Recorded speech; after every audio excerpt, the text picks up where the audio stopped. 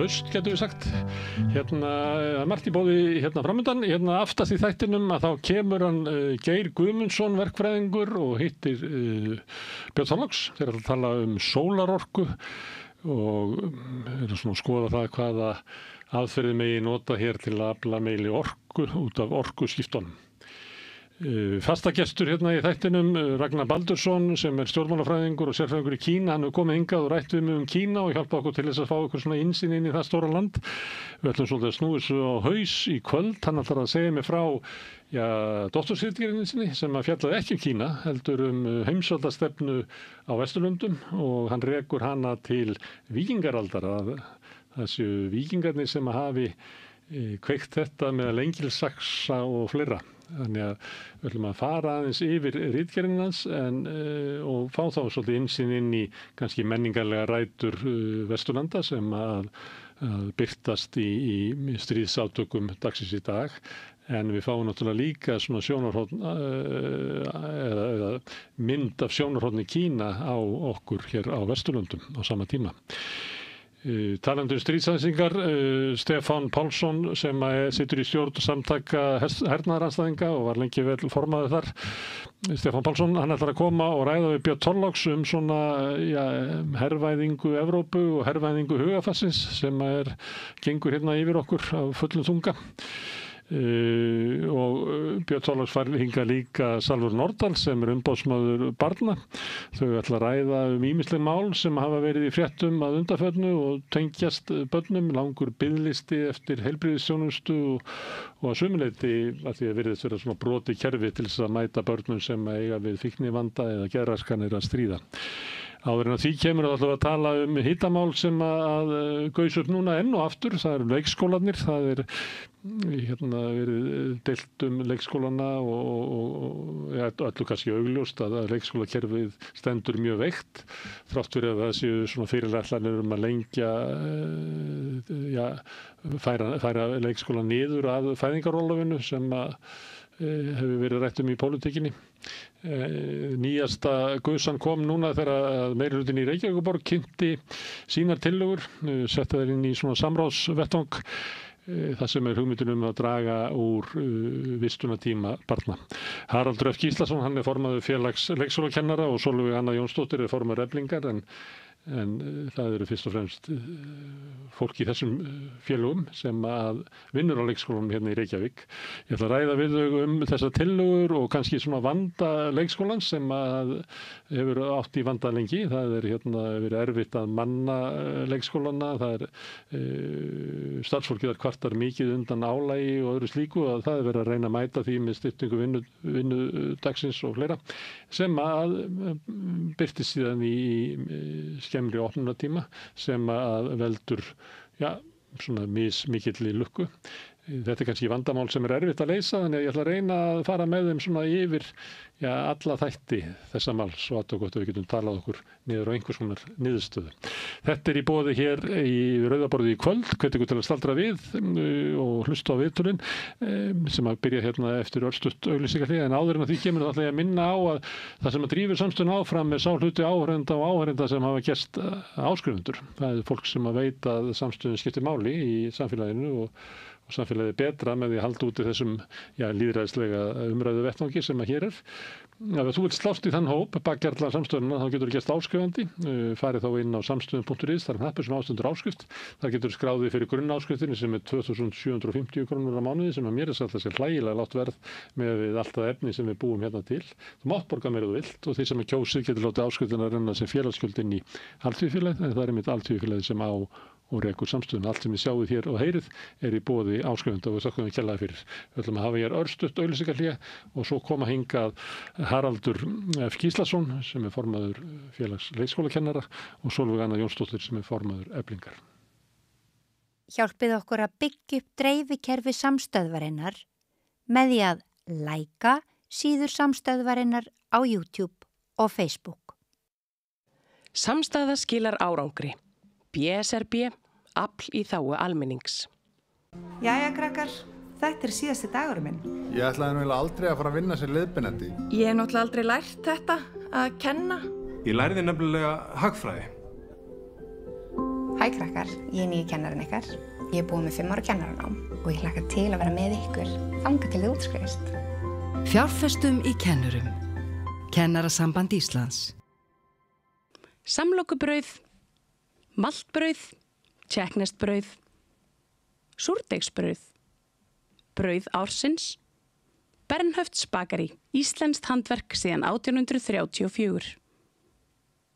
Alþýðufélagið frábær hugmynd. Félagsgjöld í Alþýðufélagið eru krónur 2.750 á mánuði og renna óskipt til dagskrár og útsendinga samstöðvarinnar. Samstöðin.is. Við erum í útvarpinu á FM 89,1.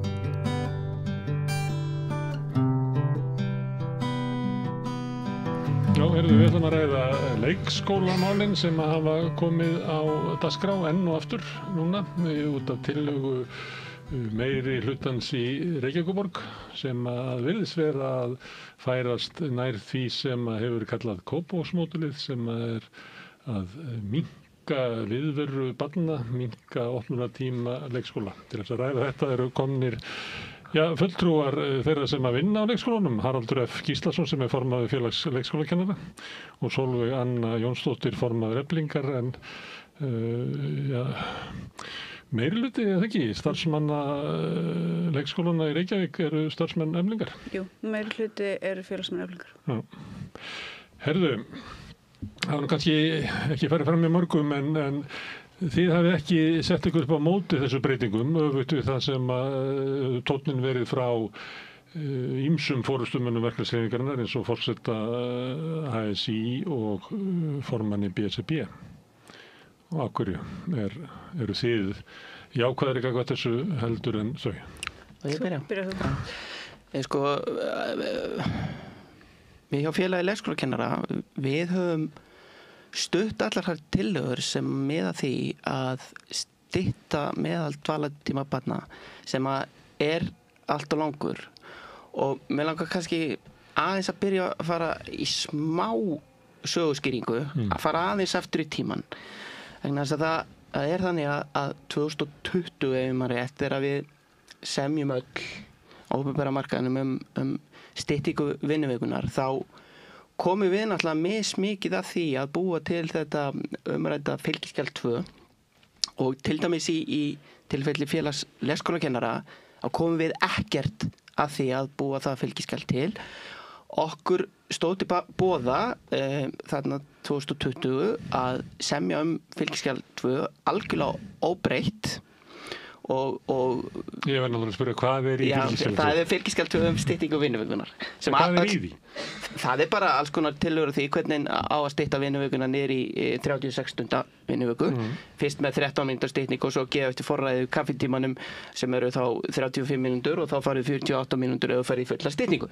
Þetta eru útfærslur og innleiðingar tillögur. En þú ert eiginlega að segja að þið hefðu viljað að útfærslan yrði með allt mörgum hætti. Já, sko við sáum strax að stytta vinnuvökunna í leikskólanum án þess að það leiði til annarkvæmt þjónustuskeringa fyrir einhvern eða kostnaðarauka útilokað og þetta var tekið á lífi til. Við stóðum fram fyrir því annarkvæmt ætla að reyna að fara í einhver verkföll til að breyta þessu fylgiskjali sem allir voru búin að semja eða taka þetta fylgiskjali inn því að við gátum heldur ekki sett þið megin bara eiga þessa styttingu vinnuvökunar, við ætlum ekki að semja þetta fyrir okkar félagsfólk þegar búið var að semja það til dæmis fyrir allt ófæranlegt starfsfólk í leikskólum og samhengi var líka búið að semja þetta. Þannig ergo við sömdum þetta en kynntum það mjög varlega. Þarna væru tækifæri en þetta því snúið. Þetta tímasprengja. Já, ég meina þú veist, við gerðum okkar strax reyn fyrir að þetta því mjög erfitt, en þú veist, það átt að fara fram umbótarsamtöl og allir þessi pakki sem fylgdi þessu fylgiskjali. Síðan bara kemur það í ljós mjög fljótlega, reyndar Reykjavíkurborg reið á vaðið og stytti bara hjá sér fulla styttingu, fór í 36, en flestir fóru bara í 13 mínútuna fyrst, sko. Ólíkt öllum öðrum skrifstofufólk og það gat allt farið í 36 strax og þarna var strax komin mismunur á milli og strax í kjarasamningunum og eftir. þá semur félag leikskólakennara fylgiskjal betri vinnutími í leikskólum og það var markviss vinna til þess að reyna að stytta meðaldvalartíma barna. Sem sagt hlutfall dvalartíma af vinnutíma starfsfólks. Það var hægt með tvenns konar leiðum, það var annars vegar að reyna að ráða starfsfólk til að mæta þessu sem að leiddi til kostnaðarauka eða ná með einhverju leiðum og hvötum til að stytta meðaldvalartíman. Þannig gastu ná svona jafnvægi í jöfnunni og við fórum mjög markvissa og faglega vinnu og það síðan leiddi af sér öll þessi, mér finnst leiðilegt að tala öll þessi módel, þetta í raun svipaður grautur í sömu skál. Það leiddi það af sér að við fórum með Hafnarfjarðarbæ og innleiddum ákveðna þætti þar, fórum í þennan starfsfólk með Kópavogsbæ, Akureyri fór sína leið, mjög svipað á Kópavogsbær, en Reykjavíkurborg að stíga þetta skref núna. Þetta var svona smá söguskilning. Það er ekki áðan að Reykjavík hafi strax stígið að minnka niður 56? Jú, að stytta, en ekki að mæta þessu bili sem verður að því að meðaldvalartíminn hann styttist ekkert. Nú, það styttist ekki. En meðaldvalartími barna styttist ekkert. Hjá börnunum. En bara vinnutími starfsfólks styttist. En maður myndi ætla þegar maður hlusta á þig að það sé sveitarfélögin standa alltaf fyrir tveimur kostum, gagnvart styttingu vinnutímans og þessu samningu sem þarna.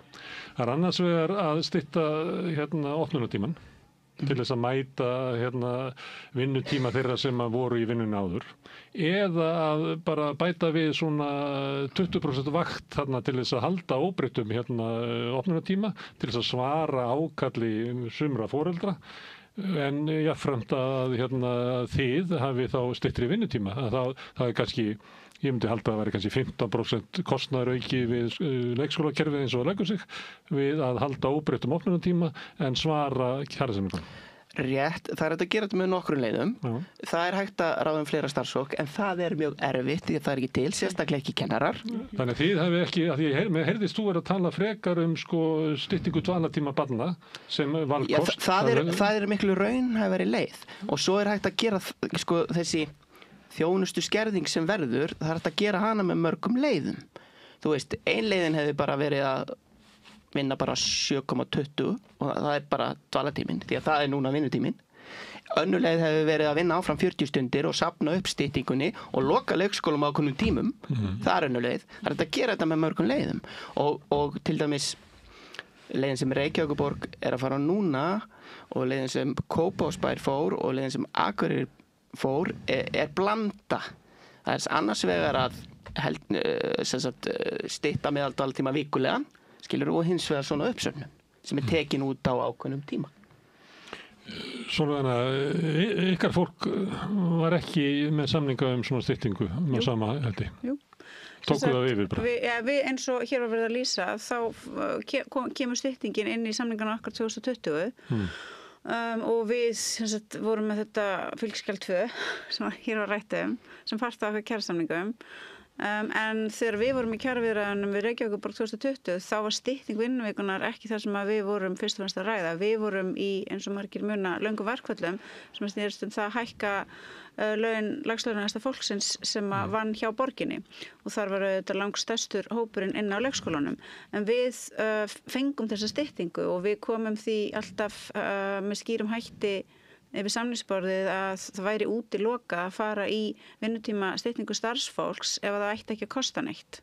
Eins og Haraldur hefur hér reikið með skilmerkilegum hætti, þú veist, þá er ekki hægt að vera með jafnlanga vistunartíma barna en vera búin að fara í verulega vinnutíma styttingu starfsfólks en það með ekki vera þjónustuskerðing. Annað kostar þetta peninga eða minni þjónustu. Já, og svo fór í hönd áframhalda þessum viðræðum og styttingin í dagvinnu, hún tók gildi í janúar 2001, kjarasamningar undirritaðar neitt mann voru, ég veit náttúrulega ekki hvernig þið gengur frá ykkar samningum þar eitthvað setna, en í það minnsta og þá fór í hönd aftur svona áframhald einhvers konar viðræðuna við Reykjavíkurborg vegna þess að þá var borgin strax auðvitað búin að átta sig á því að hún væri komin í vanda og þá komið fram alls konar tillögur frá borginu það hvernig raunverulega mætti þá hafa styttinguna af fólki.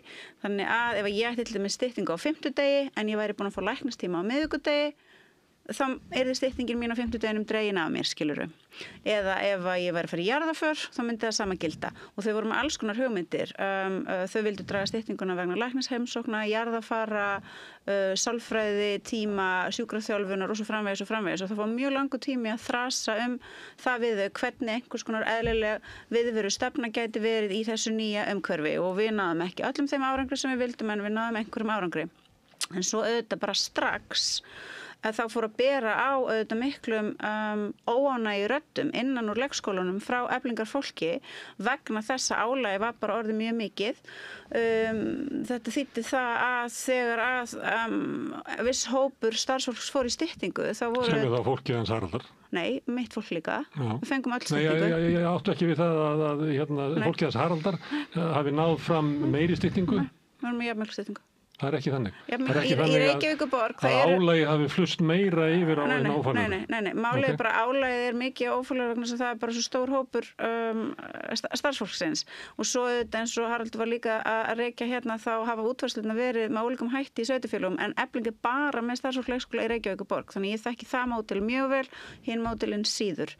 Þannig að við okkar hópur sem að tilheyrir leikskólakennarafélaginu og Eflingu erum með nákvæmlega sömu styttingu.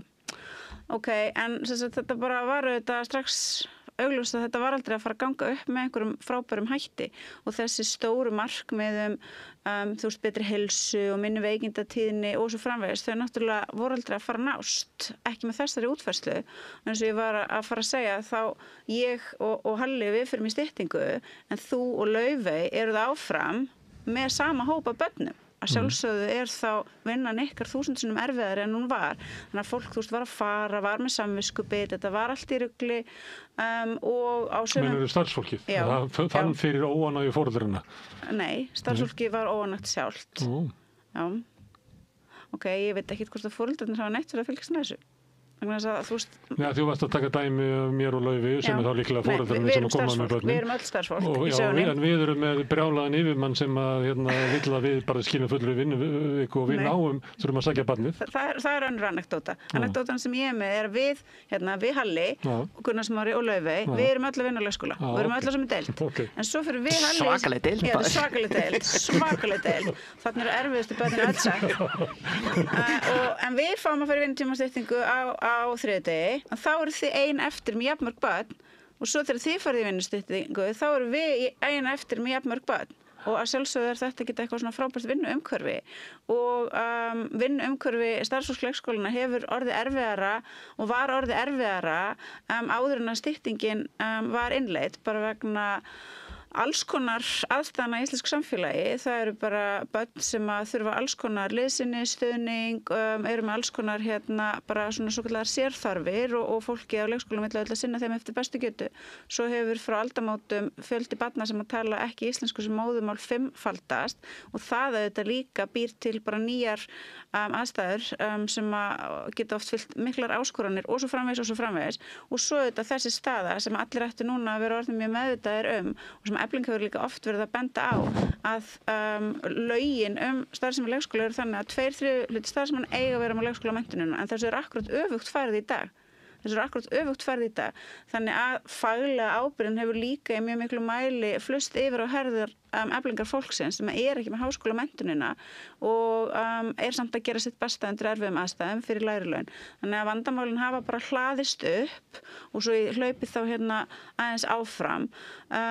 Á þessum tímapunkti eftir að hafa núna árum saman verið í samskiptum við félagsfólk Eflingar sem starfar á leikskólunum, þar erum við með mikið af frábærum trúnaðarmönnum og hafa bara heyrt allar þessar sögur vitandi að áður en að styttingin kom þegar ég var að vinna á leikskóla ástandi var erfitt, þá get ég ekki setið hér sem formaður í Eflingu sem er með það bil 1200 starfsmenn á leikskólum Reykjavíkurborgar og sagt svo fullum fetum nei, það kemur ekki til að breyta neinu, ekki fyrir en við erum komin með einhverja útópíska fullkomnun það hvernig kerfi geti orðið. Vegna þess að ég veit að þar er sannlega langt í land. Þar erum við ekkert einu sinni nálægt við að geta komist að þessari sósíaldemókratísku útópíu en ástandið eins og það er núna, það getur ekki gengið lengur, það er 10% veikindatíðni, fullt af frábæru fólki, fullt af fólki sem ég er í miklu samskiptum við með áratuga reynslu í leikskólanum sem er í virk, í veikindaleyfi eða er farið að vinna annars staðar og það er út af álægn, og eins og mér finnst bara að gefa auga leið, þá finnst mér mikil ábyrgðar hluti fólkin í því að bara íta öllum svona tillögum bara út af borðinu bara samstundis og mér finnst það lykta af einhverju svona kreddufestu sem að mér finnst ekki við hæfi í svona alvarlegu máli eins og þessu. En auðvitað komum við Sólveig okkur í þessa stöð sjálf því að við sömdum þetta blessaða fylgiskjal ekki ég komur ekki í þessa stöð þarna 2020 en vitandi það að þetta væri nánast útilokað án þjónustuskerðingar eða kostnaðarauka í leikskólum. Við gerum okkur fyllilega grein fyrir því, hins vegar fólust það voru áskoranir sem fylgdu þessu og síðan 2020 höfum við markvisst með þessu til dæmis fylgiskjali betri vinnutími í leikskólum og með alls konar vinnu út allt land í mörgum sveitafélögum verið að takast á við þær áskoranir og við höfum þess vegna stutt allar þær góðu leiðir sem að eru tilraunir til þess að ná utanum þessa styttingu með góðum hætti og það koma seint fram núna í Reykjavík og við gengum svo langt að bara styðja þetta Sólveig og félagar ætla að gera könnun við þekkjum höf okkar félagsfólks og erum í góðu sambandi við okkar bakland vissulega munum vera agnúar á þessu eins og allstaðar þar sem hefur verið reynt að fara í þessar breytingar. Já, þetta skref í einhver átt. Þetta er ekki stöðnun. Nei, það er verið að reyna að gera eitthvað til þess að mæta þessu. Og ég er sammála þessu og það er sagt að hver á að bera kostnaðinn af þessum breytingum. En þegar það er sagt, þá fylgir ekki með að það er núna stór hópur fólk, mestmegnis kvenna á íslensku vinnumarkaði, starfsfólk leikskólana sem að bera gríðarlega þungan kostnað af því ástandi sem að hefur verið látið vaxa og dafna inn í stofnun sem að hefur af ýmsum ástæðum verið vanrægt og stöðnun getur ekki gengið, það þarf breytingar.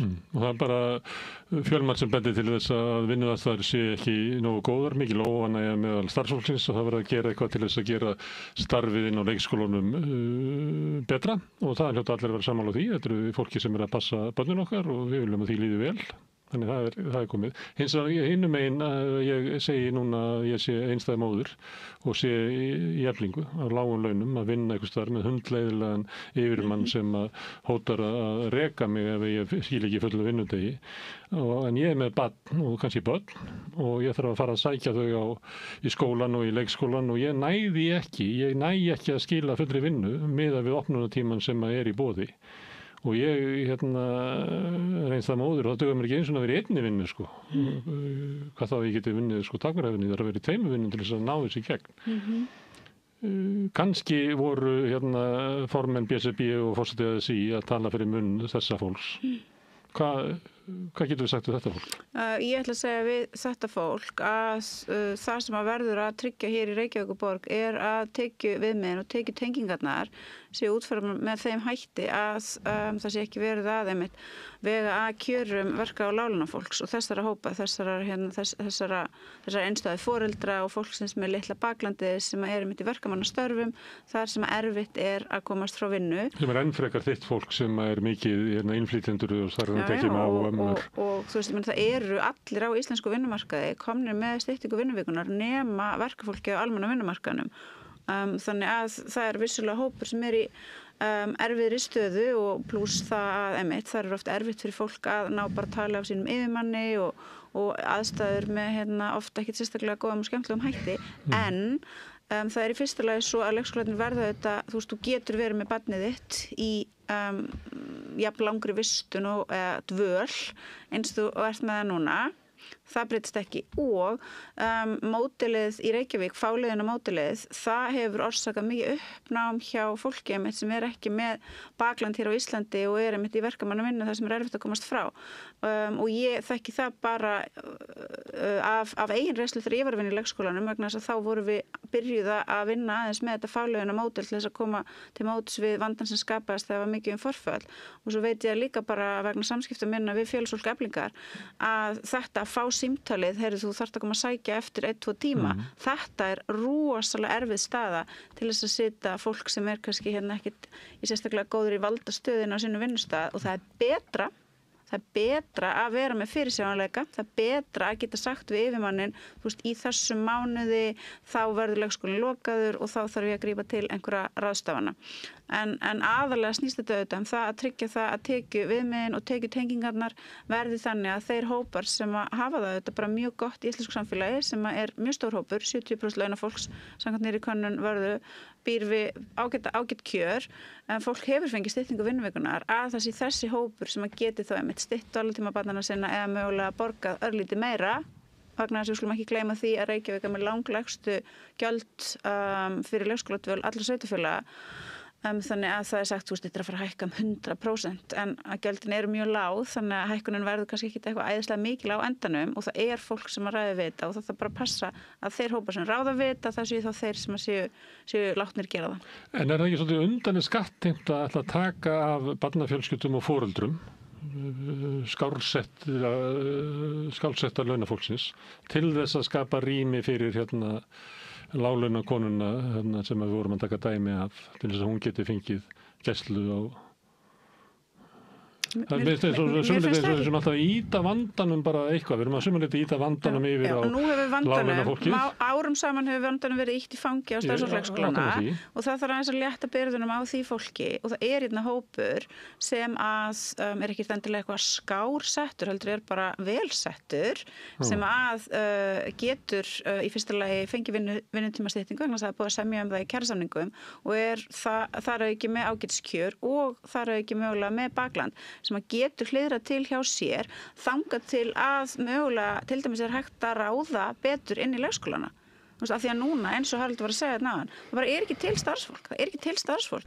Þótt að peningandi kæmu það var ekki að fara á og ég meina, það hefur meirihlutin í borginni verið að segja. Ég meina, það eru leikskólar sem alveg með fjármagn en þeir geta ekki ráðið.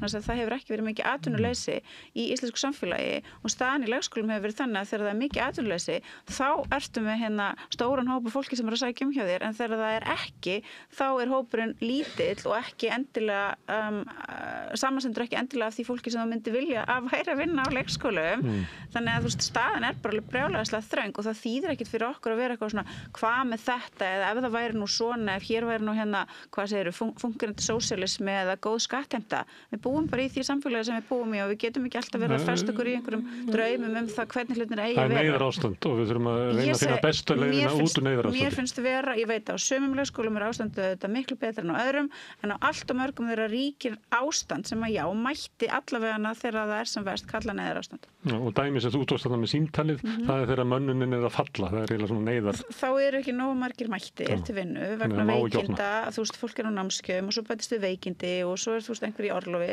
og þá er bara leikskólastjórinn, aðstoðarleikskólastjórinn og deildarstjórnir sem að sjá bara, þetta er ekki að fara að ganga upp og þá fær einhver það miður skemmtilega hlutverk að taka símtalin. Og eins og Sóli nefnir, þá er þetta náttúrulega misjafnt á milli leikskóla og þetta er misjafnt milli sveitafélaga líka.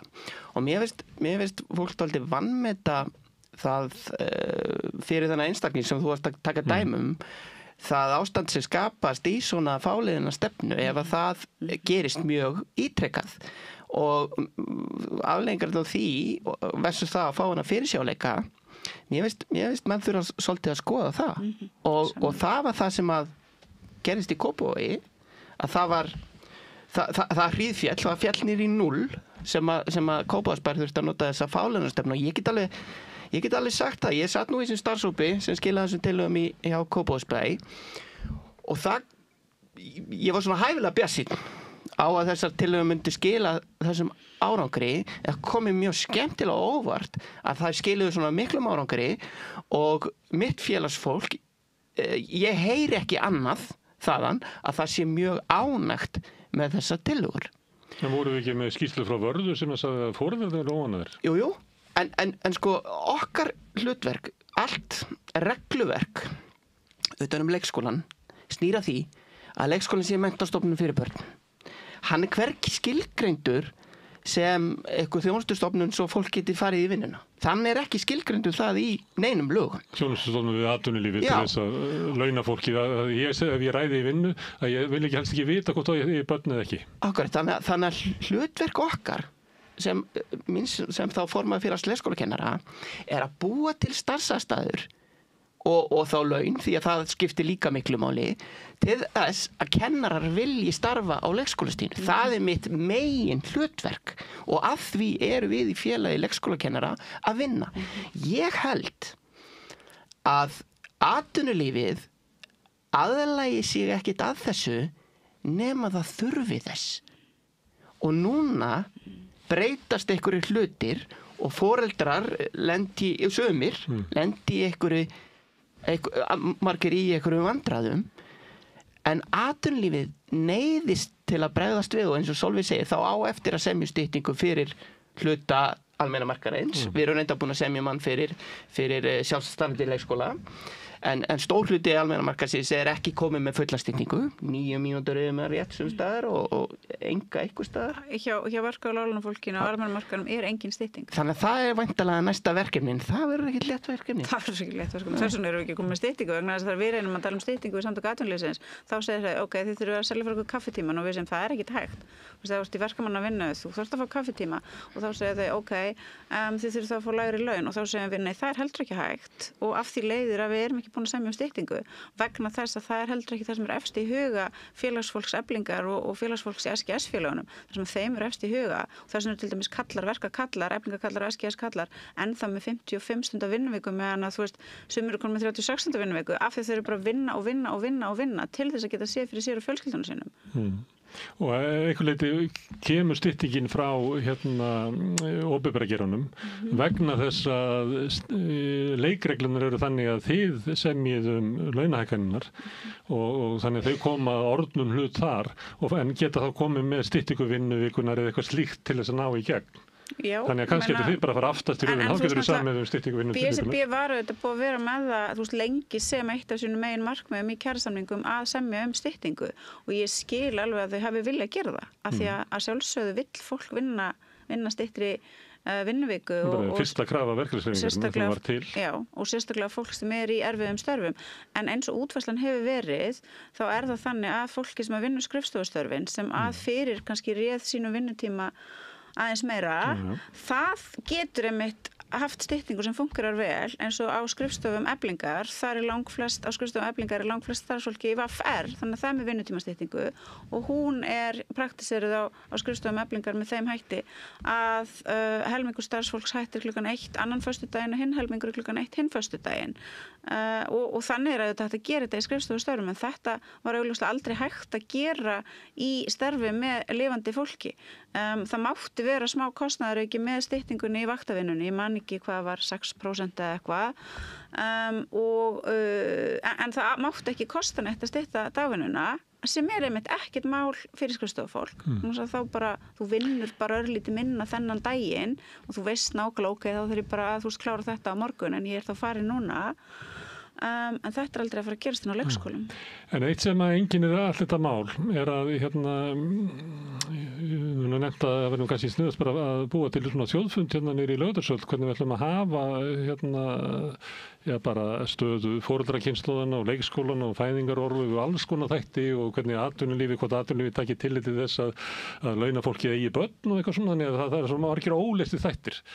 Og sömuleitt eins og þú ert að segja ég vinn við þetta að gera skárri vinnustað fyrir menntaða kennara inn á leikskólanum og það er saman styttingu vinnuvikunar einhvers staðar og svo færist vandamáli. Þess vegna tók ég dæmi að þessari einstæðu móður sem er að vinna með leiðinlegan verkstjóra og það er að tala með, nú er komið að því að atvinnulífið aðlagi sig að breyttri stöðu. Aðlugunin fer fram hjá mér þegar ég hitti verkstjóra minn.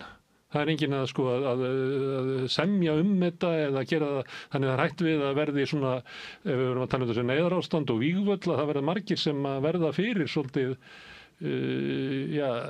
kannski harkalegum aðgerðum, missa vinnuna eða reyna að finna einhver aðra leið til þess að sækja börnin, þurfa að ráða eitthvað til þess að sækja börnin og þar á undir götunum.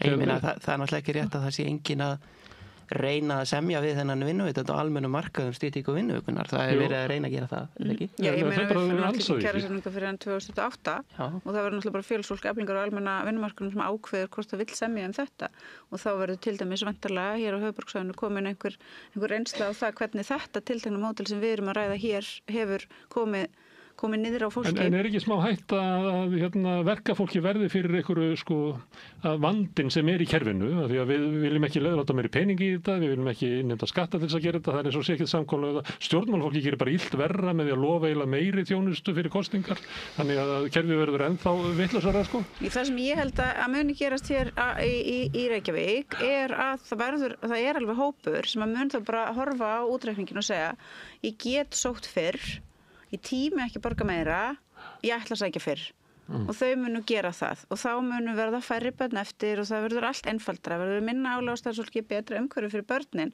vegna þess að ástandið ekkert gott fyrir börnin heldur, við erum með lengstan dvalatíma allra barna í leikskólum og við búum við oft á tíðum húsakost sem hentar ekki lengur starfinu og svo framvegis, mikill hávaði, mikill læti meira árekstur á milli barna því þau eru inn í litlu rými of mörg og svo framvegis í of langan tíma sem frábær ritgerð börnin í veggjunum sem að sýnir fram að með mjög skýrum hætti að það er raunverulega verið að brjóta bara lög og reglugerðir á börnum með því hvernig aðstæður þeirra eru og við þurfum líka að fara að tala það, við getum ekki líka bara láta eins og það sé ekki eitthvað vandamál sem að sé á okkar sameiginlegu ábyrgð að leysa en fyrir það fólk sem að vill hafa börnin sín áfram eða þarf að hafa börnin sín áfram þá verður það áfram í boði en þá myndu þurfa að borga fyrir það og þess vegna ætla ég að endurtaka það sem ég sagði hérna áðan að það þarf þá að tryggja það að tekjutengingin og afslættirnir nýtist verka á láglauna fólkinu þannig að það sé ekki þau sem að sé að lenda í einhverjum mjög miklum kostnaðar auka en svo segir borgin líka að ef að þú til dæmis mætir ekki á milli jól og nýjárs með börnin eða í kringum páska og dymbilvikunni og svo framvegis þá færðu mánuð ókeypis, þá myndu fá 1 mánuð á ári ókeypis þannig að það er alveg greinilega verið að reyna að finna einhverja leiðir til þess að mæta fólki varðandi kostnaðinn. En þú veist að láglauna verkafólkið það er ólíklegast til þess að fá frí í dymbilvikunni á milli jól og nýjárs og meðan að skrifstofufólkið og svona hefur ótrúlega sveigjanlegan vinnutíma. Ég finn það bara að því ég er alltaf að bóka fólk hérna. Það er miklu auðveldara að bóka fólk í efri lögum samfélags. Það er bara mjög erfitt að fá verkafólk hérna til vinnu. Það þarf að tala við borgarstjórnarmeirihlutann, það þarf að tala við þau sem að leiddu þessa vinnu að tryggja þetta með tekjutengingarnar. Það verður ekki til aukina stéttaskiptingar. Akkurat, það er lausnin varðandi þennan hóp. En við getum ekki tekið heilt kerfi og skipulagt það út frá svona dæmum. Því að þetta eru undantekningarnar. Það þarf að mæta því á sérstakan hátt. Haldið að það verði gert í Reykjavíkurmódelinu umfram það sem var gert í Kópavogi? Það verður að koma í ljós. Það kemur í ljós, en nú fer þetta í samráð eftir því sem ég best veit, þá núna verða þessar tillögur sendar til félagana og vantilega til annarra hagaðilar svo kallega og við fáum tækifæri til þess að skoða og svo fáum við tækifæri þá til þess að senda inn umsagnir og samráðsgáttin hjá borginni varðandi þetta mál og held ég að vera opin til 29. október og þá verður þá vantilega farið í gegnum málið og þú veist þarna gefst auðvitað tækifæri fyrir Eflingu og fyrir önnur félög og fyrir aðra hagaðila að tryggja að útfærslan sem bestum og réttlátum og skynsamlegustum hætti en ég veit miklar áhyggjur af því vegna þess að málflutningur margra hefur ekkert verið þannig að það sé þarna viss hópur sem að þurfi að passa upp á en að það séu svo aðrir sem að hafi aðstæður í sínu lífi til þess að bregðast við þessu annarkvort með því að minnka vistunartíma eða greiða lítið meira. Það er bara að tala eins og þetta sé komplett, bara rosalegt áfall bara fyrir alla foreldra, fyrir allar vinnandi konur, fyrir allt fólk. Það sé hræðileg aðför jafnrétti og kvenréttindum og það finnst mér ekki benda til þess að sum hagsmunasamtök vinnandi fólks ætli sér að taka á sem er sérstaklega uppbyggilegum með skynsamlegum hætti og það finnst mér mjög miður vegna þess að ef að spurningin einhvern veginn það að konurnar inn á leikskólanum eigi bara að halda áfram að fórna sínu lífi og sinni heilsu til þess að halda þessari grundvallarstoð samfélags okkar gangandi af því að aðrir vilja ekki endurskoða neitt hjá sér þá þetta dæmi sem ég ætla ekki að taka þátt í að þú veist reikna til enda vegna þess að mér finnst premissið þá bara alveg glatað og mér finnst þá líka bara premissið lykta afsakið af dálítilli svona forréttinda blindu þeirra sem eru komnir á þann stað að þeir eru ekki tilbúin til að skoða aðstæðurnar hjá fólkinu inn á leikskólanum af því að því miður vegna þess og þetta fylgir oft stofnanavæðingu þá hættir fólk svolítið að hugsa þú veist hverjir eru inn á þessari stofnun hvað snýst þessi stofnun, hvernig rekum við hana og mér finnst að þetta hafi dálítið gerst varðandi leikskólana þetta bara fyrirbæri sem að 90% allra barna fara á þau geta verið þarna lengi, það hefur verið mjög ódýrt og það hefur einhvern veginn svolítið leitt til þess að við erum ekki að pæla í þessu Í stóru myndinni, Gunnar, þá snýst það að búa til betri starfsaðstæður fyrir kennara og annað starfsfólk og börn til þess að bæta gæði menntun á börnum til heilla og það hagur allra, það hagur foreldra, það hagur kennara og starfsfólks og það hagur barna. Það möguleiki á því að ég sé saman á þessu öllu að ég vilji betri kjör starfsfólks, betri starfsaðstöður, færri börn og það allt saman. En ég vil líka halda óbreyttum opnunartíma og það vil ég gera með því að sko bara fjármagna uppbyggingu leikskólakerfisins. Það ekki gott fyrir börn. Að vera lengur. Það ekki gott fyrir börn að vera lengi í leikskóla. Það sjónarmið frá ykkur að það sjálfstætt markmið að stytta. Já, ég meina og það bætir líka starfsumhverfið fyrir börn líka og starfsfólk og kennarana. Þannig að þetta miðar alltaf sama mengi frá 7. til 9. tíma að það sé Já, ég meina þú getur rétt ímyndaðir fyrir barn sem kannski 2 ára að vera í leikskóla 9 og stundum 10 tími þegar ég var að vinna þá voru við með börn sem var alveg í 10 tíma sko, skilurðu og ég meina, ég var ofta að skila og þú veist, þetta var alveg svakalega langur tími Ég sammála En hann náttúrulega hér, hann að tala fyrir hönd fagstéttarinnar, þannig að hann getur að tala með vissum hættum, þetta fólk sem búið fyrir 5 ára háskólanám til þess að læra börn, búið að læra barnasálfræði og barnaþroskafræði og allt þetta. Ég ekki að tala það, en ég bara einhver ómenntu kælling út í bæ sem að var samt finnst mér ég var deildarstjóri við komum sama umhverfi ég var þú skilurðu í leikskólanum alveg í 12 ára áður en ég ákvað að fara að mennta mig ég var með rosalega fordóma fyrir menntun ég var með það en þú ekki ég var með það og það var sko ekki þetta að kenna mér neitt ég vissi þetta allt sjálfur svo fór ég og sko ég brottfallur úr framhaldsskóla sko og þegar ég fór að læra fyrir sjálfa mig þá komst ég að ég ekki svo vitlaus í skóla og bara mjög góður ef ég vill það sko en og það líka aðeins sko minkaði hrokan í mér gagvart menntum hópum skilurðu og ég læriði mjög mikið og sjálfsögðu menntunin ekki allt, þú þarft að hafa alls konar aðra þætti en bara menntun til að vera góður kennari þú getur verið ömurlegur kennari þráttur og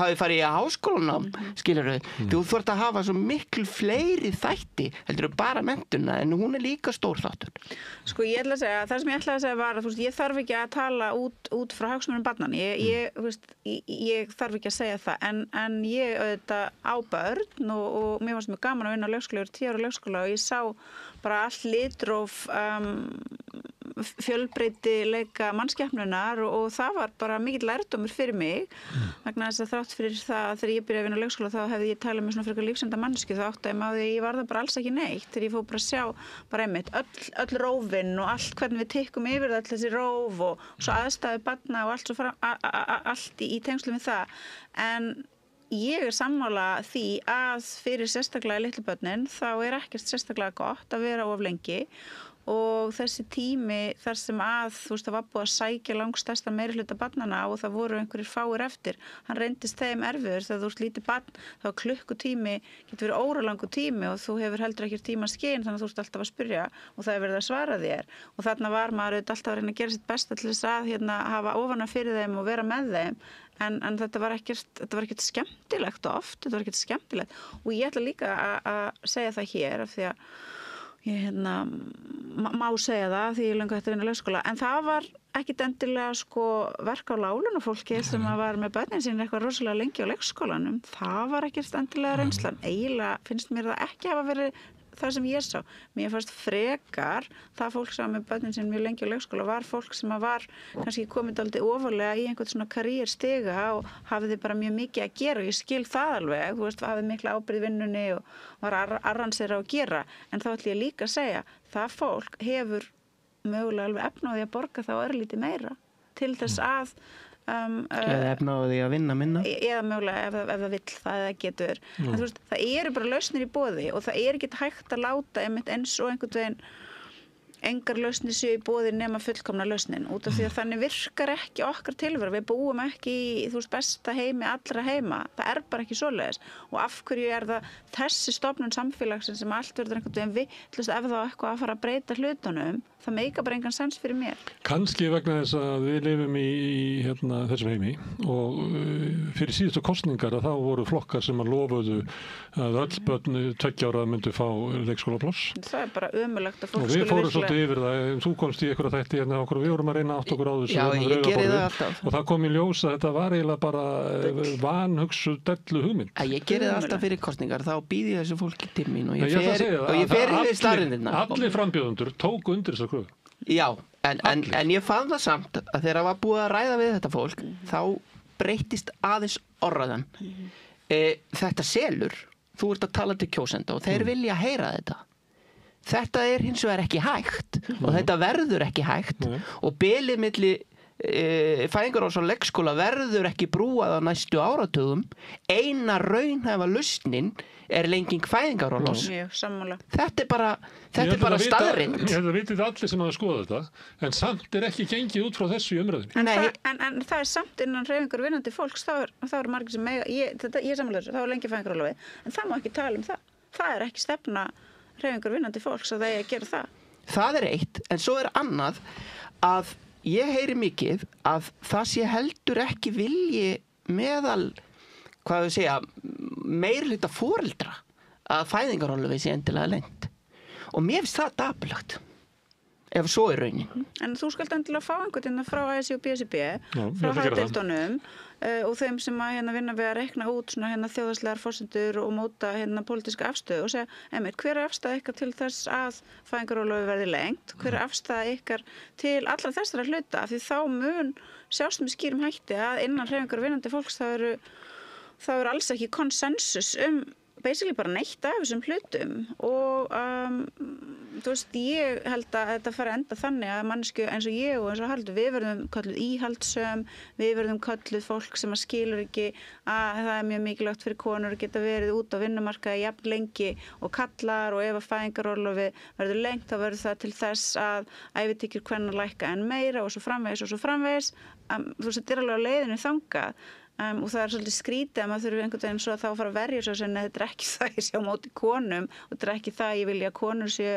yfir æfina með lægri laun en kallar en það hlýtur eitthvað fleira að skipta okkur máli í þessu samfélagi, hlýtur eitthvað fleira að skipta okkur máli heldur en það að við getum unnið sem lengst sem mest og við þurfum líka að hugsa hagsmuni barna samfélagsins og við eigum líka að horfa tilbaka til þess tíma þegar að kvenréttindabaráttan var líka barátta fyrir réttindum barna vegna þess að börn geta ekki barist sjálf fyrir sínum réttindum og þau eru ekki stjórnmálaflokka og þau eru ekki verkleg samtök og við þurfum að maður nota bara skynsemina og taka tillit til þeirra hagsmuna líka þegar við erum að ræða svona stór og alvarleg mál. Þannig komið kannski að einu sem er vandamáli að ræða þessi mál. Þetta dettur oft í svona einfaldar hugmyndir að bæði það sem að stjórnmálamenninni leggja til og líka það sem að þú ert að vísa til að þetta sé svona hluti af hinni femínískri baráttu og þá er svona hugmyndin eins og að eitt yfir alla ganga. Í þessari svona sirpun sem við tekið hérna leikskólamál hafa við til dæmis komið fram að það sjálfsagt að það sé boðið upp á hérna dagvist jafnvel fyrir sko 3 mánaða. Þú veist, það eru til dæmi að það geti verið bara góðu kostur. Það er bara betri að Er það gott fyrir börn? Það hafa verið hérna uppeldisfræðingar og fleiri verið að segja það, að við ekki gleyma því að við eigum ekki að svara hérna lausninni fyrir alla.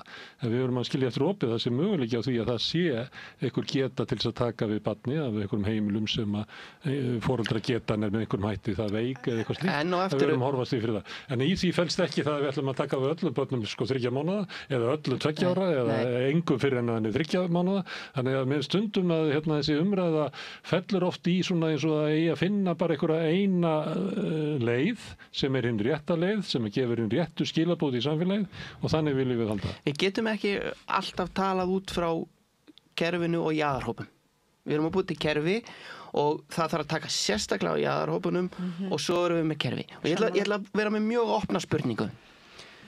Hvort betra fyrir börn sem á elskandi foreldra, eins ás barn sem á elskandi foreldra býr við frábærar aðstæður að vera með foreldru sínum milli eins og 2 ára eða í frábærum leikskóla? Á ég að svara? Nei, þetta er opin spurning. Ég skal svara. Þetta verður ekki verið skoðað. Hvort þetta skemmt epli eða góð appelsína? Nei, þetta er bæði gott. Bæði gott. Þú sko rosa gott epli og rosa góð appelsína. Ég skal svara. Ég myndi segja að ef það er allt frábært í foreldrunum og allt hérna gengur mjög vel og við erum að tala barn innan 2 ára aldurs, þá sé mjög gott fyrir það að vera með foreldrunum. Ég myndi segja það. Ég myndi segja að mögulega væri ágætt fyrir barn sem að væri að nálgast 2 ára aldurinn að fara og vera þá kannski 2-3 tíma á dag til að byrja svona að þróa félagsfærnina og byrja svona að leika með öðrum og læra það eru aðrir. Það er ekki bara þú og mamma og pabbi eða mamma og mamma, svo hérna þú veist, bara allt það, já. En að ég man eftir því og þetta er líka eitthvað svona, þú veist, tabú, þetta er svo fyndið, það er allt orðið tabú og maður þarf alltaf að vera einhvern veginn að passa sig ekki hér. Lol, víst hér líka. Býtu þá getur bara verið allstaðar. Ég man, það er alveg dálítið langt síðan. Þá las ég fréttum að Stanford háskóli í samstarfi við Dani, vantarlega einhverja danska háskóla, hefði gert könnun á því einmitt hvaða áhrif það hefði fyrir börn undir 2 ára aldri sem væru lengi á leikskólum og það, þú veist, hafði þau áhrif á alveg stóran hóp barnanna að þú veist, svona hérna, hvað ég var að segja, svona ADHD hegðun fór að birtast og ég bara skil það mjög vel vegna þess að fyrir fólk sem er, sérstaklega fyrir fólk sem er bara frá náttúrunum hendum svolítið viðkvæmt taugakerfi, þá er mikið álag á taugakerfið að vera inni á stað lengi í einu þar sem er mikill hávaði og margt að gerast og það getur bara verið erfitt fyrir hérna krakkar sem er ekkert endilega börnin okkar sem að þú veist myndu fá einhver official greiningu eða eitthvað svoleiðis, heldur bara líka fyrir krakkarna sem eru bara dálítið viðkvæmir og þannig að þú veist auðvitað myndi ég vilja búa í samfélagi þar sem að það væri betur hugsað börn og foreldra barna og það væri meiri mildi og mannúð í samfélaginu okkar en ég held að þetta kerfi sem að Reykjavíkurborg ætlar núna að reyna að innleiða geti skapað aðstæður þar sem að ástandið inn á leikskólum er allavega aðeins nær því að vera eins og það væri mögulega uppbyggilegast. En af hverju mættum við ekki leyfa okkur að tala það hvert við viljum fara? Ef ég tek þetta saman sem þið eru að segja núna, þá væri það lenging fæðingarorlofsins og það geti hérna verið trappa niður þannig að milli 2 og 3 ára þá geti ég haft rétt á hálfu hérna, og ég geti glappa til vinnuveitanda minns eða þann sem á fyrirtækið og sagt við hann ég hef rétt á því að fara í hálfstagsvinnu núna í heilt ára því ég var barn og ég er að framleiða börn fyrir þetta samfélag. Ég held að einhver staðar á þessu bili 1-2 ára getum við verið með einhverju svona þrepaskiptingu þar sem börn koma inn í einhvern ákveðinn tíma og þá tala saman fæðingarorlof og leikskólinn. Börnin fá það best af hvoru. Já, þannig að við erum að trappa okkur upp í einhvern ákveðinn vistunartíma sem að vonandi er bara 36 stundir á viku og þannig kerfi búið til, en ég held að við séum í minnihluta þarna. Ég sammála. Þið tvö? Já, ég held að þetta sé ekki en almenna á viðteknum skoðun. Þetta var niðurstaðan í þessari sirpu sem við höfum tekið hérna leikskólamálin, að þá voru eiginlega svona hugmyndir sem sátu eftir. Og ég var náttúrulega mest að tala við þá sem að vinna með börnum og hafa þekkingu á þessu. Ég var ekki að tala pólitíkus eða hugmyndafræðingana. Þeir sem eru, þú veist, fólki sem hefur farið í gegnum háskólamenntunina og þau sem hafa unnið með börnum og bara hafa þar af leiðandi haft tækifæri til þess að setja sig kannski meira en aðrir inn í hugarheim barna og hvernig börn virka inn í hinum ýmsu aðstæðum. Þau eru ábyggilega langflest á þessari skoðun en við erum kannski að tala svo restina af samfélaginu sem að hugsa hlutina bara öðruvísi. Og við erum ekki, ég og væntanlega ekki Haraldur heldur ekki að segja þetta af því við höldum að við séum eitthvað betri eða göfugri en aðrir en við erum kannski að tala bara út frá reynslu og í mjög mörgum málum þá það nú þannig að það talið mikilvægt að hlusta á þau með reynsluna og ég til að það væri mjög mikilvægt ef að í þessu málaflokki sem á fjölmörgum öðrum að það væri bara að hlusta betur og meira á þau sem hafa reynsluna af þessum störfum. Það náttúrulega bara vandinn í umræðin okkur skólakerfi eða heilbrigðismál. Þetta vandamál okkar í umræðin skólamál til dæmis, bara almennt. Það sem alltaf verið að tala einhverja sem með einhverja kenningar einhverja. Og sama með heilbrigðismál, við erum alltaf að tala mennina með budduna, en við erum sjaldan að tala við fólki sem að vinna á gólfinu inn í heilbrigðiskerfinu. En buddan hefur náttúrulega verið látin ráða för í leikskólamálum, buddan, bara budda hins opinbera og svo buddur hinna. Það bara það sem hefur verið látið ráða för. Og svo hafa stjórnmálamenn hegðað sér mjög heimskulega með því að stíga fram og lofa því að leikskólar verði bara ókeypis eða allir komist inn fyrir einhvern vissan aldur og alls konar svona rugl í staðis að þú veist slaka bara eins á, skoða málin uppbyggilega, halda jarðtengingunni og byrja svo að ræða og segja mitt þá við kjósendur, heyrðu vandinn hann svona, hann flókinn og við ætlum að finna einhverja leiðir. Þú veist, fólk tilbúið til að treysta mér þá sem pólitíkus í þá vegferð, vil ég þá kjósa mig út á það í staðis að reyna að fá atkvæði frá fólki út á bara eitthvað innihaldslaust bull eða bara hreina lygar, það auðvitað bara ömurlegt. En ef við tölum peninga aðeins þá ágætt að halda því til haga að rekstur leikskólana algjörlega kostaður af sveitafélögunum og þau eru náttúrulega standa misvel og misilla. Ríkið kemur ekkert af fjármögnum leikskólans vegna þess að gagnvart lögum leikskólinn ekki skyldu verkefni sveitafélagana. Þau gætu sleppt í að vera með leikskóla, þau ekki búa í slíku samfélagi en þau gætu það til að spara. Samt metur líklega megin þóri almennings þetta sé bara universal réttur. Já, og hann það ekki og það engin skilgreindur réttur, hvorki fyrir börn, né fyrir foreldra, fyrir hönd barna sinna, til þess að fá leikskóladvöl eða leikskólakennslu. Það engin réttur til staðar og ég held að ríki og sveit þurfi að fara að taka það samtal hvernig við ætlum að fjármagna þetta kerfi sem leikskólinn Ég sammála þessu, þetta mjög mikilvægur og góða punktur og pressan auðvitað frá hreyfingu vinnandi fólks og frá því stjórnmálafólki sem einhvern veginn með einhverja meðvitund á auðvitað að vera þetta að þú veist ríki þarf að koma að og það þarf bara að lögfesta þetta sem þá fyrsta skólastigið vegna þessa í samfélagi þar sem að 90% barna eru inni í þessari stofnun þá auðvitað gefur auga leið að þetta ekki bara eitthvað svona, þetta ekki bara eitthvað hvert annað dagvistunar úrræði, þetta bara orðinn partur af okkar samfélagsgerð og við eigum þá að umgangast þessa stofnun sem það og við eigum öll að sameinast það að reyna þá að finna leiðir sem að ganga upp og auðvitað á ríkið að axla þarna þá ábyrgð sem að ríkisvaldi hlýtur að eiga að bera á einmitt þeim lífskostum og vistunarskilyrðum sem að ungviðinu og litlum börnum hér boðið upp á. Saman með fyrirtækinu verður náttúrulega að vera með, það gert ráð fyrir því að hluti af launafólkinu eignist börn. Eitt punktur varðandi fyrsta skólastig, það sem sagt, lögin eru þannig að ef að sveitafélag rekur leikskóla, þá gilda hann ákveðin lög og þá hann samkvæmt þeim lögum fyrsta skólastigið. Hins vegar gætu sveitafélögin sleppt við að vera með skólastigið.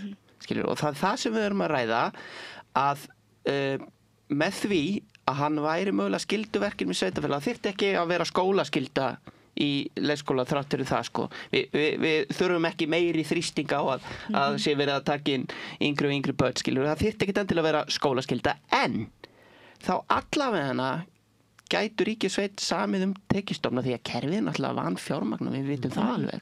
Og sveitafélögin, þeim eru vorkunn að vera með þetta skólastig algjörlega á eigin herðum. Sammála.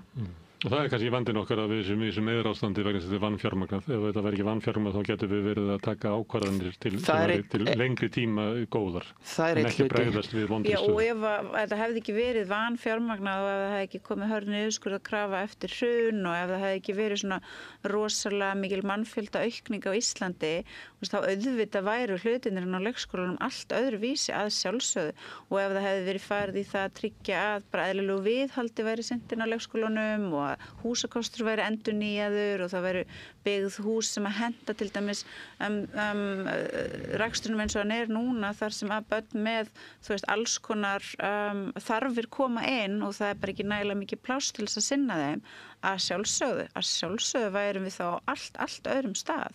En við erum á þessum stað sem við erum á núna og við eigum ekki tímavél og við getum ekki farið tilbaka og einhvern veginn tryggt að misvitrir stjórnmálamenn taki ekki einhverjar umlega lélegar ákvarðanir. Við verðum bara að díla við hlutina eins og þeir eru núna og það er bara líka mikið í húfi að fara af stað og sjá hvað hægt að gera vel og hvað þá hægt að laga. En aftur þetta, ég bara skil ekki, ég skil ekki afstöðu eins og BSRB og ASÍ og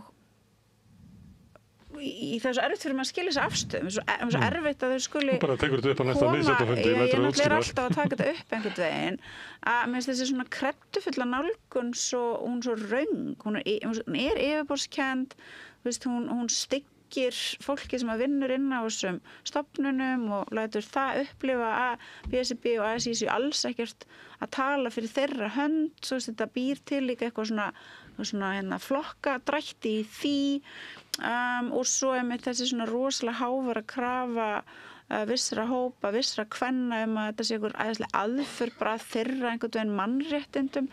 Það er eitthvað rugglaðan í gangi það hvernig við erum að tala þessa hluti. Við ætlum að halda hérna áfram við Rauða borðið að reyna að setja okkur inn í leikskólamálin aftur, af því að þetta er náttúrulega eitt af þessum málum sem bara koma aftur og aftur. Þetta er eitt af þessum óleystu vandamálum í íslensku samfélagi sem er ekki rík sátt þannig að það er kjörið fyrir okkur hérna við Rauða borðið að ræða það. Haraldur og Sólveig Anna, kærar þakkir. Við ætlum að halda áfram að tala börn, það er umboðsmaður barna hérna rétt handa við hornið. Öflugur og ódýr auglýsingamiðill 40.000 manns sjá eða heyra þætti samstöðvarinnar í hverri viku. Ef þú vilt auglýsa, sendu póst á samstöðin@samstöðin.is. Ég heiti Þórhildur Þorleifsdóttir. Á samstöðinni er fjörug, opin, skemmtileg og gagnrýnin umræða allt milli himins og jarðar. Samstöðin á erindi inn á öll heimili. Allir þættir samstæðvarinnar eru fáanlegir á öllum helstu hlaðvarpsveitum.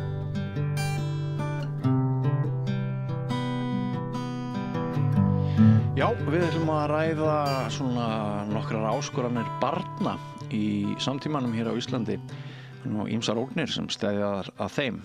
Internetið og samfélagsmiðlar eru einu þeirra. Geðheilsa, ekki síst stúlkna, hún hefur versnað síðan frá 2010-2011 samkvæmt nýrri doktorsrannsókn að talið er meðal annars út af skefjalausri internetnotkun, samfélagsmiðlum og öðru slíku.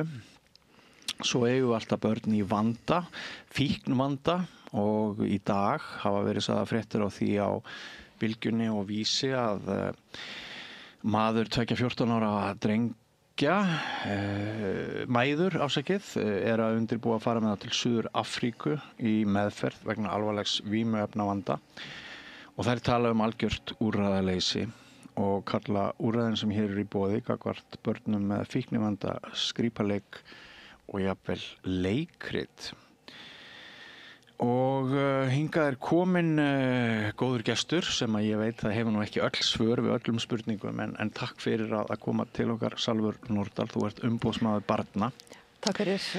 Eigum að byrja bara þarna á, við þetta er að bæta, við mæður þessara drengja sem eru á leiðinni til Suður Afríku vegna fíknivanda að það er mjög stutt síðan ég ræddi við unga reykvíska móður sem á barn sem stríðir við alvarlegan fíknivanda og hún hefur varið 11 milljónum króna og neytist til þess að selja fasteignina sína til þess að bregðast við fíknivanda barnsins hennar með einmitt mjög kostnaðarsamri dvöl utan landsteinana.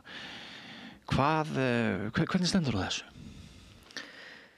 Já, það hefur verið náttúrulega mikið rætt um það á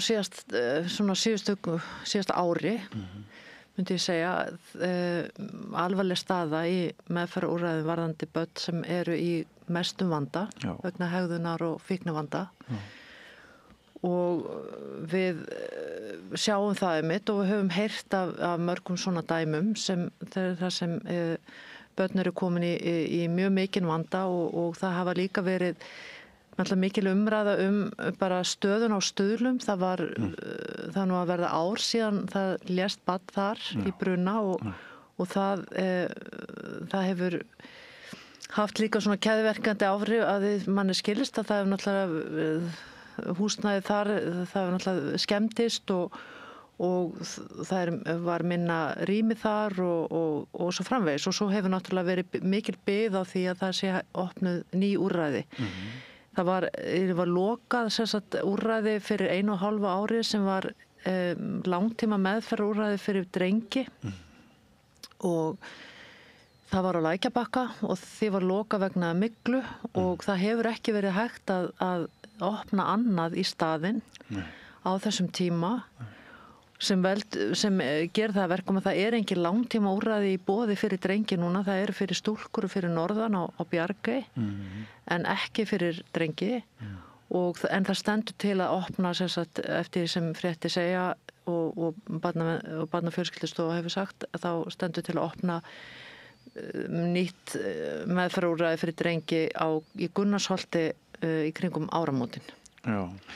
En þá náttúrulega verða 2 ár sem slíkt úrræði hefur ekki verið í boði.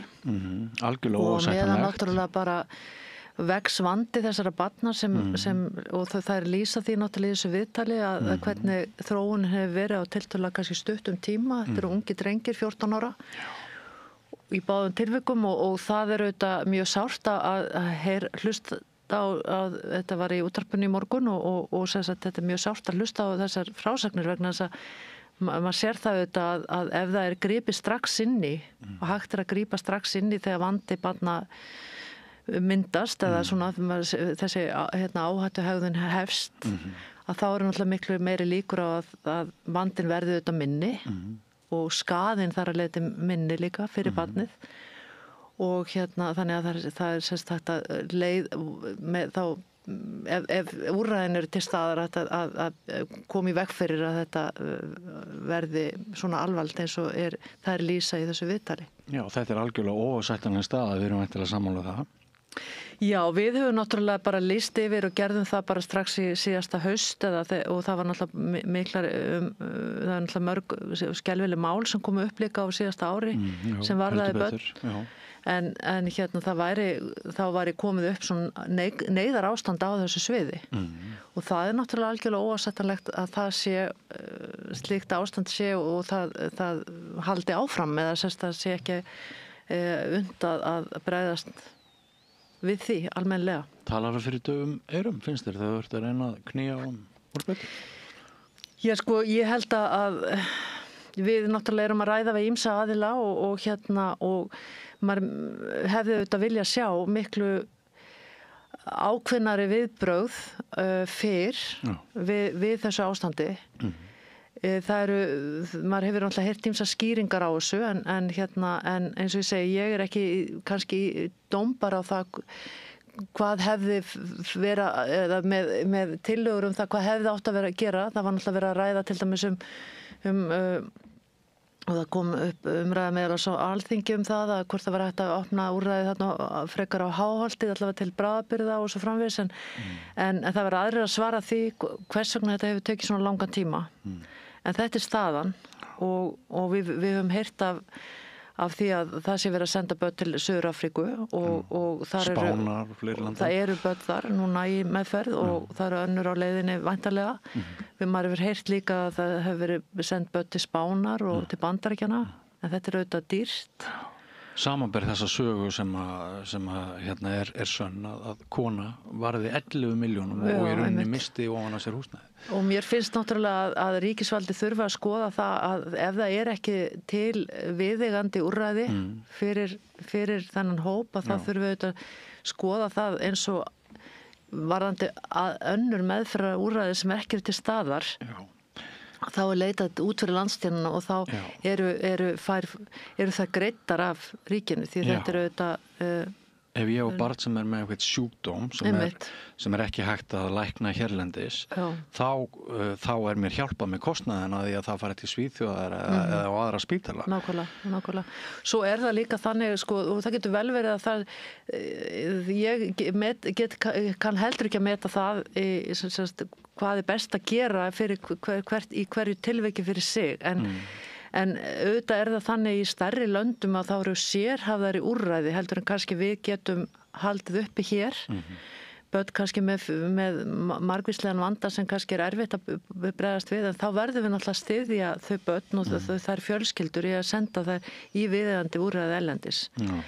Þannig mér finnst það vera eitthvað sem ríkisvaldinu ber að skoða núna í ljósi þessara frétta og vitneskju það að það sé verið að leita út fyrir landsteinana í mjög meðferð sem foreldrar líta á sem lífsnauðsynlega. Þú veist, börnin eru komin á það vondan stað og í það erfiða aðstæður og í það mikla fíkn að þau eru bara óttast líf þeirra En hefur S.A.A. til dæmis þær bjargir sem þyrfti? Já, eins og ég segi, ég kann ekki að meta það. Það verður náttúrulega sérfræðingar að meta hvað best að gera hlutina og hvernig og kannski þurfum við fjölbreyttari úrræði heldur en við höfum kannski haft hingað til fyrir þennan hóp og ég kann ekki að meta það, en það auðvitað eitt af því sem þarf að skoða. Já. Þannig að ég allavega við erum að heyra þetta og í fjölmiðlum nánast daglega eru erfiða fréttir af málefnum barna og það er náttúrulega svíður að gera það, að heyra þar. Þú minntist á það áðan að árið í fyrra var í rauninni skelfilegt fyrir þar sækir hvað komu upp mörg alvarleg mál sem varða börn og við höfum svona fylgst með því núna á síðustu árum að við erum stödd í einhverjum heimi og við vitum ekki alveg hvernig við erum að rata hann. Við fullorðna fólkið kannski höfðum ekki fullar bjargir til þess að átta okkur á því hvað væri börnunum okkar hollt og hvað væri þeim óhollt þegar þeim samfélagsmiðlarnir lögðu undir sig landið og miðinn. Við fengum kannski ekki svo miklar leiðbeiningar frá hinu opinbera heldur enda tók það hið opinbera tíma að við erum ekki það er ennþá fullorðið fólk og stjórnmálafólk að rífast það hvort það var símabann í grunnskólum eða ekki þannig að við erum ekki ennþá búin að ná lendingu og í þessu umhverfi öllu svona óvissu, nýrrar tækni, nýrrar tíma sem hefur kallað á aukinn einmannaleika hjá sumum börnum og samkvæmt doktorsrannsókn nýrri má greina ekki síst hjá stúlkum að frá og með þeim tíma sem að símunum breytt þannig að þú getur náð í app, samfélagsmiðla app, myndavélar og allt þetta sem 2010-11 og frá og með þessum samfélagsmiðlum sem flest ungt fólk nota mest þá sem sagt versnaði geðheilsa ungra barna, ekki síst stúlkna. Þetta nú meirinn spurning, þetta líka bara svona innlegg. Ég á sjálfur 2 börn undir 18 ára aldri. Ég hef fylgst með þessum tímum. Ég hef oft svona verið úrræða lítill og ekki vitað með hvaða hömlum maður eigi að koma á alls konar hluti, boð og bönn. Ekki bara svolítið erfitt að vera barn núna og hefur það ekki verið erfitt svolítið skeið, ekki síst vegna þess að við höfum upplifað svo rosalegt stökk að svona fyrirmyndirnar, foreldrarnir, hið opinbera, samfélögin hafa ekki alveg vitað hvernig þau að klóra sér í hausnum gagnvart þessu. Jú, ég held að það er náttúrulega greinilega og augljóslega margvíslegar margvísleg áhrif í samfélaginu núna sem eru hvað maður segja, áskoranir fyrir börn í dag sem hérna eru erfiðar. Þú nefnir síma og samfélagsmiðla og þennan síman sem maður er með allt í hendinni sko. Og auðvitað sko þegar við erum að tala málefni barna þá þetta óbærslega margt sem það er bara við erum að gangi gegnum náttúrulega mikla þjóðfélagsbreytingar. Það eru þessar mikla tæknibreytingar. Við erum líka COVID kom illa við börn. Það var erfið til dæmis fyrir þau börn sem bjuggu við erfiðar heimilisaðstæður að þegar allt lokaðist af og þau kannski og skólatíminn var takmarkaður og svo framvegis og þannig að það og ég er ekki viss að við séum alveg búin að átta okkur á því hvernig COVID raunverulega fór með börn og þau börn sem kannski fyrir voru einangruðust meira. Síðan er það auðvitað þessi sími og þessi tæki og það kom út mjög góð bók í fyrra og vakti mikla athygli eftir Jonathan Haidt sem var nú talsvert til umræðu það einmitt að það hefði orðið mikil breyting í lífi barna í kringu 2010 þegar þessi símar koma. Og það megi merkja það bæði þannig að stúlkur, það er kannski meiri kvíði og þunglindi, en það er kvíði og þunglindi meðal allra barna, aukin, virðist vera, en meira kannski hjá stúlkum, aukin kvíði, en síðan lagari námsárangur hjá drengjum. Þannig að það hafi komið með ólíkum hætti fram hjá kynjunum og hann er með gögn víða að úr heiminum og náttúrulega mikið úr frá Bandaríkjunum og Bretlandi. En hann er að ræða þetta að það sem, og kannski tvennt hafi gerst, svona kannski á sama tíma en fram að því, eitt af því sem við höfum gert er kannski að við höfum ofvenda börn á ákveðnum sviðum, þannig að börn leika sér minna heldur en áður, miklu minni tækifæri fyrir bara frjálsan leik, þar sem þau eru bara í friði og eru úti. Þannig það eru miklu meiri verið að passa börnin og passa þau ekki, fara sér ekki að voða og þar að leiðandi eru þau ekki bara eins frjáls. Þau eru náttúrulega með opaslega skipulegan dag og allt þetta og það gerir það verkum að þau eru ekki, þau prófa sig ekki, þau eru ekki í þessari áhættu eins og maður þurfti stundum að detta á hausinn og fá gat til að átta sig á því að það ætti ekki að príla þarna kannski í einhverjum stöðum og svona. Þannig að við erum að vendum kannski börn á ákveðnum sviðum en á samfélagsmiðlum hefur við hins vegar ekkert venda börn. Þannig að það er ofvendun á einu sviði sem er þessi físikal heimur, líkamlegi heimur þar sem við erum svona bara að hamast eitthvað. Og vanræksla á hinliðinni. Já, en á hinu hafa bara stórfyrirtækin eða bara skilur þá bara hefur ekki verið neitt eftirlit með hvers konar efni er verið að setja á borð fyrir börn og svo framvegis. Og svo hefur þetta áhrif, þessi símar virðast hafa, hann bendir á 4 atriði sem hafi svona beinlínis, það er þetta, það verða minni samskipti svona augliti til auglitis, þar sem fólk er bara saman. Samskiptin verða öll í gegnum símana. Það er styttir svefnin og það er auðvitað sem við séum mjög skýrt í rannsóknum hér á landi að börn sofa mjög lítið og unglingar sofa bara mjög hættulega lítið. Þú fagnar því kannski að við höfum senkað morguntíma í skólum. Já, það er vonandi til bóta sko, en það er eitt af því sem hefur verið nefnt til þess að reyna að auka svefn barna, en svo er bara þegar þú ert með síman alltaf við hendina og ég vil við rúmið og svo blikkar hann og svona, það truflar börnin. Síminn hindrar náttúrulega einbeitingu og við þekkjum þetta öll. Ég meina við erum öll að verða sko einbeitingarlaus af því við erum bara með síman alltaf í hendinni. Við erum ekkert börn, ég og þú, en við tengjum alveg við þetta. Já, og við tengjum alveg við þetta sko, og svo og þau valda fíkn. Þetta er fíkn einhvern veginn og svo eru öll svo mörg leikir og forriti setti þannig upp að þú þarft alveg stöðugt alltaf að vera að skoða. og þetta þekkjum við náttúrulega líka. Við erum öll orðin háð þessum símum og háð einhverjum öppum og dóti sem við ætlum aldrei að verða sko, jafnvel eins og við, gamla fólkið sko. Og veldur óöryggi þegar maður ekki að neita, þegar maður ekki að komast yfir upplýsingar. Og svo það þannig að þú veist, sko börn eru, og við tölum náttúrulega oft við börnum síma notkun og allt þetta og þau segja auðvitað, ég meina, þú veist, og til dæmis eins og við tölum foreldra, að foreldra ætti að hafa, ég meina, það er mikilvægt að við getum borðað saman á þess að fólk sé að horfa síman alltaf. Og þá segja börnin, já, en ég meina, pappa og mamma gera þetta. Skilur, við fullorðna fólki verðum þá líka að sýna gott fordæmi.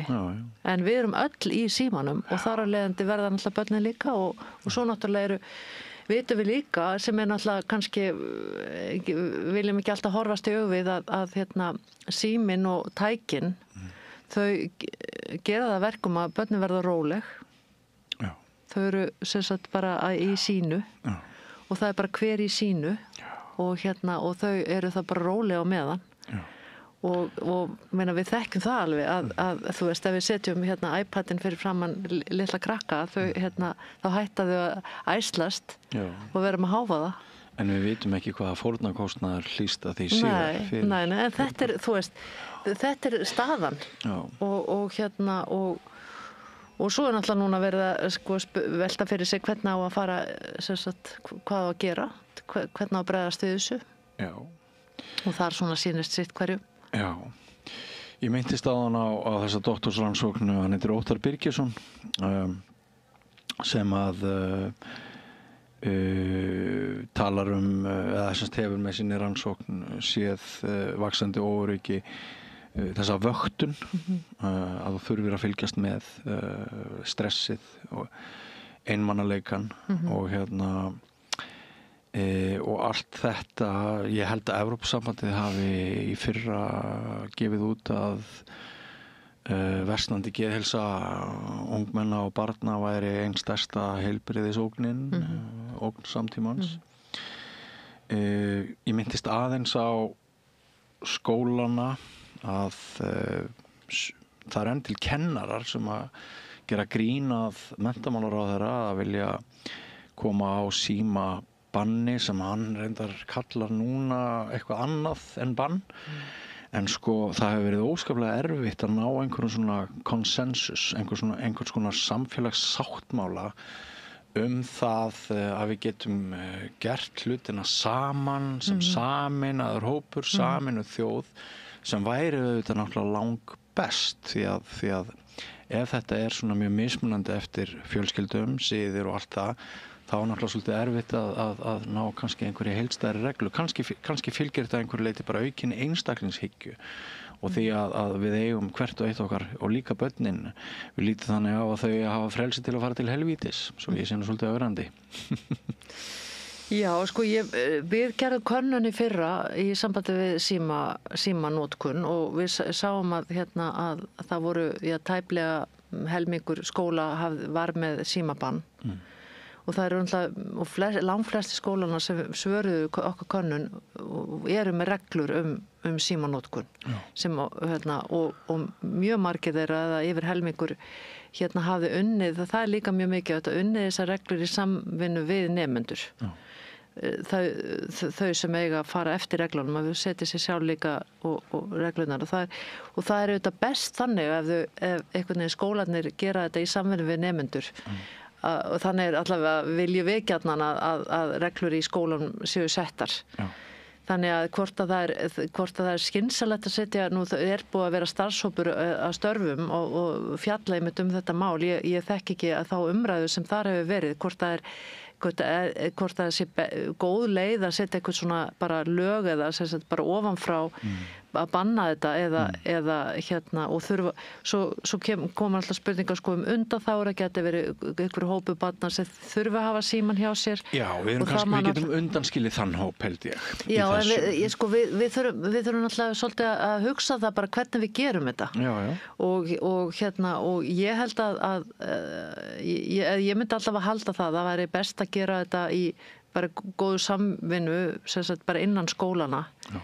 milli kennar og nemenda og hérna já en eins og ég segi ég bara býð eftir að sjá hvað verður með þessar tillögur frá þessum starfshópi og þá frá ráðherra hvernig það gert en það má heldur ekki vera þannig að eins og einhver var að benda á sko að það sé hópur sem í vanda eða sem einhverjum ástæðum út af fötlun einhverju þurfa að hafa síma og þá það þeir krakkar sem svona, það símakrakkarnir en skilji, það má ekki svona merkja heldur með símanum sko en ég held allavega að það mikilvægt að ræða þessi mál mjög mikilvægt og mjög mikilvægt að líka það sé svona og ég held að það þurfi náttúrulega þessa samræðu bara í samfélaginu og milli barnanna og foreldrana og við kennarana og bara þannig að við líka bara hugsum það hvernig við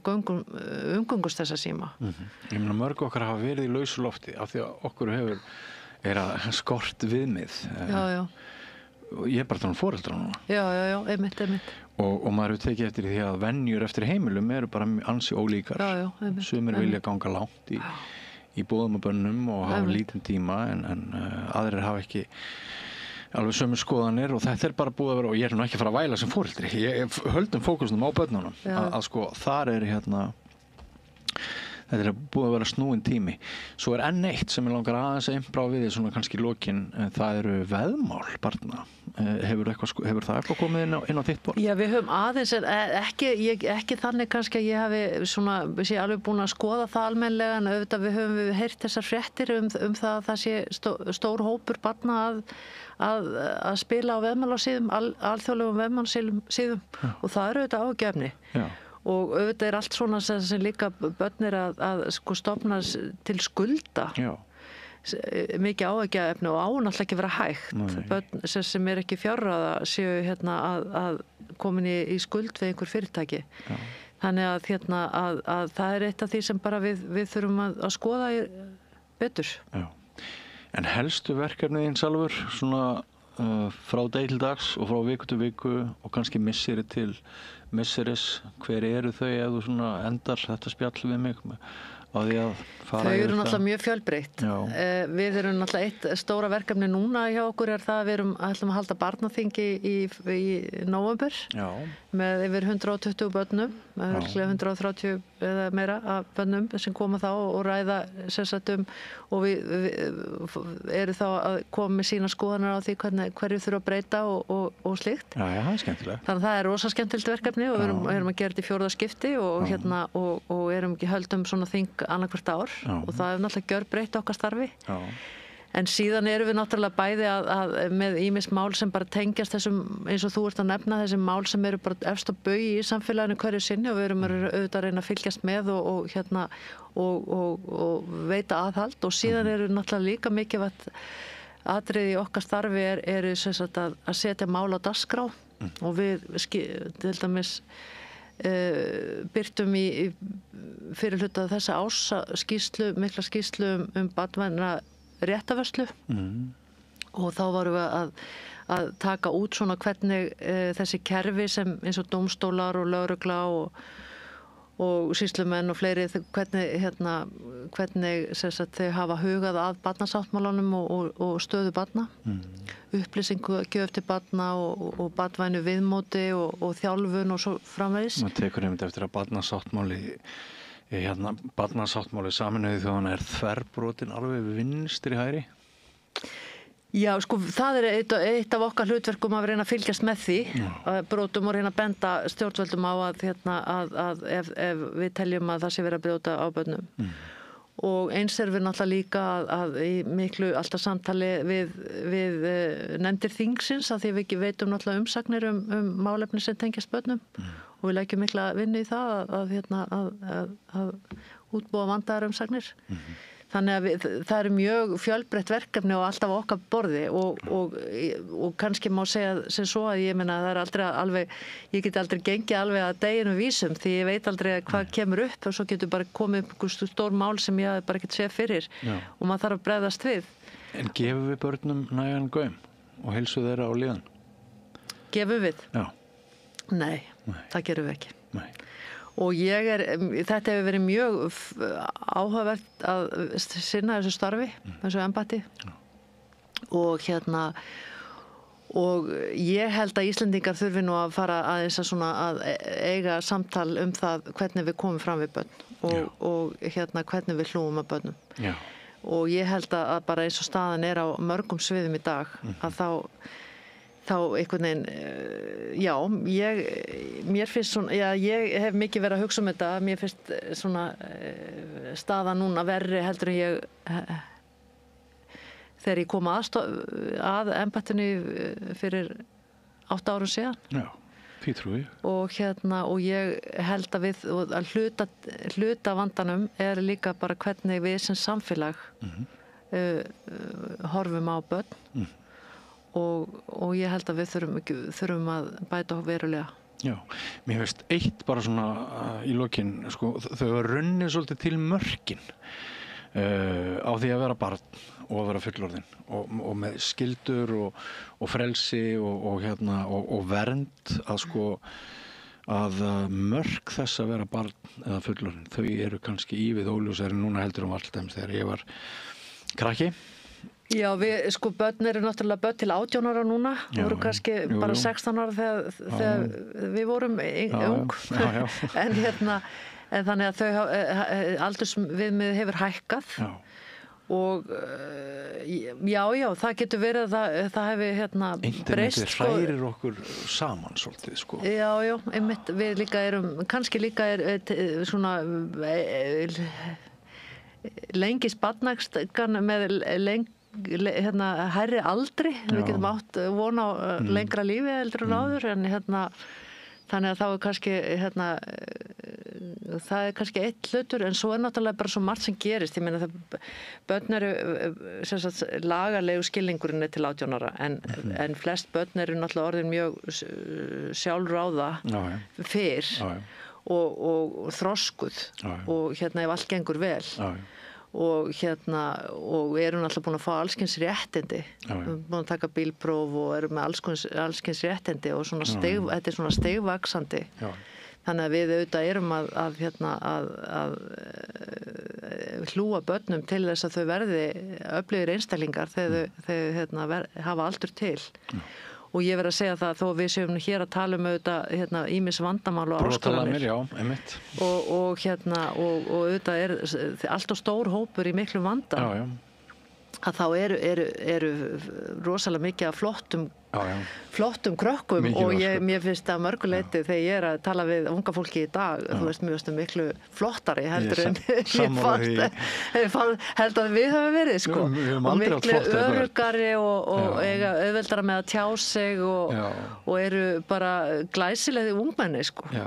Þannig að það auðvitað, þess vegna þurfum við höfum í okkar fólki svo mikið stöf og við þurfum að hjálpa þeim og styðja við þau þannig að þau geti orðið virkilega öflugir einstaklingar þegar þau verða fullorðin, og þess vegna svo sárt að horfa upp á það að við kannski erum að glutra niður tækifærum barna sem gætu alveg ef þau fá bara réttan stuðning, geta bara verið í þessum hópi. Það er einmitt þessi hópur sem að við þurfum að styðja við, sem að í fréttum, sem að ég veit að okkar spjall hér í dag, það endurspeglar ekki málaflokkinn hvernig börnum líður, en ég að reyna, sem sagt, eins og þú hefur verið fús til að svara, að fá að vita aðeins meira til þess að við ræðum vanda þeirra sem raunverulega eiga við vandastríð og hvernig við getum lagt þar hönd á plóg.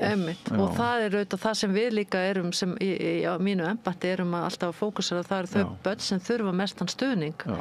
Við verum auðvitað að einbeita okkur að þeim að við komum að styðja þau. Og svo kannski bara mín persónulega skoðun að það hljóta að vera flókið og dálítið snúið að vera barn í dag og jafnvel erfiðara en einhver áratug undan. Ég held það. Ég er sammála því. Ég held að það sé erfiðara. Þess vegna ég voðalega ósátt við það þegar þegar mín kynslóð að tala börn sem bara ykkur í bómull. Já, það segir maður, ég þóla ekki. Mér finnst það lítilsvirðing við það samfélag sem við höfum búið börnum. Því börnin eru sko ábyrgð okkar. Já. Og það eru okkar, við erum búin að búa til þessa umgjörð. Já. Og við erum búin að búa til þessi tæki og setja þetta fyrir fram að þau. Já. Og þau eru okkar ábyrgð. Mæltu manna heilust, það ætti ég að segja kvenna. Salvör Nordal, kæra þakki fyrir komuna, umboðsmaður barna, gaman að spjalla við þig. Takk sömuleiðis, takk. Ekki fara langt, kæru hlustendur, höldum áfram með dagskrána eftir andartak. Hvar skrái ég mig í áskrift? Samstöðin.is Frjáls fjölmiðlun á í vök að verjast, allstaðar, ekki bara á Íslandi. Peningavaldið og sterku hagsmunaöflin eiga greiðan aðgang að stjórnvaldi og fjölmiðlum og eiga jafnvel sína eigin fjölmiðla. Þess vegna samstöðin svo mikilvæg. Hér pláss fyrir allar raddir, málin eru krufin til mergjar og samtölin eru stór og innihaldsrík. Samstöðin mikilvægt lýðræðistæki.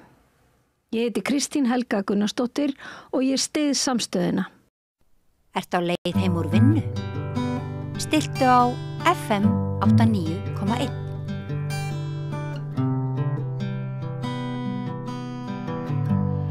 Heimsmyndin virðist breytt og stríð orð sem við tökum okkur oftar í munn þessa dagana. En mikilvægi friðarbóðskapar má þó ekki lenda á milli skips og bryggju eins og finnst og ég ætla að ræða það og fleiri mál sem varða varnir, öryggi, hernað, stríð og frið við mann sem í stjórn samtaka hernaðar andstæðinga og sagnfræðingur og okkur mörgum að góðu kunnur næstu mínútur. Stefán Pálsson, vertu velkominn. Takk fyrir. Ég ætla nú bara að byrja þar sem að mér finnst kannski skipta máli að við stígum niður fæti að mér finnst vera fleiri með hverjum deginum núna sem að finnst að það sé svolítið svona stríðsæsingar hamur í íslensku þjóðinni, ráðamenn tali svolítið eintóna. Við erum kannski hætt að kippa okkur upp við fréttir á forsíðu Morgunblaðsins þar sem talað íslenska hermenn í Keflavík og eitthvað svona. Á hvaða leið erum við og hvað skýrir þetta hekurðu? Já, ég held að það sé alveg fullkomlega rétt athugað að svona þær raddir, ég meina við höfum alltaf haft stríðshauka á Íslandi. Við vorum nú hér lengi með Björn Bjarnason sem sérstaklega áhugasama mann þennan málaflokk og hann var bara nánast að viðundri þegar hann fór svo að reifa hugmyndir íslenskan her. Já, það var nefnilega gert grín á hann. Já, það er mjög athyglisvert að spegla kannski viðbrögðin við sambærilegum hugmyndum í dag með það hversu fráleit hugmyndin þótti þegar að Björn fer að reifa þetta. Við sáum líka að við vorum með svona ákveðna embættismenn, við vorum með sérfræðinga inn í utanríkisráðuneytinu sem að voru einmitt miklir stríðshaukar. Albert Jónsson sem að var nú bara lengi einmitt talin helsti hernaðarhaukur landsins en svona í seinni tíð kannski nánast farin að vera friðardúfa eða maður rósendar þegar kemur að þessum málum. Yfir í það að manni sýnist að bara svona áherslur inn í utanríkisþjónustunni hafa færst í þá átt að þar eru menn að gefa þessum svona hernaðar þáttum aukið vægi. Það eru menn sem að gefa sig út til að vera sérfræðingar í þessum málaflokki sem að fá oft mjög mikla og háværa rödd í fjölmiðlum þó sé ekki endilega kannski ljóst hversu mikið þeir séu að koma með að borðinu.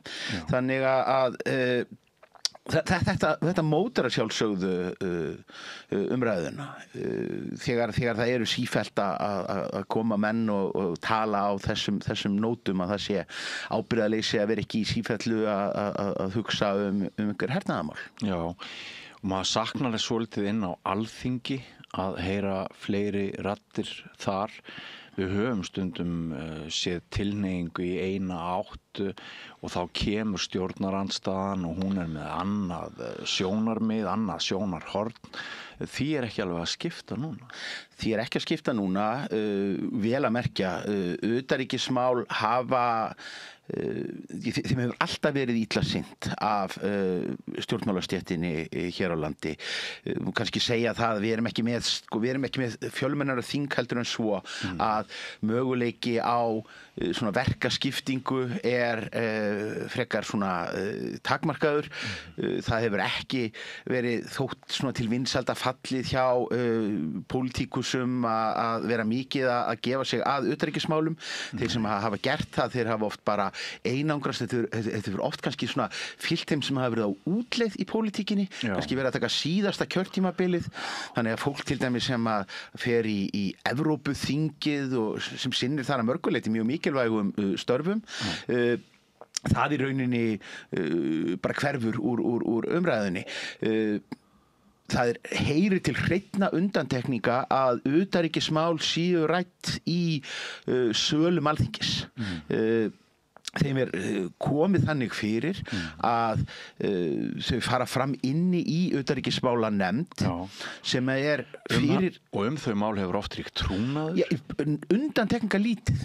Þetta bara fyrir luktum dyrum og öll umræða þar stimpluð sem trúnaðarmerkt. Það er dálítið merkilegt að í sjálfu sér, og það er mjög merkilegt við íslenska stjórnskipan, að utanríkisráðherra gefið í rauninni nánast sjálfdæmi í málaflokknum, svona óljóst að hve miklu leyti ef nokkru hann þarf að svo mikið sem upplýsa samráðherra sína ákvarðanir, og svo eina skyldan sem lögð honum á herðar það að upplýsa utanríkismálanefnd, sem þá aftur gert á lokuðum fundi og undir trúnaði, sem að þýði það að þetta málaflokkur sem að við í rauninni aftengjum allri pólitískri umræðu. Það eitt og sér slæmt. Síðan bætist það við að við höfðum náttúrulega mun svona öflugari fjölmiðla. Við höfðum prentmiðla sem að lögðu áherslu á að vera með öflugar til dæmis bara erlendar fréttadeildir, því að oft höfum þessi málaflokkur fallið frekar undir svona erlendu fréttirnar heldur en það innlendu, og ég held að við þurfum ekki að hafa mörg orð það hérna. Við vitum hversu bág staða íslenskrar fjölmiðlunar þannig að þetta hnígur allt í sömu átt. Við erum með mjög einsleita umfjöllun sem að tekur líka mið af því að sú litla fréttaumfjöllun sem á sér stað þennan málaflokk, hún nánast alfarið fengin úr enskumælandi fjölmiðlum sem hafa þannig að yfirleitt þetta bandaríska eða breska sjónarhorn. Já, þannig að við erum sammála það að stórar ákvarðanir sem eru teknar utanríkismál hér innanlands þessa dagana, þær hafi minna aðhald en ella. Bara afskaplega lítið, og þetta, við sjáum það oftar en ekki, og þetta kemur til dæmis þegar kemur að málefnum sem að snúa að hernaðarvígbúnaði og viðveru og aðstöðu sem að NATO eða þá í rauninni Bandaríkja hefur haft hér á landi, því að þó svo að vissulega hafi herstöðinni verið lokað árið 2006, að þá var aldrei algjörlega skellt í lás, menn héldu alltaf ákveðinni fótfestu, og það er alltaf merkilegt að fregnir af nýframkvæmdum eða breytingu á tilhögun, þegar þær berast til okkar, að þá gerist það yfirleitt þannig að þær rata inn í einhverjar fréttir í Bandaríkjunum. og það að taka síðan fjölmiðlarnir þetta upp vegna þess að þá er það í tengslum við fjárlagagerð í Bandaríkjunum, þá leggur Pentagon fram einhverjar áætlanir og tölur um fjárfestingar og þá hrökkva allir við og þá kemur síðan alltaf við ljós að þetta byggist á einhverju samkomulagi sem að var gert milli utanríkisráðherra og Bandaríkjamanna árinu fyrr og aldrei var sagt frá hér. Þetta er eins og með Laxness þegar við fengum loks að vita hvað Íslands stjórnvöld höfðu farið illa með hann þá var í gegnum leyniskjöl sem að afleitt var leynd í Bandaríkjunum. Það mega nefnilega Bandaríkjamenn eiga og nú er ég nú ekki kunnur af því að vera að standa á torgum og rósa Bandaríkjunum eða bandaríska samfélagi er það að þeir taka því þó allavega mjög alvarlega að þeir aflétta skjalarleynd. Þannig að við höfum trekk í trekk séð það að Bandaríkjamenn hika ekki við að birta 30 ára gamla skýrslur hversu illa sem þær kunna koma við þeirra eigin ráðamenn, hvað þá einhverja íslenska ráðamenn sem að hafa gasbræðið eða bundið hendur okkar í óleyfi. Við skulum gefa þeim það. Gefum þeim það. Þannig að hér er nú kannski sagnfræðingurinn meira að tala heldur en friðaraktivistinn. Já. Þá er það þessi risa spurning, Stefán. Hefur heimurinn breyst svo mikið að það kalli á nýja stefnu í utanríkismálum, að það kalli á að við vígbúumst með einhverjum hætti eða sinnum vörnum okkar með öðrum hætti, að við stofnum her, að við förum að líta á sjálf okkur sem þjóð sem að sogast inn í einhverja nýja hringiðu og verðum að slíta rætur okkar við friðleysi, við friðabóðskapinn og það sem að við höfum staðið fyrir. Hver er þín skoðun á því? Ég myndi segja að því fari fjarri og ég myndi að því auðveldast að horfa til þess að nú er ég nú ekki yngri maður en svo að maður nú eftir kalda stríðinu og það er nú til þess að gera fáir áratugir frá því að risaveldin stóðu andspænis hvort öðru og héldu bara heiminum á heljarþröm. Rússland, hvað svo sem segja má það ríki og stjórnarfarið þar er ekki á nokkurn hátt sambærilegt að styrk og afli andspænis sínum mótherjum heldur en Sovétríkin á sínum tíma. Því er bara gjörsamlega ólíku saman að jafna. Engu að síður vorum við ekki hér á tímum kalda stríðsins að velta því fyrir okkur hvernig við ætluðum að stofna einhvern íslenskan her eða hvernig brýnna væri að koma okkur meira inn í einhverja hringiðu atburðana. En þá myndi einhver benda á að munurinn á þeim tíma og núna var að við vorum undir handarjaðri og væng Bandaríkjanna sem við treystum þá til þess að fara með okkar framtíð, en nú er það traust horfið. Ég held að það breytir engu hvort að hér sé bandarísk herstöð eða ekki og það breytir því engu hver er í Hvíta húsinu. Þá munum við ekki komast fram hjá þeirri staðreynd að Ísland er inn á skilgreindu áhrifasvæði Bandaríkjanna. Okay. Það er alveg nákvæmlega jafnljóst. Hingað Íslendingar hafa, Bandaríkin hafa alltaf ákveðið svona úrslita orð. Hér munum við ekkert hleypa einhverju kínverskri herstöð í að opna í Bakkafirði. Þannig að það er í sjálfu sér ekki breytt. Og ég hygg svo sem að eins og við friðarsinnar bentum svo sem alltaf á tímum kalda stríðsins að þar var, herstöð var skotmark. Ástæðan, það var náttúrulega alltaf þessi furðulega hringsönnun að hér væri bandarískur her til þess að geta brugðist við því þegar að Sovétmennirnir myndu varpa sprengju á herstöðina. Þannig að því leyti þá gef ég nú lítið fyrir þessa gömlu varnarblekkingu. Mér finnst til dæmis athyglisvert hins vegar að í þessari nýlegu skýrslu sem var skrifuð hérna öryggismálin á Íslandi og kynnt með miklum lúðrablæstri hérna fyrir fáeinum vikum og enginn hirti að lesa og allir töluðu eins og að niðurstaða þeirra skýrslu væri að hér væri einhver yfirvofandi rússnesk árás eða eitthvað álíka. Skýrslan sagði það berum orðum að það var ekki ágefnið. Hún fjallaði öll sömul hún fjallaði ekki varnir Íslands, hún fjallaði varnir og varnarhagsmuni NATO og hver væri þáttur Íslands í því. Já. Þannig að þá sem nú hefur hernaðarleg staða Íslands alltaf snúist það hvernig hún gagnaðist raunverulegum eða ímynduðum vörnum í Bandaríkjana fyrst og fremst og í minna mæli annarra NATO-ríkja.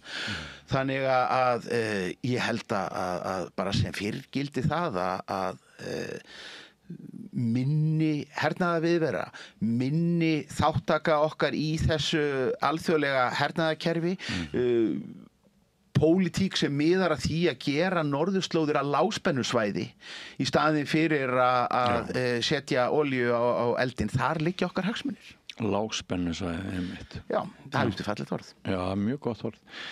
Ég hef einmitt velt fyrir mér líka bara hvort rödd okkar í friðarboðskap og af því að það er þekkt að smáþjóðir geta haft svolítið vægi í því að tala röddu sem eykur mannúð og ýtir undir sjálfstæði undir okkar ríkja, bætir stöðu hópa og saga okkar Íslendinga er þannig að við höfum stundum átt góða spretti í þeim efnum.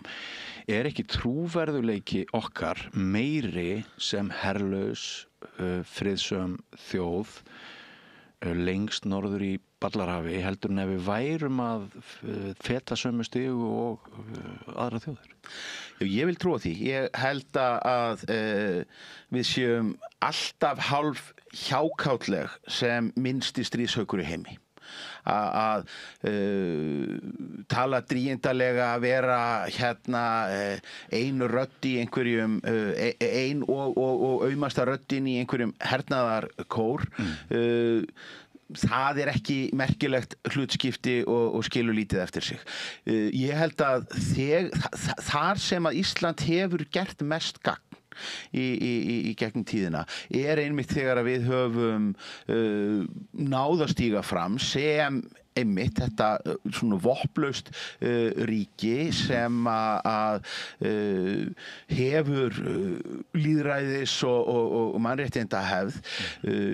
Ég held að við megum vera mjög stolt af því þegar að Íslendingar, og það voru nú meðal annars stjórnmálakonur úr kvennalistanum sem áttu þátt í því að Ísland fór að verða dálítið kröftugt afl í því að tala fyrir sjálfstæði Austur-Tímor á sínum tíma sem að gekk í gegn. Við erum fyrsta Vestur-Evrópuríki til þess að viðurkenna sjálfstæði Palestínu á sínum tíma og hefði nú kannski verið betur að við hefðum haldið áfram að vera öflug rödd á þeim vettvangi. Nú er sú Snorrabúð sterkur. Ég verð allavega að segja það er mjög sorglegt í ljósi þess hvaða sögu við gátum sagt. Hafandi verið eitt af vestur-evrópsku NATO-ríkjunum sem hafði mjög snemma stigið þetta skref sem að ég held reyndar að skýrist nú að miklu leyti af bara eljusemi baráttumannsins Sveins Rúnars Haukssonar og það að hún tókst að kveikja áhuga Steingríms Hermannssonar á þessu máli á sínum tíma en gott og vel. Í dag sjáum hins vegar það að í staðin fyrir að vera á sömu slóðum og til dæmis Írar sem hafa líka alltaf verið mjög öflugir í að tala fyrir friði í Palestínu og sanngjarnri lausn þeirra mála, að þá virðumst við ætla að fylgja þeirri ordru sem að kemur beint eða óbeint frá evrópsku NATO-ríkjunum að það megi ekki segja of mikið varðandi málefni Palestínu til þess að strjúka ekki stjórnvöldum í Washington öfugt. Og ég held að sé engin tilviljun að við sjáum að Ísland og til dæmis Noregur sem hefur líka átt langa sögu varðandi stuðning við friðsama lausn í Palestínu. Þessi lönd þegja enda innan NATO á meðan að Írland sem stendur utan NATO ber höfuðið hærra og kemur fram með bara kröftuga kröfu frið.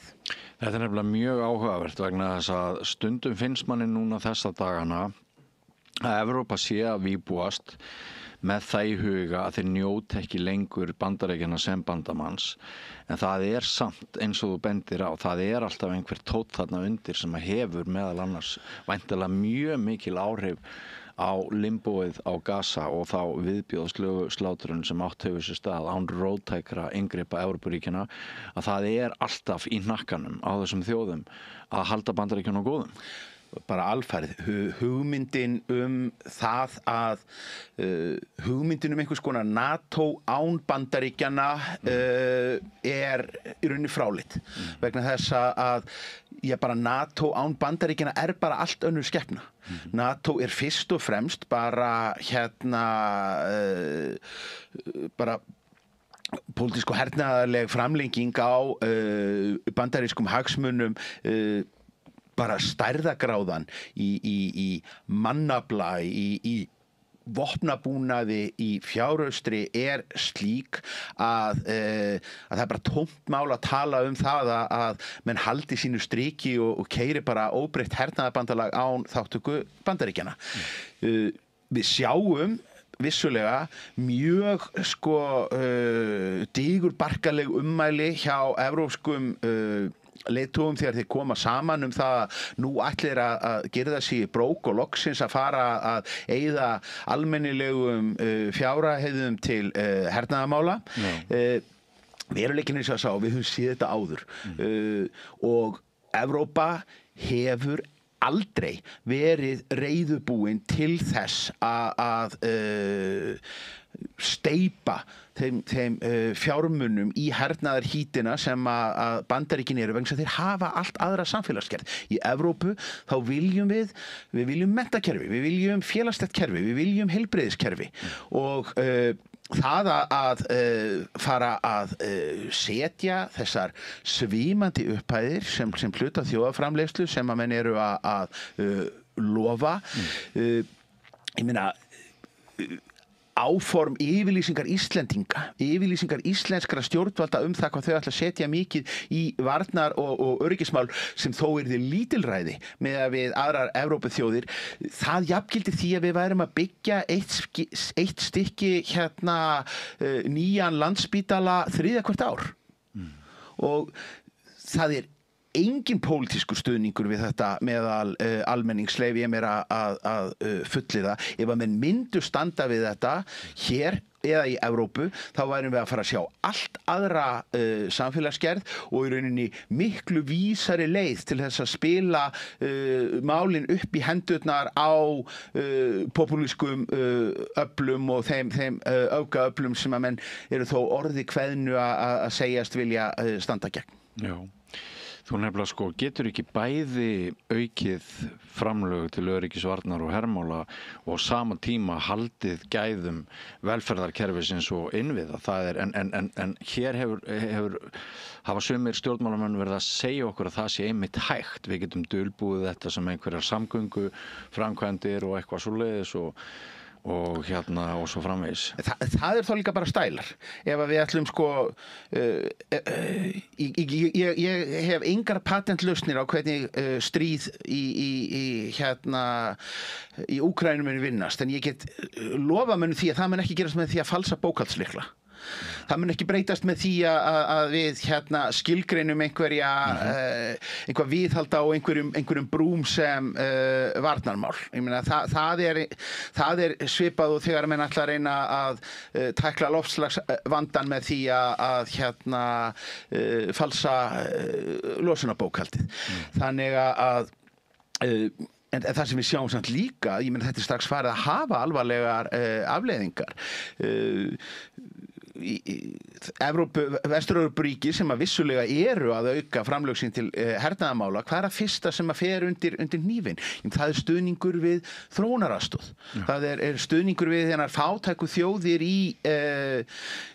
þriðja heiminum sem að aftur eykur misréttið, eykur vandamálin þar sem að eykur þá líka flóttamannastrauminn til Evrópu og hringrásin heldur áfram. Hvað liggur undir því að sumir afgreiða bara umræðina sem tveir brjálaði menn, þetta er miklu fleiri, en sem sagt, margir segja já, Trump er bara klikkaður, Putin er bara klikkaður. Það gerist eitthvað áður en þessir menn komast til valda og áður en þeir gera það sem þeir gera. Við vitum að það er aukin einstaklingshyggja í heiminum sem hefur verið langt skeið. Við það má segja trú á miðlæg kerfi og svona sumt í kollektífu eða alþjóðlegu tilliti hafi vikið. Ég veit að þú ert sagnfræðingur en ekki félagsfræðingur eða heimspekingur eða eitthvað svoleiðis en getur það eitthvað komið inn í það? Hvað hefur gert á undan?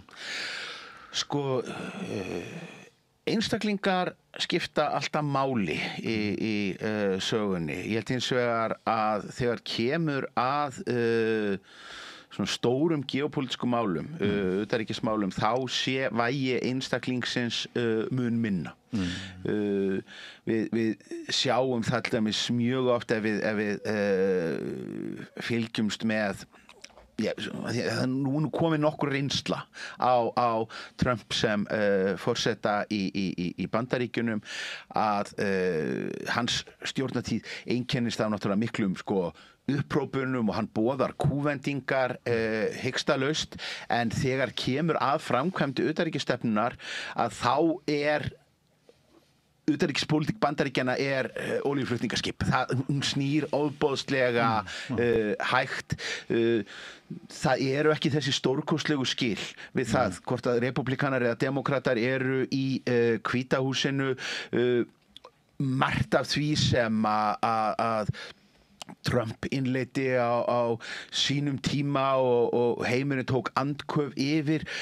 Biden gerði ekkert til þess að snúa því til baka. Tökum sem dæmi að á fyrra kjörtímabili Trumps þegar hann stígur þetta skref og menn bara taka andköf hér á Vesturlöndum að færa bandaríska sendiráðið frá Tel Aviv til Jerúsalem og fara að gefa Jerúsalem í rauninni status sem höfuðborg Ísraelsríkis sem var bara óskadraumur Netanyahu og síónistana þar. Það var ekki trúblað við þessu þegar að Biden kom til valda og ef einhvað að þá var náttúrulega ábyrgð Biden stjórnarinnar á því sem að gerðist síðan hvernig Ísraels stjórn var gefin laus taumurinn. Við sjáum engan stórkostlegan mun á Kínapólitík Bandaríkjanna, hvort sem að það er Trump eða Biden við stjórnvöldin. Stjórnvöldin, það eru stærri, meira seigfljótandi hagsmunir sem eru þar að baki. Á sama hátt held ég að í Austurvegi þegar þá hef ég voðalega litla trú á því sem einhverji stórri orsakaskýringu að einn maður sé sturlaður og haldi öllum í heljar greipum. mjög óskikju blandnar fréttir sem við höfum séð í mörg ár, þá er alltaf birta fréttir af slæmu heilsufari Pútín, ég veit ekki hvað hann hefur átt að vera með marga bannvæna sjúkdóma í gegnum tíðina, en alltaf tórir hann enn. Og svo saga núna mikið spunnin í kringu Trump líka. Já, á meðan að ég hygg að og sýnist að stór hluti af gagnrýninni á Pútín heima fyrir sé svo að hann sé ekki nógu harður, að hann sé að spila þetta og fer þarna í Úkraínu og bara að beita meira afli. Það hljómar furðulega fyrir okkur, en það sem náttúrulega gerist leið og samfélög eru komin í styrjöld. Þegar þú ert komin í stríð og byssukúlurnar farnar að fljúa, að þá á sér stað þessi afmennskun á andstæðingnum og þá færðu ótrúlegasta fólk til þess að bara kalla eftir því að það þurfi fulla hörku. Ég meina, við sjáum það til dæmis við þurfum bara að horfa til Ísraels, þar sem að í rauninni eftir því sem að hernaður Ísraela heldur lengur áfram og eftir því sem að augljósara má vera hvað hann er blóðugur og gerir engan greinamun á því hverjir eru sprengtir, að þá verða viðbrögðin þau að meðal almennings í Ísrael þá eykst stuðningurinn við harðari aðgerðir. Þetta gerist í hverju stríðin á fætur öðru og það er ekkert sem að koma okkur á óvart við að það sé að gerast í Úkraínu styrjöldinni. Nei. Og ótti og óvissa geta verið tæki sem magna upp viðbrögð og fá okkur til þess að hegða okkur einhvern veginn öðruvísi en við ættum að gera. Mette Frederiksen, hún sagði á dögunum Danir eiga í stríði, það var út af einhverjum drónum. Mér fannst það ekki góð yfirlýsing. Ég sé ekki Danir séu komnir í stríð. Þótt að hafi verið einhverjir drónar sem enginn veit en þá nákvæmlega hvaðan komu. Svo eru hér íslenskir ráðamenn sem að svona virðast bara langa til að yfirfæra stórorð hingað heim til Íslands. Það talað að við þurfum að nú að sýna samstöðu, við þurfum að vera þjóða meðal þjóða, það er eitt frasinn og eitthvað svona. Og það er þessi orðræða að við getum bara yfirgefið smáþjóðarhlutverkið og þetta friðarhlutverk og þurfum að hendast á annan vagn. Einmitt að því að þú nefnir Mette Frederiksen og nú kannski teki áhættu á að vera í mótsögn við sjálfa mig hérna fyrir fáeinum mínútum þar sem að við vorum að ræða hérna mikilvægi eða þátt einstakra stjórnmálamanna. En maður tók einmitt eftir því að bara strax snemma á hennar ferli sem forsætisráðherra í Danmörkur og það var við allt aðrar aðstæður í alþjóðamálum. Þá fór hún að leggja sterka áherslu á tengsl við hernað, við herinn. Hún mætti í viðtöl bara í gallanum, sitjandi í flugstjórasætinu á orrustu flugvélum og þar fram eftir götunum. Áherslan á að pósa við hliðin á yfirmönnum hersins sem var mjög úr karakter fyrir skandinavískan forsætisráðherra. Forverar hennar í embætti við sambærilegar aðstæður hefðu alltaf bara verið borgaralega klæddir í jakkafötunum. Sem sagt, það að klæða sig í hernaðar múndirikuna, það voru alltaf mjög skörp skil á milli stjórnmálamanna og fulltrúa hersins. Þetta fór að mást út í hennar stjórnartíð. Við sáum kollega hennar í Finnlandi gera dálítið slíkt sama.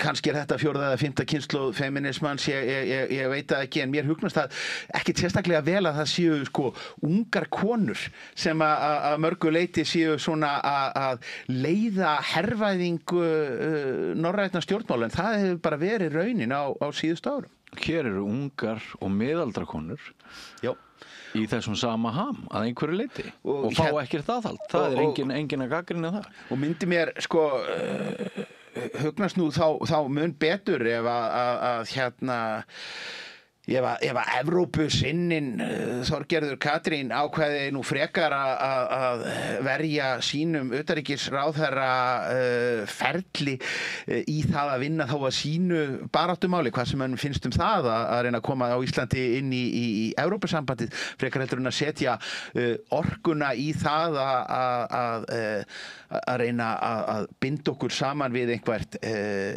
hernaðarsamstarf og maður sér eiginlega svona hlaupið upp til handa og fóta. Mér fannst það bara dálítið sláandi þegar við sáum hérna fyrir bara fyrir rúmri viku að eitt stykki flugfélag fer á hausinn, 100 manna missa vinnuna, líkur á talsverðum afleitum áhrifum af því gjaldþroti fyrir ýmsar atvinnugreinar, fjöldin allur af Íslendingum strandaklópar í útlöndum. Einhvern tímann hefði nú kannski verið kallað til skyndifundar í ríkisstjórn eða einhverjar ráðherranefndar vegna þessa. Það var ekki gert, hins vegar var haldinn þjóðaröryggisráðsfundur vegna þess að það hefðu sést drónar við norskan flugvöll. Mér finnst það sérkennileg forgangsröðun og ég held ég sé ekki einn. Þó svo að ég ger mig grein fyrir því að þessi sjónarmið sem ég að viðra hér í þessu viðtali, þau ekkert greiðan aðgang inn í fjölmiðla, þið heyrið ekkert í mörgum hernaðarandstæðingum vera að tjá sig þessi málefni. Ég held samt sem áður að það sé bara mjög mörgum pínlítið misboðið og margir sem sitja bara spurningamerki við það hvort að við séum á réttri leið. Já, ég hitti framsóknarmann á dögunum. Hann sagði mér að hann hefði heyrt þína rödd í fjölmiðlum og bleik væri brugðið að hann væri orðinn sammála þér og saknaði þess að heyri ekki fleiri raddir. Við vorum aðeins að ræða fjölmiðlana á hann. Þeir rata einsleitastigu í þessu. Alþingi, af því þú nefndir þjóðaröryggis fundin, stjórnarandstaðan, sjálfstæðisflokkurinn, Gulli og Guðrún, þau voru bæði búin að brýna Kristrúnu að halda hana fund og fyrst held ég að hún hafi aðeins sagt við skulum sjá, en svo heyrðist að kannski hefðu einhverjir drónar verið líka nálægt Keflavíkurflugvelli og samt þá var eins og maður festir ekki alveg hald á fréttaflutningum. Og hvað Og hvað? Og svo náttúrulega auðvitað annað sem gerist er að það er annað hver maður með dróna og það eru sérstakar drónaverslanir starfræktar hérna í bænum og það getur ekki verið fótboltaleikur eða brúðkaup án þess að einhver sem mættur með drónamyndavél. Þannig að sjálfsögðu leið og byrjaði að flytja fréttir af því að menni að vera á útkíki eftir drónum, þá munum menn sjá dróna. En þannig að það er ekkert sem að kemur á óvart. En þetta og ég held nú reyndar að það sé nú viðbúið að menn munu nú verða svona pínlítið vandræðalegir með þetta fár þegar að frá líður. Rifjaðist nú upp fyrir mér að því að einmitt þetta er bara heldur þetta sé tímabundið ástand? Það verða áframhaldandi uppþótt en þau verða líklega út af einhverju öðru en það er nú bara atvinnukvilli sagnfræðingsins að rifja upp gamla hluti. Við munum nú eftir því fyrst eftir hryðjuverkin 11. september þá fóru líka berast fregnir af því að það hefðu borist torkennileg bréf með einhverjum hvítu dufti og grunur miltisbrands eitranir sem að hefðu hérna ratað inn á einhverjar opinbera stofnanir í Bandaríkjunum. Niðurstaðan var svona viku 10 daga tímabil þar sem að við fengum sko stöðugar fréttir af því að torkennilegt bréf hefði fundist í Landsbankanum í Bankastræti og eiturefnadeildin var kölluð út og svo var þetta farið að sko sjást í heimahúsum hérna og svo fljótlega náttúrulega bara sáu mér að sér og bara steinglimtu þessu miltisbrandsfárinu mikla 2001. En þetta í sjálfu sér, það er hægt að hlæja þessu, en þetta er náttúrulega líka háalvarlegt mál vegna þess að það er alið á óttan, það er slegið upp fréttunum af því að það sé eitthvað grunnsamlegt eða það sé eitthvað torkennilegt. Leiðréttingin kemur síðan í 3 línum á innsíðu mörgum dögum síðar og enginn tekur eftir því. Já, og þótt hænuskref séu kannski bara hænuskref, ef þau miða öll í eina átt, þá gæti hér orðið bara grundvallar breyting á íslensku samfélagi sem mér finnst núna síðustu daga að það sé aðeins að kvikna meðvitund að hérna sé nú kannski ekkit rosalega góð hugmynd en fyrir nokkrum vikum þá leið mér bara eins og að við værum öll að sogast inn á einhvern vagn. Ég held að hlutverk góðra stjórnmála leiðtoga á stundu sem þessum er að vera maðurinn í herberginu sem heldur rósinni. Ekki að hlaupa á eftir fyrsta heimsenda spámanninum og grípa til hræðsluáráðsins. Það finnst mér vera sko táknum leiðtoga að geta frekar sagt fólki að anda nú aðeins ofan í kviðin og bíða eftir því að einhverjar upplýsingar liggi fyrir. En það er ekki mjög í tísku þessa dagana. Nei. En Stefán, það er búið að vera fróðlegt og ánægilegt að spjalla við þig. Kæra þakki fyrir komuna. Alltaf gaman að koma. Og ég ætla bara að minna á það að hlutverk fjölmiðla, varðhundshlutverkið, svokallaða eftirlits- og aðhaldshlutverkið er að ekki síst gagnrýna allar gjörðir stjórnvalda, veita þeim aðhald. Það mætti nú kannski bera meir á því í þessum málum er mín persónulega skoðun. En við höldum áfram með dagskrá Rauðaborðsins ekki fara langt. Ódýr og öflugur miðill 40.000 manns sjá eða heyra þætti samstöðvarinnar í hverri viku. Ef þú vilt auglýsa, sendu post á samstöðin@samstöðin.is. Ég heiti Kristinn Sigmundsson og styð Samstöðina. Samstöðin er óháð sjónvarpsstöð sem fjallar þjóðfélagsmál á vandaðan og yfirvegaðan hátt. Ég skora á ykkur að styðja hana með því að gerast áskrifendur. Samstöðin er ómissandi. Allir þættir samstæðuverinnar eru á YouTube.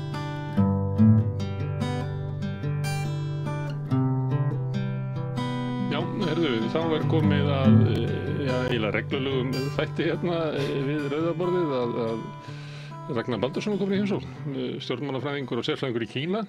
Þú hjálpaði okkur að fá svona eitthvað skilninga á Kína og þessu stóra landi með langa sögu og við höfum rætt pólitíkina og varnarmál og við höfum rætt menninguna. En þú varst lengi í Kína og varst að skrifaði doktorsritgerð við Kínverskan háskóla. Maður halda að þú hefðir skrifað Kína, en þú skrifaði Vesturlönd. Ég ætlaði að skrifa Kína og var að hugmyndi mínar Kína og eðli kínverska menningar og ástæðutan fyrir því að þær voru að þróast á þessum tíma og ég náttúrulega allt ekki allt lífið eiginlega frá því að ég fór þangað í fyrsta skipti 19 ára gamall 75 að þá hef ég verið að velta þessu fyrir mér og breytt skoðun á því og það allt saman og smá saman voru þessar hugmyndir mínar að mótast og þess vegna þegar ég fór í stjórnmálafræðina til þess að þá var það til þess að fá betri skilning á kínverska menning og hvað það væri sem allir þessum veldur þessu núningi við Vesturlönd og milli þessar menningar heima og hvernig Kína gat rétt sig svona hratt við eftir niðurlægingu, eftir ópíumstríðið og heimstyrjaldarnar og þeir að koma úr fangi nýlendustefnunar og svo framvegis og þetta, ég ætlaði að gera þetta og svo fór ég náttúrulega í mjög hraðan kurs í stjórnmálafræði og ég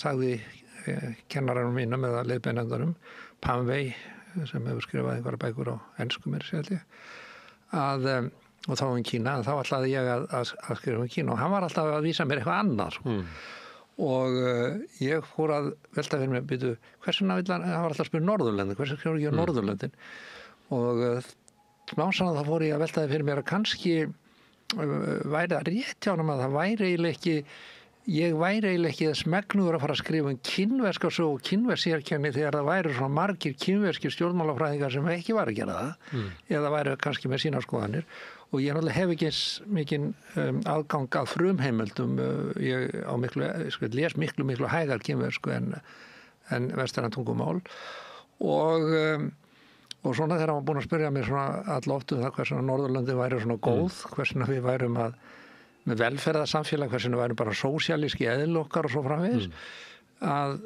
og svar okkar þetta bara, af því bara sko, það á bara að vera svoleiðis okkur finnst að heimurinn eigi að vera svona og fólk eigi að vera gott og ekki ef einhver bæklaður að þá á hann að fá aðstoð við að lifa lífinu eins vel og hann getur og fólk við erum að hjálpa fólki sem í fátækt og á við erfiðleika stríða og svona en þeir bætti alltaf við sko en voru þetta ekki blóðugur víkingar sem börðu fólki í höfuð og rændu af því gulli og silfri jú og þá fór ég að velta fyrir mig heyrðu það nú kannski verðt að sko svara þessa spurningu og við vitum og ég vissi frá mannkynssögunni að víkingatímabilinu lauk 1066 og það frekar óverulegt og hafið eitthvað heilt tímabil sem líkur bara 1066 og ég hugsaði mér já býðu nú við og svo byrja krossferðnar og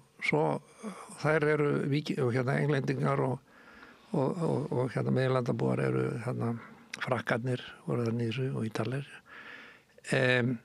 kannski var það þannig og síðan það heimsvallastefna sko beinu framhaldi kannski var það þannig sko að vondu víkingarnir að blóðugu víkingarna vonda fólki þeir grimmu og þeir fóru til England sko við Englands og það settust þar breyttu eðli englendinga og eða til Fraklands til Normandi eða hvað var og þá var fólki sem var eftir að það voru bara fiskimenn og bændur og ég fór að skoða þetta í sögun og þetta náttúrulega þeir voru víðar, þeir fóru til Kænugars og þeir fóru út út allt Rússland auðvitað upp rússar eru stoltir af bæði rússar og Úkrænum en ekki bara spurt fólk stoltir af því að sænskir víkingar hafi stofnað þeirra ríki sko, en svo fór ég aðtöð og þetta bara bull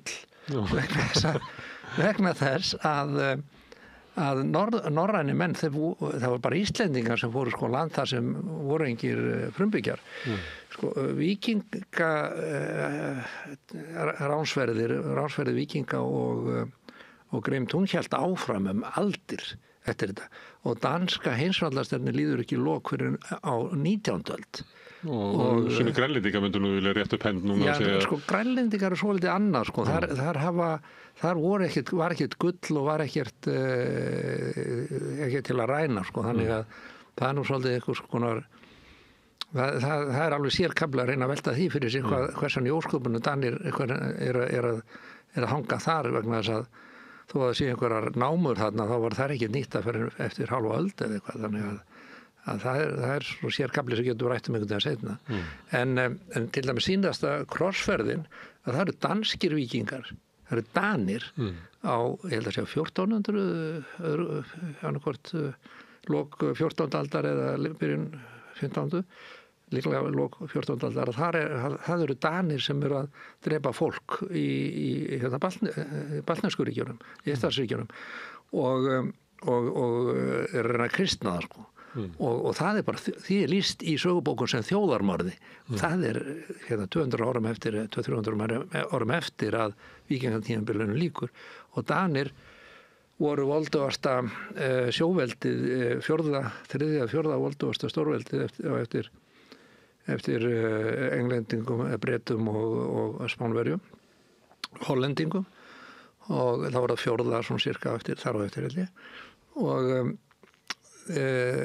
réðu yfir Eistarsaltið, fekk enginn þar að fara inn þess að Danir gæfu leyfi alveg þar til loka þá til á upp á 19. aldar þegar að Bretar stálaðu flótanum. Þannig að þetta passar ekki. Og Svíarnir voru náttúrulega í alls konar stríðum og voru svona dálítið megin lands stórveldi og bera töluvert ábyrgð á því hvernig Rússar og Úkraínumenn hegða sér því að þeir voru þar. Þeir innrættu þetta í þá og svona. Þannig að býtu, hvers vegna eru það svona góð? Hvers vegna eru það þannig að einhverju með vinnufælni að þá finnst okkur alveg eðlilegt að hann sé bara þá veikur og getur ekki farið í vinnu og hann getur, sálfræðingur getur kannski gefa hann vottorð að hann fari einhver öryrkubætur út af vinnufælni.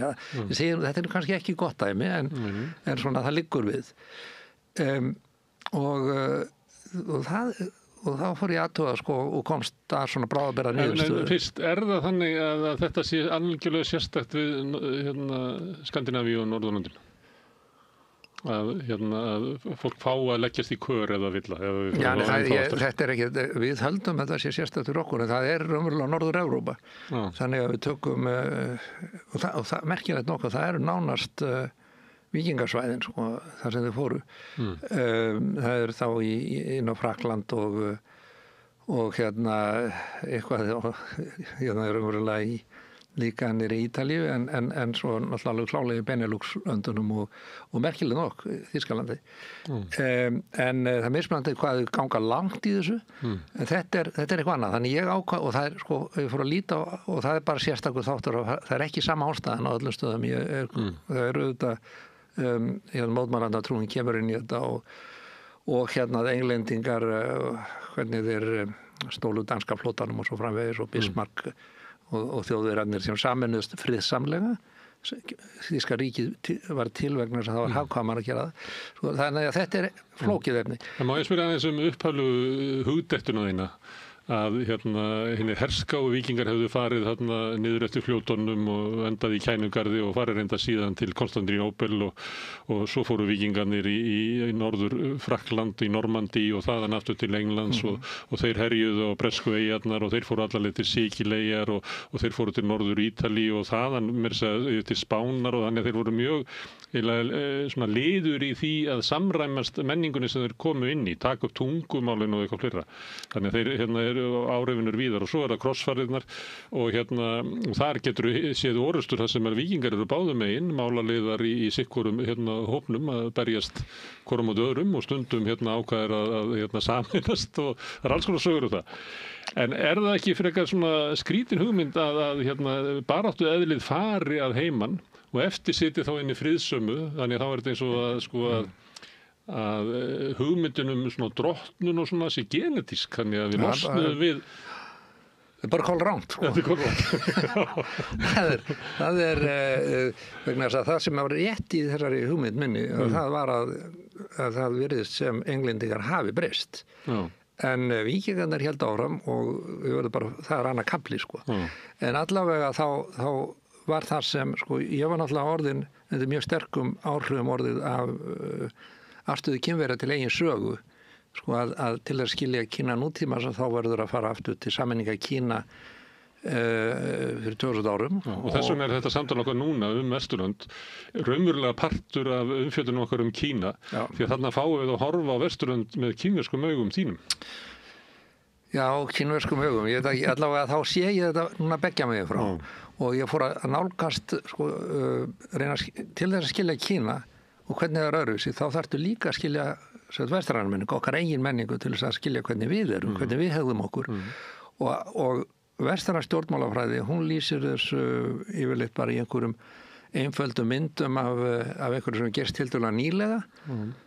Þegar ég sé nýlega þá síðustu 100 árum eða síðustu 30 árum eða eitthvað svoleiðis, þegar lýðræði í almennu kosningaréttur komst á, menn gleymaði hvað stutt síðan konu fengi að kjósa til dæmis, að það er ekkert svoleiðis. Þú verður að skoða hlutina í lengra samhengi og vandamáli til þess við til dæmis sagnfræðinga, þeir eru kannski sérfræðingar í Rómaríki og áhrifum Rómaríkis sérstaklega. Svo eru menn sérfræðingar í víkingatímabilinu og þeir bara hætta að fjalla víkinga. Loka bókinni 1066. Já, bara hætta að tala það og það er ekki, veruleikin er ekki svoleiðis. Þetta er allt saman í samhengi og við erum líka undir áhrifum af enskum sagnfræðibókum sem bara viðurkenna ekki áhrif víkingana. Þetta er óþægilegu kafli sem Churchill talar þetta sem einhvern stutt tímabili í enskri sögu sem við blessunarlega eru komnir upp úr og einn anglo-saxneska menning tók við sem bara algjört bull vegna þess að víkingarnir voru náttúrulega búin að drepa þess anglo-saxnesku yfirstétt og ekki eins og þetta bara tvisvar.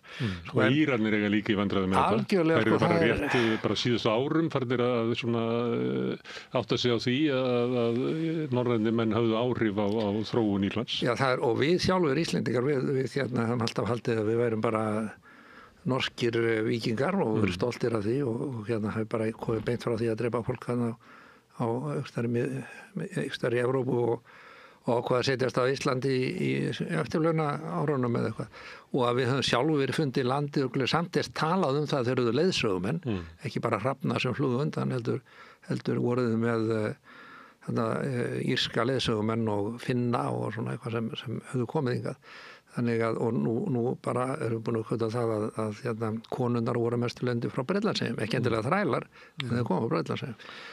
Þannig að ég fór að sjá þetta í þessu samhengi og þá fór ég og ætlaði að taka efni og fókusinu var þessi sem víkingarætur enskrar heimsvaldastefnum en svo þurfti ég að koma því inn í formatið stjórnmálafræðina sem verður að fá einhverja formbreytingu eða struktúrbreytingu á samfélaginu, eitthvað nýtt sem kemur inn í og útskýri þessa breytingu sem náttúrulega mjög mikil einföldun, álíka mikil einföldun eins og söguleg efnishyggja sem heldur þið fram að fyrst gerist ættbálkarsamfélagi eða steinaldarsamfélagi, ættbálkarsamfélagið og svo eru lénssamfélag, síðan kemur kapitalismi og svo kemur sósíalismi, kommunismi. Þetta náttúrulega bara mjög mikil einföldun og eiginlega hún svo mikil einföldun, hún bara einfaldlega röng. Þrælahald hélt alveg áfram inn í kapitalisman í bæði í Japan og í Bandaríkjunum. En í þá til þess að láta það passa við stjórnmálafræði módelið að þá heitið á ritgerðinni hvernig litlir tiltölulega litlir hópar manna eða geta breytt heilu miklu stærri samfélögum víkingar, normenn og krossverðir. Þetta er þemað. Megin, en ég stúderaði þetta svolítið líka út frá sögulegu sjónarmiði en svo skar ég mikið út úr þessu þegar ég í endanlegu ritgerðinni því að ég þurfti fyrir sjálfa mig þá þurfti ég að velta það fyrir mér voru englendingar til dæmis alltaf svona eða var þetta vegna þess að þeir Rómverjarnir gerðu svona nú var England var hérað í Rómaríki og þá kemur svona hvers vegna í ósköpunum voru þeir að Rómverjarnir hvað voru að flækjast upp til England og stofna þar eða við leitt til Norður-Evrópu og stofna þar héröð og eftir að stúdera það mikið þá það þannig að ég komst að því að fyrsta lagi að eftir Rómverjarnir fóru frá Englandi að þá flippaði samfélagið alveg tilbaka til þess og tungumálinn kom aftur og til þess að ég er ekki beinlíns keltnest en bara til þessar ættbálkar sem voru þarna áður og þeir voru ekki mjög friðsamir, þeir voru það grimmir að þetta Rómverjana 2 kynslóðir 70 ára að stofna sína nýlendu þarna og svo gáðust þeir upp á að taka skotana þannig að þeir, eða svo sagan segir að hafi gefist upp á því og hafi byggt þar Adrianvegginn í norður Englandi eða fyrir norðan England og til að loka skotana En skýringin getur vel verið líka að þetta var ágætis uppspretta fyrir skylmingaþræla. Það er að segja að taka skota og fara með þá niður til Englands. Þannig að það var ekkert, þeim varst ekkert verra kannski að hafa einhverja barbara þarna fyrir nágrenninu. Ekki innlimað á því að þeir eruðu, einni tveimur kynslóðum eruðu lélegir skylmingaþrælar. Það kann að vera sko maður. Þá var þeir... Já, það gæti verið skemmtun af þeim. Já, kannski.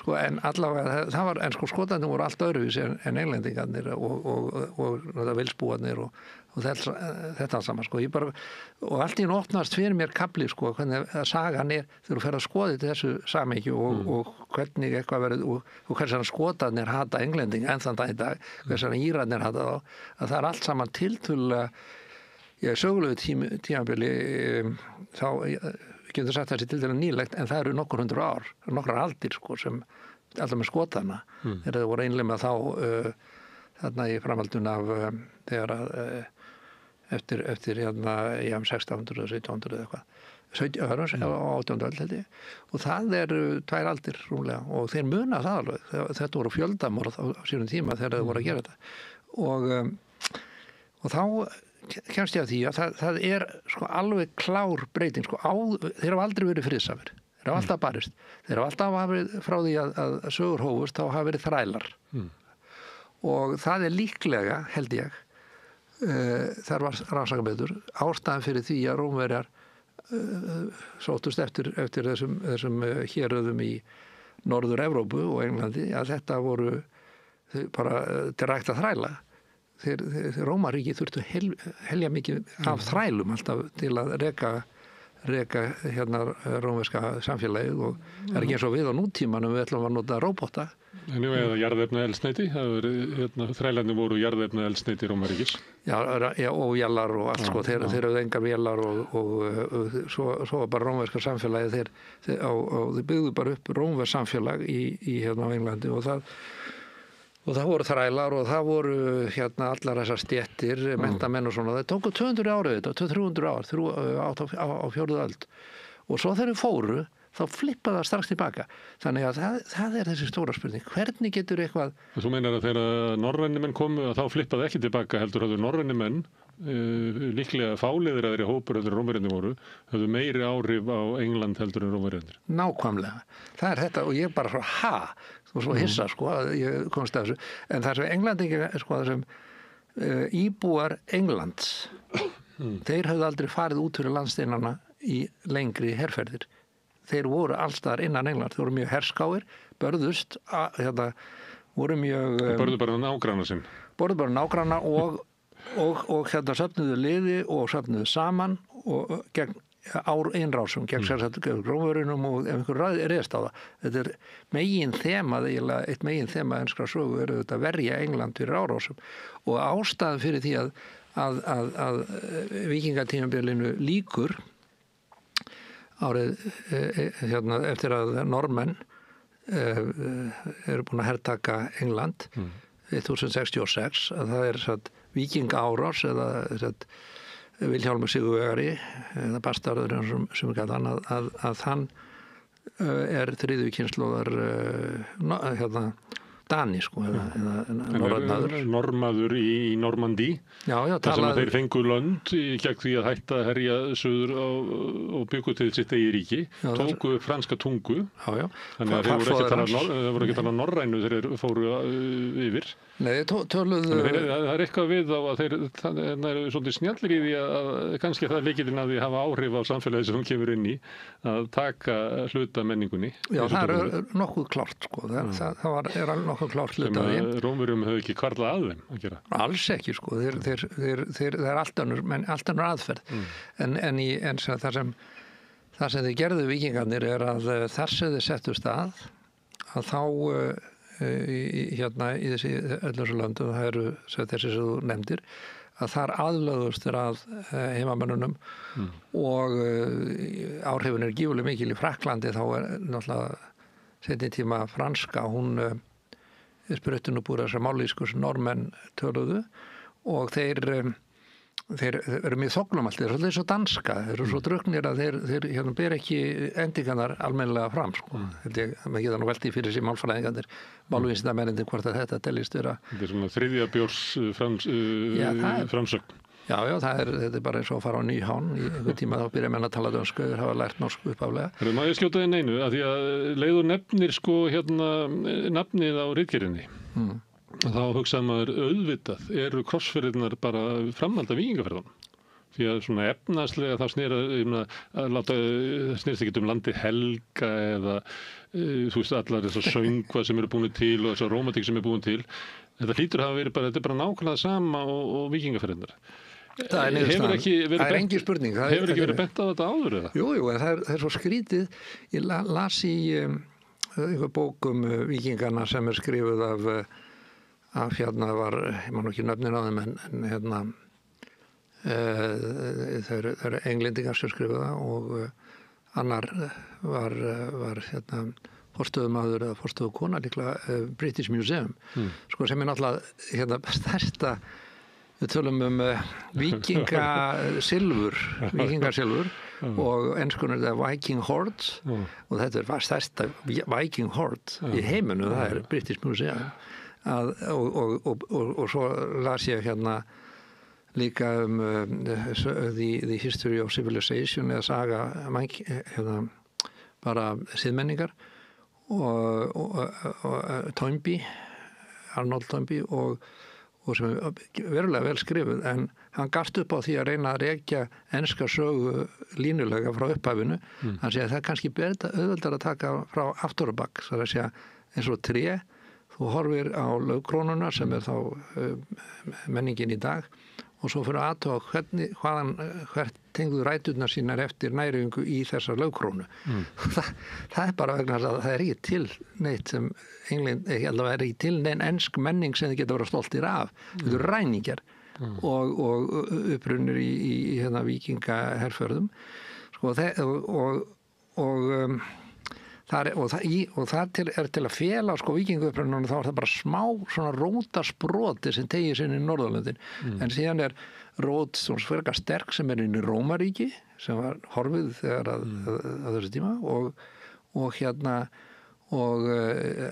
og hérna til Indlands og Egyptalands og þessar nýlendur sem eru stoltir af eða voru stoltir af þessum tíma en það er ekkert minnst á Kína eins og það er í uppruna enskrar siðmenningar sem fyrir þessum enskum sakfræðingum er sko siðmenning heimsins og ég var veldur þessu fram og tilbaka fyrir mér og það er sko Víkingarnir, það er náttúrulega alls ekki rétt að víkingar hafa ekki haft mikil áhrif á England. Þú sér það í tungumálunu, orðið við hversdagsorðið eins og hamar og verkfæri og slíkt að það þau eru norræn og síðan er struktúrin, uppbyggingin á enskunni að hún breytist frá því að vera svipuð og þýska sko með hún breytist hún er með eins struktúr eða syntax og norrænu tungumál hún er sett, má segja að þetta er norrænt tungumál með gífurlega mikið af orðum úr fornensku og náttúrulega bara á latínu og það er eitt styrkur en hún getur stólið tungumál með hugtök frá allum heiminum. En má það vera að englendingar vilja ekki sjá þennan skyldleika að þegar þú ferð til Skotlands að þá verður hann miklu augljósari. Þá verður bæði ef þú ferð út á skosku eyjarnar þá ertu næstu bara komin á norrænt svæði. Bara kennileiti eru meira og minna á norrænu máli og þú ert þarna með goðaveldin í klönunum og þú ert með svona almenning sem er nýta land og hugmyndum eignarrétt og alls konar sem er svo miklu norrænna en svo ferðu yfir til Englands að þá ertu komin í svona landeiganda land þar sem er allt öðruvísi svona samfélagslegu strúktúr og sömunniti voru erjur þarna á milli þannig að það má vera að englendingarnir hafi ekki viljað sjá þetta vegna þess að þetta eru einkenni andstæðingsins. Það getur vel verið sko og þetta er eitthvað sem það rannsaka betur en með Hjaltlandseyjar og þessar skosku eyjar að það eru sauðalítarnir eru ennþá notaðir golfsótt og þetta, það er við alla mórauð og svona.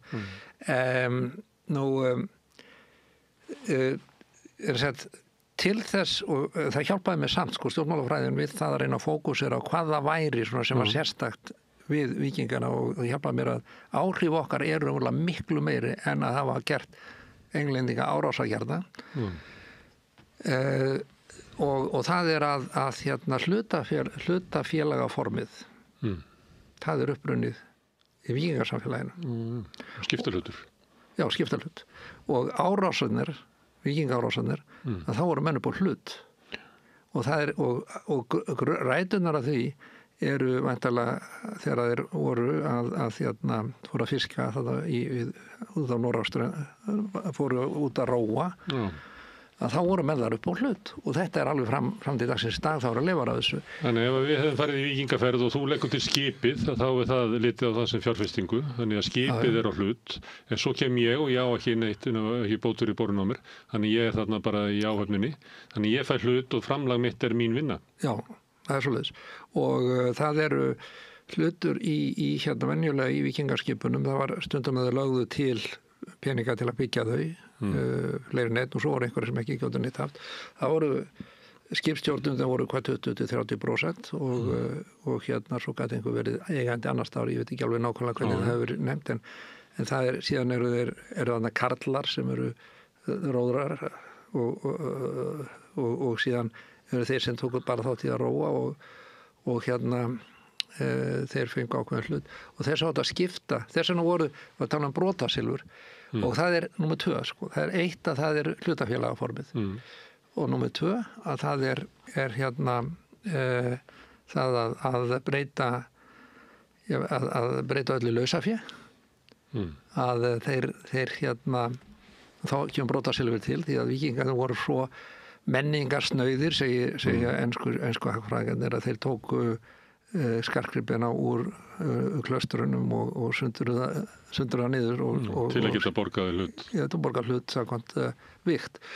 En það er ekki svona einfalt sko því að hérna, það var hefð fyrir því að meta jarði til dæmis til hvað maður kúgildi í einni jörð. Eins og við þekkjum bara úr okkar sögum. Já, það er bara hjá okkur og hérna og síðan hvað maður ekki ærgildi í kunni og síðan hvað maður ekki fiskar í ánni sko, þannig að og síðan er það með þetta peninga þannig að þetta kerfi opnar síðan fyrir það sem síðar kom sko í krossfærðunum að þá voru... En þetta sér hérna norrænt að horfa á hérna ána og telja eina fiskana og meta sláttuna og... Ég held að þetta sé svoleiðis. Það er ég hef ekki fundið annar staðar, en allavega sko, þó að eitthvað hafi verið til annar staðar að þá er það þarna í gegnum þennan farveg sem það fær alþjóðlega útbreiðslu, þannig að það kann að verið sjálfsagt sko, kannski mongólarnir voru mjög svipaða síði sjálfsagt og það er þriðja elementi, það er að kaupa menn fyrir gjafir, það er að segja þú keyptir vináttu, þú gast vinátta og hvað var mikil, hún fór eftir því hvað þú hafði mikið fram að leggja sko. Það er bara verðmið af allt. Og þú gast, ef þú fórst í krossferðirnar að þá voru fátækir, það getur verið erft jörð, þeir áttu jörð, áttu land og þeir getur veðsett hana. Og það var vegna þess að það voru aðferð til að reikna það og þá fenguðu lán sem var á okkuvöxtum og þar koma gyðingarnir inn í þetta líka því að það er í krossferðunum að þeir hérna á síðan þá gastu keyptir sko menn og þú gast hérna farið með lítinn her og vopn og hesta og svo framvegis þannig að þannig urðu fengið til sko fé fyrir safnað fé á orustur og það sem er sérstakt við sko munur í kínverskursögu til þess þá ertu með félög, þú ert með einhverja sem er að framleiða hérna, vefnað eða silki eða skó úr hérna, úr skinni og járna og jársmiðjur og þú ert með þetta allt saman. Þetta eru fjölskyldufyrirtæki, skildmenna og þau eru bundið við yfirleitt staði, þorp þar sem þú ert að gera þetta og það er fyrir þennan áður en þetta kemur til.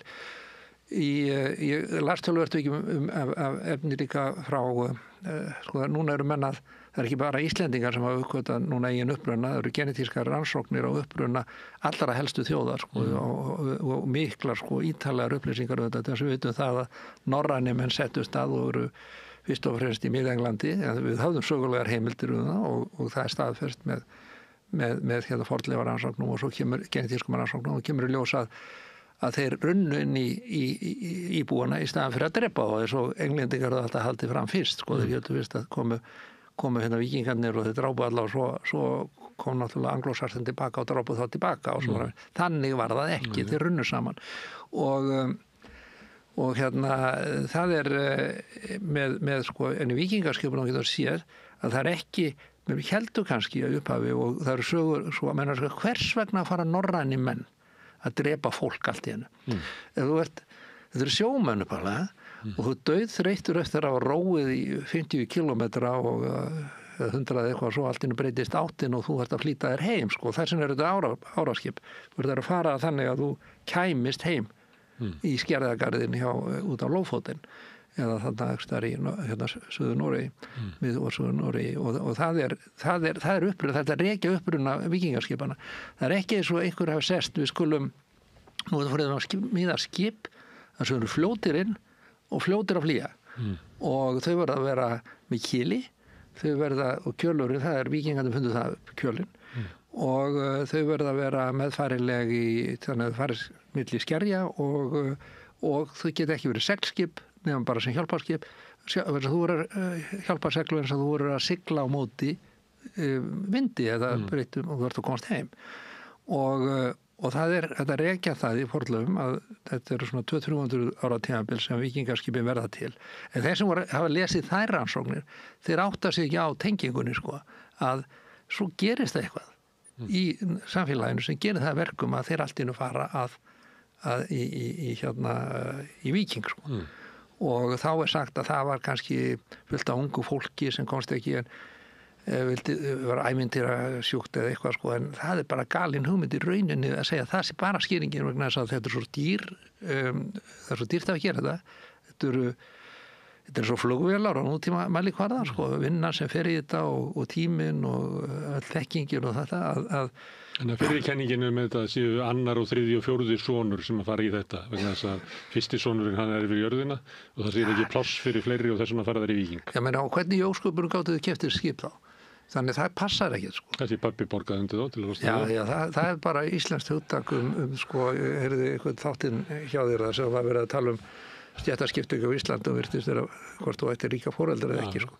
En það er byltingamynd já, en það er þannig að þeir semst það er að rekja að allavega þeir fóru að róa og skipin voru orðin til og nokkuð góð og síðan er þetta að sjá hvernig þá mynduðust viðskiptaleiðir frá alveg frá Svartahafi yfir til Skandinavíu yfir til Noregs og þaðan áfram til Frakklands og þá væntanlega með viðkomu í Englandi sem er ekki eins ljóst því að það er ekki eins miklar hortnimunjar þar frá þessum tíma en þeir sem fóru til Frakklands á hérna svona 100-200 árum áður en vikingaherferðnar byrja þannig að þetta var til þannig að þeir voru nota skipin til sem kaupskip líka þeir voru sjómenn og kaupmenn og síðan segir Ari Fróði okkur frá því að það hafi komið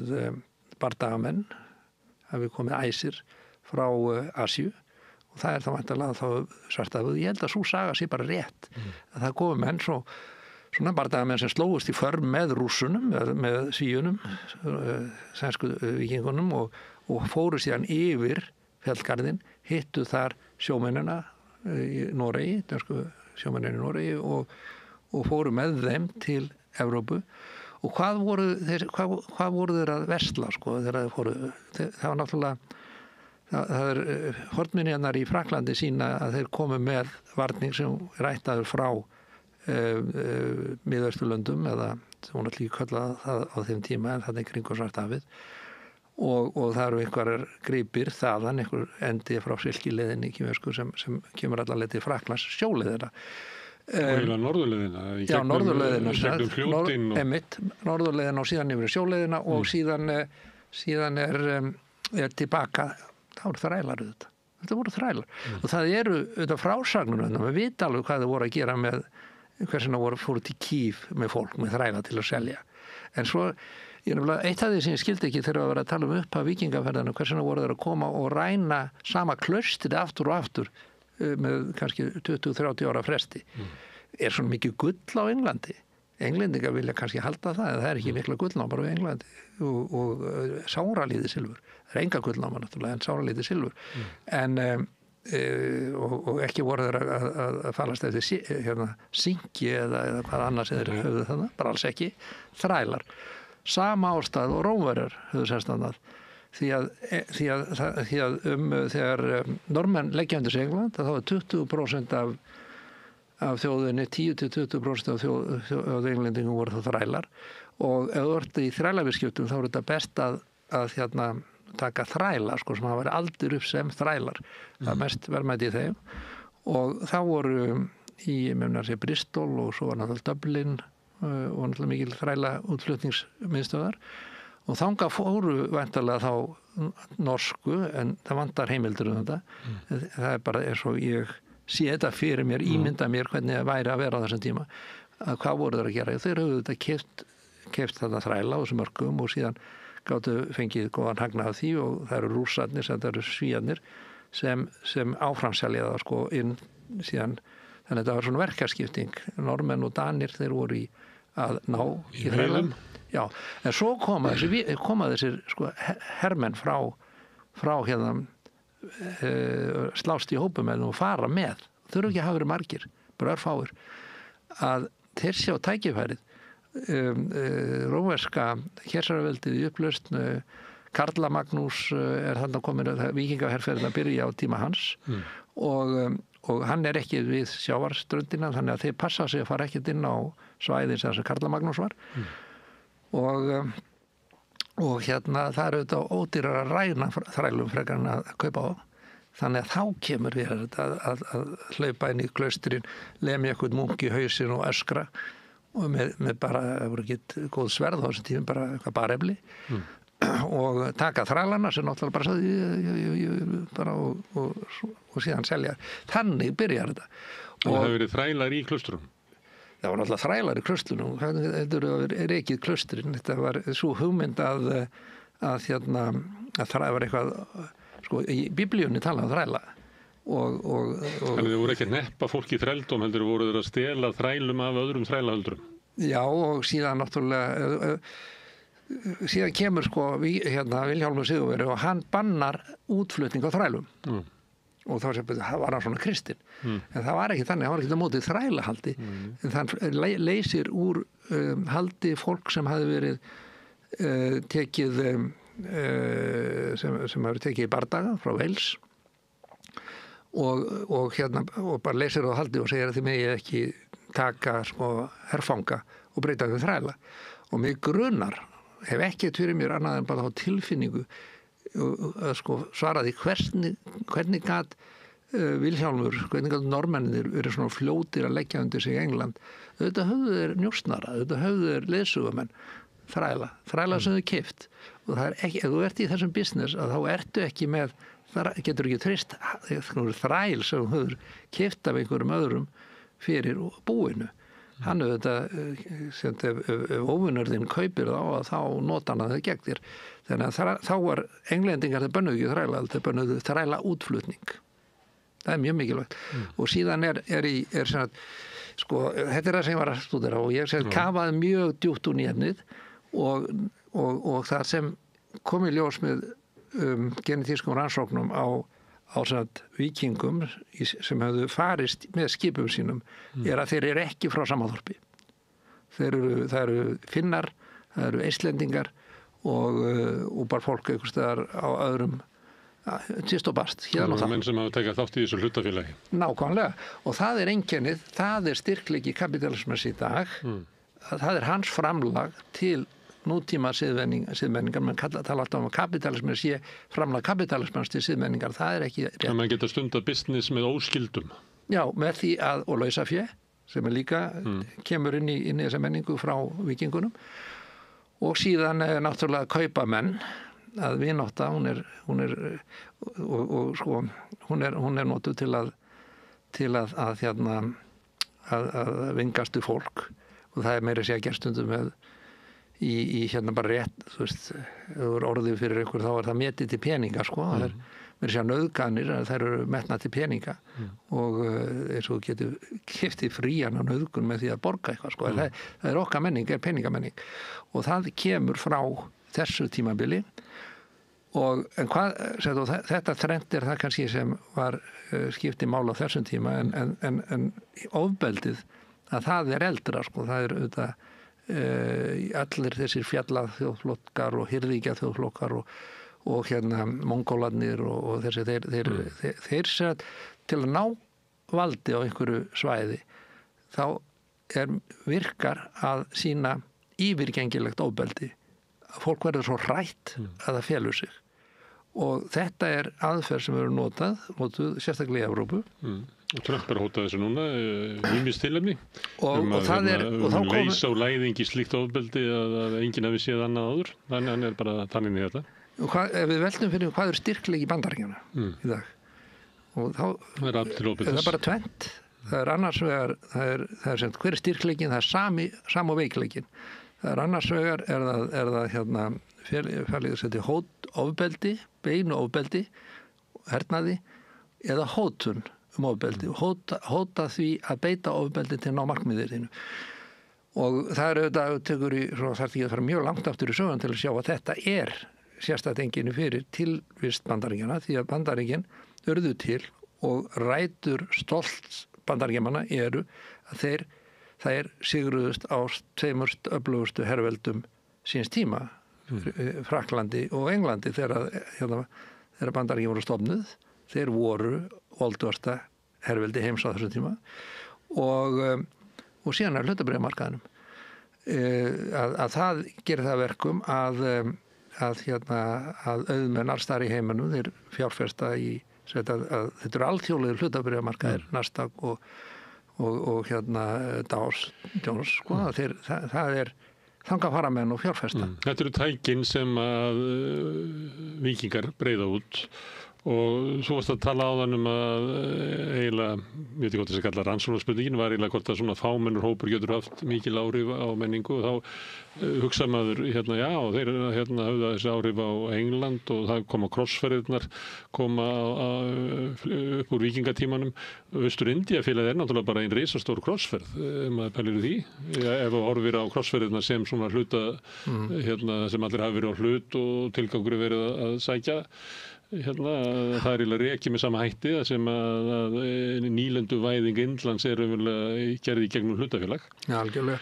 Og það eru fleiri. Og svo að þú búin að segja að Svíarnir fóru þarna til Kænugars og það kveiknar í ríki bæði Úkraínumanna og Rússa náttúrulega sérstaklega. Rússarnir eru heimsvalda sinnaðir, eru árásargjarnt ríki. Englendingarnir voru það náttúrulega heimurinn fekk að kenna fyrir því og það hafði síðan áhrif í Bandaríkjunum og að því að við vorum að tala upp af að þú að horfa á Vesturlönd með kínverskum auguðínum að þú hefur verið að halda þig fram í fyrri samtölum og það væri bara eitthvað innbyggt inn í kínverska menningu sem að gerði þá ekki árásargjarna að þeir væru að verja svona sitt svæði, þeir vildu frekar hafa góð samskipti við önnur ríki og annað slíkt og þess vegna ættu við að meta stöðu Kína í heiminum út frá svona djúpri menningarlegu rótum. En þá ertu þá líklega að segja það sama, við höfum að horfa á engilsaksana, Rússana, að horfa með djúpum menningarlegu rótum og þetta eru bara árásargjarnt lið, þetta lið sem aldrei til friðs. Eru kannski búin að það samtal búið? Nei, þetta ágætið súmering en nema hvað að Rússarnir eru ekki bara skapaði, sko, Rússar og Úkraínumenn sem þeirra menning á sér rætur í vikingamenningunni en það sama tíma þá það líka rætur í mongólsku menningunni. Það eru líka óbóðslega árásargjarnar þjóðir sem mongólarnir lögðu undir sig sko, stærsta heimsveldi heims sögulega á landsvæði mongólska heimsveldið. það lagði undir sem hluti á Evrópu og Asíu og allt þar á milli sko, og komu á friði fyrir viðskipti þar á milli, en þetta gerður með þeirra aðferð að Djengis Khan og hans menn að þeir réðust inn í fóru svo hratt yfir, voru með á hestum, að þeir stoppuðu ekki í þorpunum. Þannig að þegar þið komin í þorpuna þá var enginn sem vissi að þið var að koma. Það var ekki nein netsamband á þessum tíma og það var náttúrulega einhverjir gamli menn eða bara eitthvað fólk að ganga eftir þessum stígum í miðju þorpi eða götu eða borg eða hvað og þau bara drápu fyrsta bara sem þið sá og riðu áfram og skildi síðan eftir nokkra til þess að íbúðandi voru bara skjálfandi og svo heldur þau bara áfram og lögðu undir sig bara heiminn en þetta hélt ekki um að tvær kynslóðir og þá var það búið. Það sem við Kína náttúrulega haldið miklu lengur og líka á Vesturlöndum okkar menning hefur haldið miklu lengur. En munurinn á Rómaríki, mongólska veldinu og Þýskaland til dæmis, að þetta eru meginlands stórveldi og af þeim eru líklega eru þjóðverðarnir friðsamastir. Það er eina svona nýlega dæmi sem við höfum það að ríki hafi verið stofnað upp úr ættbálkum vegna þess að það var hagkvæmara að gera það. Þess að ekki að berjast, það var ekki orustu. Vilhjálmur, konungur Vilhjálmur, það var annar og Bismarck, þeir sem fóru og það var bara, það voru hvert ríki, borgríki þarna, ýmisríki, sum stór og önnur bara eitthvað borgir. Við vandar og með kastölum og svo framvegis og borgarmúrum og svo var tollur á hver einasta hliði og þetta var ansi kostnaðsamt og það hamlaði þróun og þess vegna stofnuðu þeir ákveður að stofna ríki og þetta er ekki, þetta er alveg þverugt sem lærum í söguna, þetta séu grimmasta ríkið í Þýskalandi sem bara grimmast í Evrópu, bara kolrangt. Það orðaði einhvern veginn þannig að ég veit ekki hvað þú þekki söguna en snemma á síðustu öld að þá ákvað Þýskaland að fara í stríð og valdi sér sem andstæðing heiminn og maður myndir halda það að þetta hefði verið fljótlegt fyrir heiminn afgreiða en það bara munaði litlu skil ég segja þér. Svo nokkrum árum seinna að þá ákvað Þýskaland aftur að fara í stríð og völdu sem anstæðing heiminn og aftur munaði bara litlu. Já, þetta er þessi, ég veit ekki, ég er svolítið erfitt með þetta núna, ég er náttúrulega las þessar sögubækur og það er, þessi sögurskóðun er alveg galið, sko. Fyrsta heimsstyrjöldin og ég bara vitna aftur í Winston Churchill, að það er Napóleonstríð og Napóleon þannig í lok 18. aldar aldamótin að hann lagði undir sig mjög hratt Evrópu og var að saman Evrópu og hann mætti ekki mikil í andstöðu þegar öfugt við það sem flesti myndi halda þegar hann komin í Þýskaland heldur bara fór hann bara yfir og það kannski framhalda því sem þjóðverðir ákveða að saminast en þeir fór hann yfir og inn í Pólland og ekki mikil andstæða heldur áfram og það fyrst í Rússlandi þar sem sem hann hittir kannski arfleiðina Mongólun að þar er snúið upp á hann. Englendingar þeir voru allan tíman þetta var bara allan tíman á milli englendinga og meginlandsins og því að í enskri sögu sko þá vitni bara ég las hérna bókin eftir Nóbelsverðlaunahafan Winston Churchill sem var Nóbelsverðlaunahafi í bókmenntum því að það var ekki hægt að gefa honum friðarverðlaun eftir heimsstyrjöldinnar en einhverjum hefur ábyggilega dottið við það og hann er svo Trump verið móðgæður við því. Ekki fyrirlands í hernum áður en hann fór í stjórnmálin. En hann gefur þessa bók upp sem The History of the English Speaking People og í 4 bindum og var náttúrulega að skrifa með aðstoð ritara og svo lá hann sjálfur í hérna baðkarinu. Ég veit ekki hvort að það er alveg satt en það er frá Boris Johnson sem skrifaði ævisögu Winston Churchills eða bókum Winston Churchill og segir frá því að þegar hann var að lesa fyrir þessa bók lá hann í hérna baðkarinu og þeir komið þarna rítararnir hver að fætur rítarar voru áttu voru 2 kvöld sko og hann satt þarna hálfslompaður og var að segja þeim hvað það ætti að setja og hvað það ætti að finna heimildirnar og síðan, það voru fyrir utan dyrnar náttúrulega, það ekkert annað í þessu en hann skrifaði þessa sögu og Hinrik VIII, hann gerði síðustu tilraunina til þess að stofna enskt heimsveldi á meginlandi Evrópu, ríki þar og gafst upp, var vel tekið í upphafi, gekk vel í upphafi, nota bene með svissnesku með leiguliðum, eða segi ég atvinnuhermönnum eða leiguhermönnum, málaliðum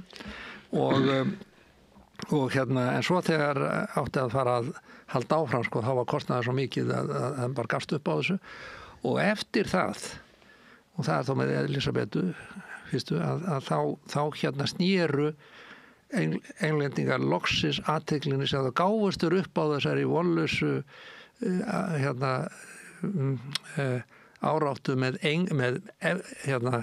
meginland Evrópu sko Winston Churchill fannst þetta var algjör tímasóun að vera eða tímanum í að vera berjast þar og snéru sér að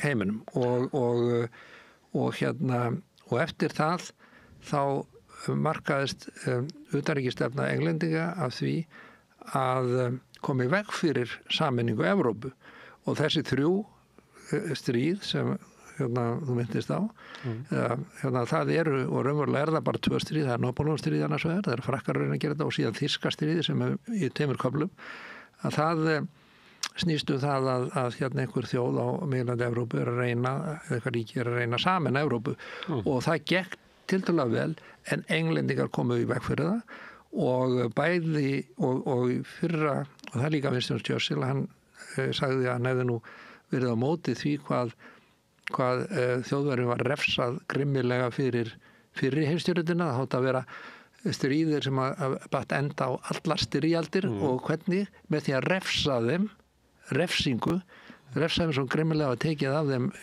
Kólahjörðun og stór hluti af Pólandi og eða sett af Þýskalandi sem var náð inn í þessum er núna Póland og það var svo þrengt á þeim að þeir þurftu Lebensraum, þurftu olnbogarými og þá kom náttúrulega og hann bara auðvitað annað stríð og Winston Churchill hafði varað við því og það er það sem gerist og ræðst á einhverja þá ertu ekki að bæla þenni rófbeldi, þú ert að íta undir rófbeldi og hann skildi það alveg Winston.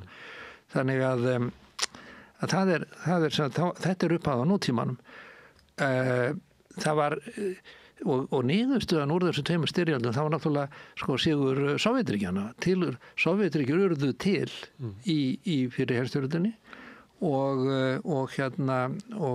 Varsjárbandalagið Evrópu í seinni. Já og það var bara sigur réttlætis og ég veit ekki hvað sko. Svo þegar að og raunin ef við hugsaum það núna í sögulegu samhengi þá er þetta þessi friður í Evrópu hann byggður á ógnarvaldið og hótunum gereyðingu og þá gátu þeir unnið saman og þá var friður og þeir sem drottnuðu yfir heiminum voru risaveldin 2 það var annars vegar England og Bretland var búið það var Bandaríkin og Sovétríkin og þeim kom mjög vel saman sem Trump er að minna fólk á núna að þó hann ekki tala mikið söguna en hann horfir til Sovétríkjanna eftir fyrirmynd og hann og þá þorði enginn Bandaríkin þau héldu öllu Vestur-Evrópu í heljagripum og tryggði það að þau voru ekki einu sinni með eigin heri eða neitt svoleiðis, það er ekki til að ógna þeim því að það var bandarískur setulið í öllu þessum ríkjum og Varsjárbandalagið og Sovétmenn þeir stjórnuðu afgangunum, helmingunum af heiminum og þetta er það tímabilið sem brotnaði niður og það gerðist bara í fyrradag, þannig lagað í lok seinustu aldar og síðan hafa Bandaríkin reynt og þess vegna segi ég að það er styrkleiki valdið, hervaldið sem stofnaði Bandaríkin, það er styrkleiki þeirra en veikleiki þeirra sem er að fella þau að það er þessi árátta við að leysa vandamál innan gæsalappa með ofbeldi og þeir hafa gert það hefur verið stöðugar styrjaldir frá falli Sovétríkjanna frá því að kalda styrjan lýkur sem Bandaríkjamenn hafa alltaf verið í stöðu í stríðum og ráðast á hvert ríkið á fætur öðru og eftir Víetnamstríð þá að passa sig á því að vera ekki að senda mikið hermönnum, þetta er meira og minna bara loftárásir og hérna síðan sérsveitir sem eru sendar í skyndiárásir og þetta hefur ekki, þetta er ekki leyst eitt einasta vandamál, hvergi. Stríð leysa ekki vandamál. Bandaríkin hafa ekkert stríð unnið. Nei, og síðan eru þessi hérna er það hlutabréfamarkaðurinn sem er hinn veikleikinn og það náttúrulega kom fram í hruninu þriðja áratugnum að hérna fyrstu heimskreppunni að þá mynduðust afleiður fyrirtæki sem voru stofnuð orðróm og bólur og slíkt og það skapast mikla bólur og þá hrundi alveg þándilega hrundi sko. Þetta er veikleiki sem er búið að leiðrétta verulegu leyti en við sáum hvað myndaðist aftur í hérna fjármálakreppunni þegar þá var myndar afleiður tókst mikið á skuldum, settir það saman og seldi skuldina og grættir á því og það er veikleiki og þessi veikleiki er að koma núna aftur og ég þótti hissa á því að menn skuli ekki átta sig á því að hvað Trump hefur gert, menn skilja það ju einhvern veginn þannig lagað að hann keypti sér velvilja ofurríka fólksins, 1-2% af hérna Bandaríkjamönnum og fólki sem ekki nauðsynlega eru Bandaríkjamenn hafa bara grætt á hlutabréfamarkaðnum með því að skattleggja ekki þeir eru hann frelsar það undan þeirri kvöð að fjármagna innviða uppbyggingu í Bandaríkjunum fjármagna ríkið í Bandaríkjunum fjármagna menntunin í Bandaríkjunum vegna þess að þeir fá að halda hagnaðinum kaupir sér vinskap þeirra já, og þá kemur þetta þann kaupir sér vinskap þeirra en svo má snúa þessu við er það ekki þá þessu ofurríku menn sem keyptu sér vinskap hans það er play and be played það er alltaf já, það er þannig þetta er bara gamalt vikingaprinsip sko, að þú kaupir þið vináttu þú kaupir hana, þú færð hann ekki fyrir einhverja tilfinningar, þetta er bara keypt og það er það sem er að hérna, þetta er svarið við því hvernig getur hlutabréfamarkaðurinn í Bandaríkjunum verið að hækka svona það er vegna að þetta er ekki hlutabréfamarkaðurinn í Bandaríkjunum, hann er alþjóðlegur og þeirra svona mikið fjármagn fólk sleppt undan hérna skattheimtu þessu ofurríka fólki þá myndast mikið umfram fjármagn til að nota til annara hluta til og þá er hérna áróður segir að með því og ég hef heyrt einhvern hagfræðing líka hér við þetta borð lýsa því að þá myndast að þá þarf að greiða fyrir markmið tollana sé að fjármagna þá innviða uppbyggingu og rekstur ríkisins en það er ekki svona einfalt sko vegna þess að þegar ef þú átt óbúslega mikið af peningum og allt í einu og þetta færð mikið ofurgróða vegna skattaívilnana þá fjármagnaru þú ert ekki að hugsa eitthvað Bandaríkin þú ert innfluttur auðmaður kannski í Bandaríkin keyptir hugsanlega ríkisborgarrétt fyrir nokkur $100,000 eða einhverja fjárfestingar og þú fjárfestir þetta í skynsamlegum fyrirtækjum þar sem er góður innviður þar sem fyrirtækið er sem ríkið er vel starfandi og það er ekki Bandaríkin því að Bandaríkin er ekki að fjárfesta í eigin innviðum Trump heldur því fram að hann sé að laða aftur fjárfestingum til Bandaríkjanna alveg galið sko því að beina afleiðingin er svo að með því að gera það auðveldara að þú gerir ekki svo mikið kröfu til arðsemi framleiðslu með því að þegar þú útflytja þá ertu í útflutningi að þá ertu varin af skattamúrum tollamúrum og þess vegna þarftu ekki að ná eins mikil hagkvæmni, þannig að þú þarft ekki að vera með eins mikla sjálfvirkni, eins mikið að róbótum eða þessum vélmönnum í framleiðslunni eins og samkeppninni. Það svona kenning kannski svona klassískar hagfræði liðina áratuga sem orðar þetta svona. Já, hún orðar þetta svona og þetta gerist. Þorvaldur Gylfason hefur orðað þetta með þessum hætti. Nákvæmlega. Það eitt sem ég heyrði hérna daginn að hann fer og gerir samning, segjum bara við hérna Bangladesh. En nú ætla ég að hækka tollana en þeir borgið 36% tolla og þeir skrifa undir það. Og hérna hann telur að þar með komið inn peningar þegar tollanir eru greiddir og það séu raunverulega framleiðendur í Bangladesh sem að borgi það til þess að við getum byggt upp inn við hérna í Bandaríkjunum.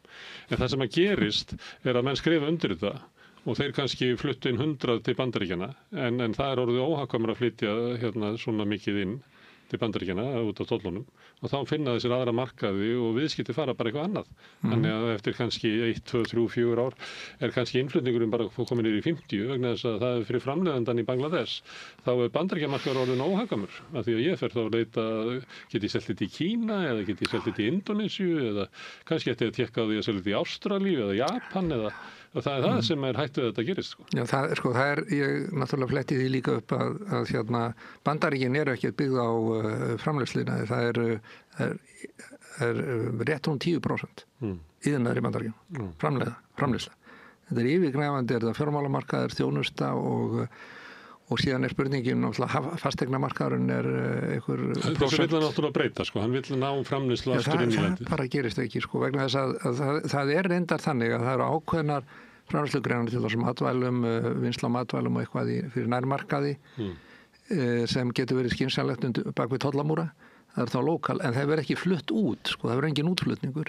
Það skapa bara ákveðin störf innanlands og fjárfesting í innviðum fyrir hérna bara nærmarkaði fyrir hérna í nágrenninu ekkert og tregða til að fjárfesti í menntun. Þetta er allt þættir sem í öll hagkerfi í heimi í dag eru blöndu hagkerfi. Það er ekki þetta hérna marxíska sósíalíska hagkerfi þar sem ríki gerir allt það virkað illa og það er engin í því núna og það er engin eiginlega sem leggur það til nema kannski einhverjir íslenski sósíalistar sem kannski þóla ekki að starfa með þér eða eitthvað þessi hugmynd er búin.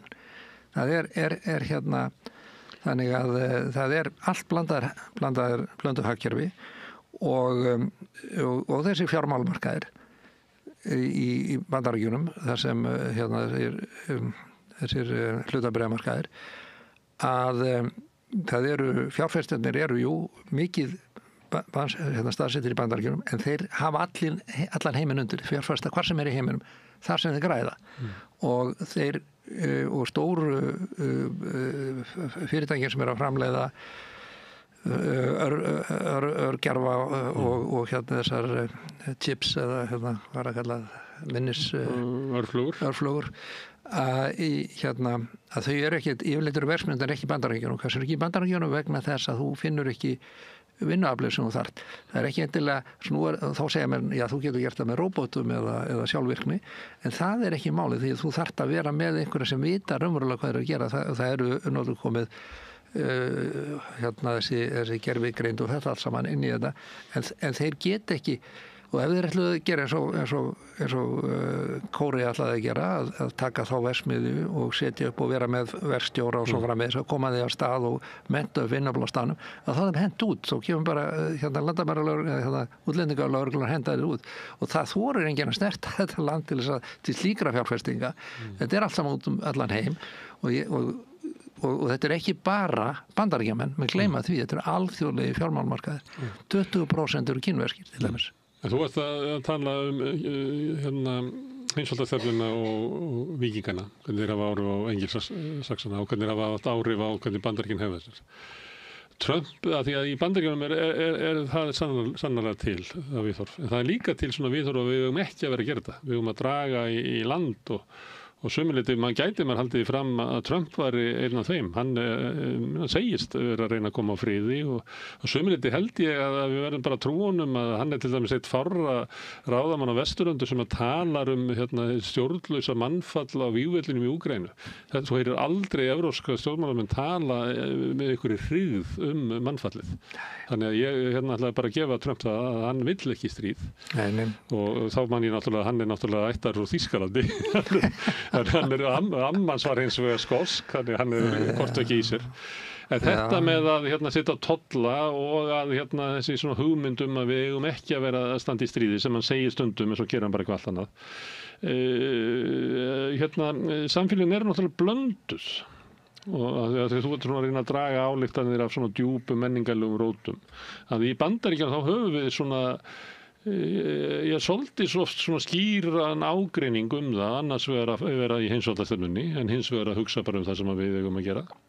Að við eigum að fara og vinna heiminn og okkar fyrirtæki að breiða sér út allt og við eigum að verða okkar fyrirtæki að vera alþjóðleg. Nei, við eigum að draga vinnuna hingað heim til þess að hún sinni okkar samfélagi. Hvað aftur fjöldi útlendinga á Íslandi nú? 70.000? 70.000. Já, en það ekki 22%. Og inn í þeirri tölur ekki það bara erlendir ríkisborgarar svo eftir að taka innflytjendur. Þannig að við erum að nálgast helming. Við erum konur yfir. Nei, ég held að sé við erum að nálgast. Það nokkur í áratugir það held ég. Já, 2-3. Þannig að ég að segja nálgast og og þetta Ísland að vísu gerist þetta tiltölulega hratt en þetta allstaðar að gerast og í Bandaríkinu þetta gerðu þetta mjög hratt þegar fátæklingandi frá Írlandi og Skotlandi og göturum í London fluttust yfir og sértrúarsafnir sem að sömuleyti komist ekki alveg inn sömuleyti voru Bandaríkin að einhver leyti uppseltir að þau komu og þetta eru hópar sem oft eru með veikari stöðu í samfélaginu heldur en þeir sem komu fyrst sem voru englendingar það að þjóðuríkja stríð á milli þjóðuríkja eru galin í dag. Fólk býr yfirleitt ekki, þeir eru mjög margir sem búa alls ekki með mögum úr sama landi. Hvaðan koma þessu hugmynd þá að ríkin, löndin yfir að berjast og að sína milli? Heimurinn að hnattvæðingin er ekki bara í viðskiptum, hún líka á persónulegu plani og hraðin er miklu, maður hugsaður í einni öld að þá erum við að horfa á þetta að gerast núna. En út af þessu hraða þá í Englandi, í Frakklandi, á Ítali, út allt fólk sem vill þetta ekki. Vill ná aftur hinnu hreina þjóðuríki. Já, það er bara stjórnmálastéttin. Fólk bjóði sér fram til þings og sveitarstjórna hérna í Íslandi. Stjórnmálastéttin fyrst og fremst. Því að stjórnmálastéttin í heiminum að horfa á það að hún missa völd. Þegar stjórnmálastéttin var til, vestræn stjórnmálastétta, ekki bara að skrifa það á englendinga líka, þegar barónundir fengu í Magna Carta einhverja viðurkenningu á því hvernig þeir ættu að handla konung sem þurfti að fá pening til að fara í einhver ævintýri eða borga fyrir hafnarframkvæmdir eða gera eitthvað, þá fór hann þangað og þá verður þeir að hafa einhvern vettvang og smá saman var þetta til þá þing og síðan smá saman var þetta þetta snýrist fjármálavaldið. En á sama tíma erum við að horfa á þetta alþjóðavæðingu stofnanakerfis heimsins að þegar rafmagnið var til að þá þurfti ákveða hvort það var 100, 110, 240, 220 volt og síðan gerðist það sama með sjónvarpstækin og útvarpsbylgjurnar og allt þetta og til dæmis hleðslukerfi bílana eða rafkerfin í allt sem að nota og þetta ekki gert lengur yfirleitt í einu landi, heldur þetta gert í sameiginlegum ráði. Þannig að það kom svolítið vel í ljós í COVID ef fólk drifjað upp að þá datt kæðja niður að þú getur ekki gert neitt neinstaðar ef að 1 eða 2 lönd dett út af því að þetta svo flókin kæðja. Ég held að þetta sé framtíðin og við erum að horfa upp af hennar. Fólk vill ekki framtíðina, Ragnar. Já, það er bara þannig að þetta dettur út. Það dálítið undarlegt þegar það kannski með erlenda maka og svo það voðalega samt á móti útlendingu sko, eins og það gerist þeir innflytjendur og varðandi bandarísku innflytjendur þá náttúrulega við sjáum við sko, hermennindi bandarísku, þeir eru yfirleitt afkomendur þrælar sko. Þannig að það kann að vera að það hafi áhrif á bardagavilja þeirra, að þeir vilja sanna sig og þeir fann að fá þeir tækifæri til að sanna sig með því að fórna þeir fyrir land sem þeir eru að skilgreina þessi hluti af, en það ég held að sé minnkandi hluti almenning sem sko, ef við erum að líta á því sögulegu samhengi þá stóra breytingi sem gerðist var á síðustu öld 1980 að þá gat mannkynið allt innu framleitt nægilega mikið að matvælum handa öllum í mannkyninu, öllum. En við vorum ekki að því vegna þess að það var hungursneyð á ýmsum stöðum vegna bardaga og styrjalda og einhverja bara manngerðra ástæðna og stjórnmálastéttur, hvort það er í Rússlandi eða Bandaríkjunum eða í Úkraínu eða eitthvað, hún græðir á ástandin eins og það er núna. Úkraína og þessi tvö ríki sem eru að berast þarna, þau eru náttúrulega hafa sameiginlega uppruna, ekki í Sovétríkjunum, þau eru sameiginlega uppruna frá þeim tíma þegar að víkingarnir komið til Kænugarðs. Þetta eru bræðravíg og þarna hryllilegra fyrir bræðið. Algjörlega fáránlegt, en sko þeir sem eru að viðhalda þessu eru stýrisaðilarnir báðir og að fara að rífast það að góði maðurinn er sá sem byrjaði. Það er eins og börnin í sandkassanum og segja sko hann sparkaði mig og þess að sparkaði hann og það er honum að kenna sko. Þetta er stríð, bræðravíg og við höfum bara ákveðið það að hafa einhverja eða Vesturlönd almennt standa með öðrum hverjum en fórnarlambi í þessari styrjöld að það er öll Evrópa og hvernig óskofun stendur á þessari styrjöld er það ekki bara er það ekki best að líta á afleiðingar hennar? Já, eða rætlunar.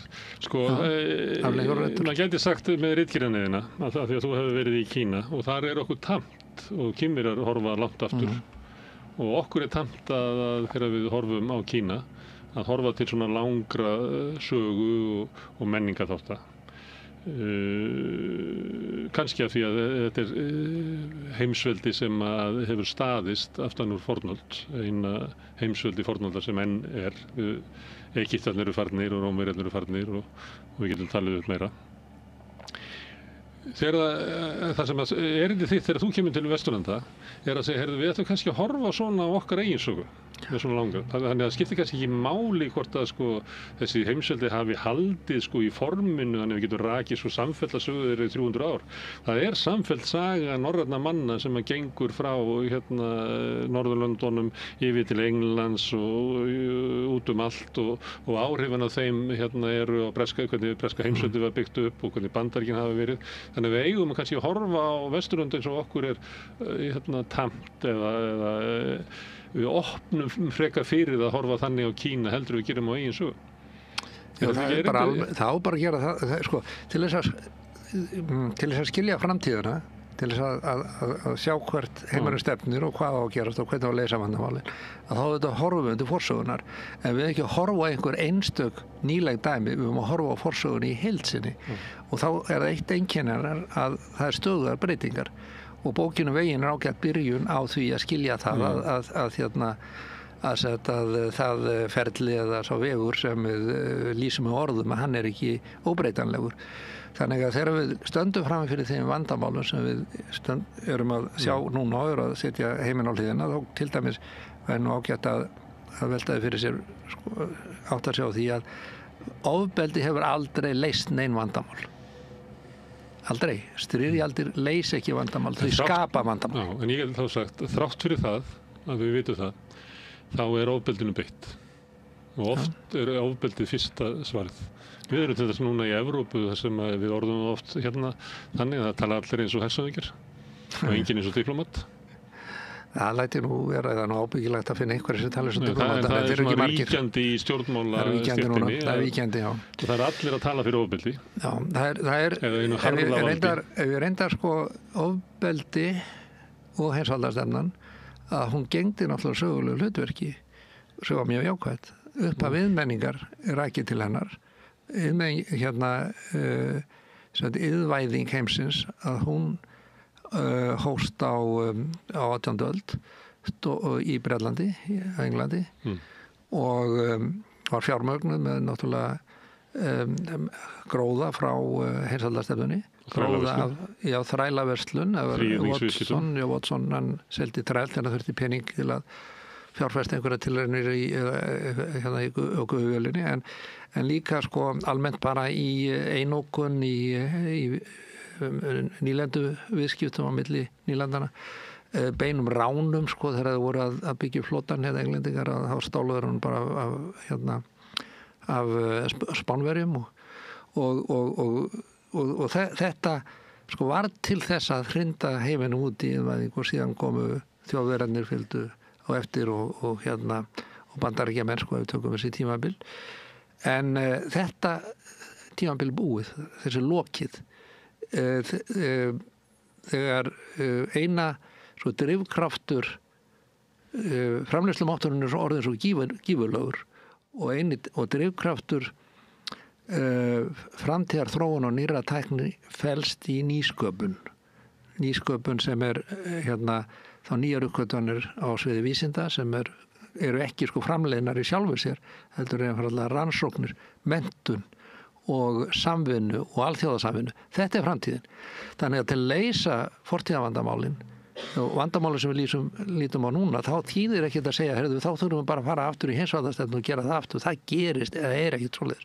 Framtíðin verður að vera í hnattvæðingu og áfram og fjárfestingu menntun, fjárfestingu í samskiptum, í tengslum milli fólks og áframhaldandi þróunar í alþjóðastofnunum, í Sameinuðu þjóðunum. Þetta er það sem við Íslendingar ættum að setja oddinn fyrir okkur. Þú trúir þessu, en á sama tíma erum við að hlusta á stjórnmálafólk sem er að segja að þessi tími sé liðinn, að við getum stemt þarna. Tími alþjóðavæðingarinn er liðinn. Nú gildir það að velja sér samstarfsþjóðir sem eru like-minded, líka hugsun, sem er bara í nágrenninu. Við þurfum að draga úr viðskiptum þvert við heiminn. Við getum ekki verið háð og orkuuppsprettum frá ríkjum sem að hafa stjórnarfar sem er óstöðugt og getur orðið óvinir okkar. Þannig við verðum að draga okkur saman. Trump leggur áherslu á þetta og ég er ekki betur en að Evrópa sé að tala á sama móta. Þannig að þó að þú sjáur fyrir þessa framtíð þá er ekki allir sem að vilja fara til hennar. Ég held að sé vaxandi hópurinnar en það er stjórnmálastéttin, hún heldur ríkfast við eigið vald og hún heldur því fram að hún sé fulltrúar almennings. En í rauninni er það stjórnmálamenningu Vesturlandana en enginn er svolítið af svona ættbálka erjum eða ættbálkastríðum. Hún ber þess einkenni raunverulega ég var ekki að stúdera það sérstaklega en ber mjög greinileg merki ættbálkastríða þar sem menn drapu nú ekki alla en ættbálkarnir voru í erjum og áttu í samkeppni og við sjáum þetta í fótbolta. Það þú heldur með einhverju liði þú treystir ekki markverðinum og þú treystir ekki fyrirliðanum þú samt stíður það. Hrópar að ég reka þjálfarann og svo er þetta í eigu eitthvað auðkýfing sem þú fyrirlítur. Já, nákvæmlega. En samt þetta er liðinu. Já, þetta er sama með stjórnmálflokkana. En þetta var mjög klárt náttúrulega fyrir nokkrum árum að fylgdu sínu stjórnmálflokki alveg sama hvernig viðræði og hvernig þótt að á bátinn gæfi en núna að þá er þetta stjórnmálakerfi það er að líðandi lúk hraðin er svo mikill á fylgjusveiflum að fjórflokkakerfi sem var áður og dugði ágætlega fyrir Ísland á meðan stjórnmálaflokkarnir runnu saman á Alþingi eins og ein heild svona í höfudráttum vitandi það að þeir gætu ekki myndað meira hluta nema með einhverjum af þessum öðrum þrem flokkum og þeir gátu allir starfa saman. En það var nokkuð stöðugt stjórnarfar.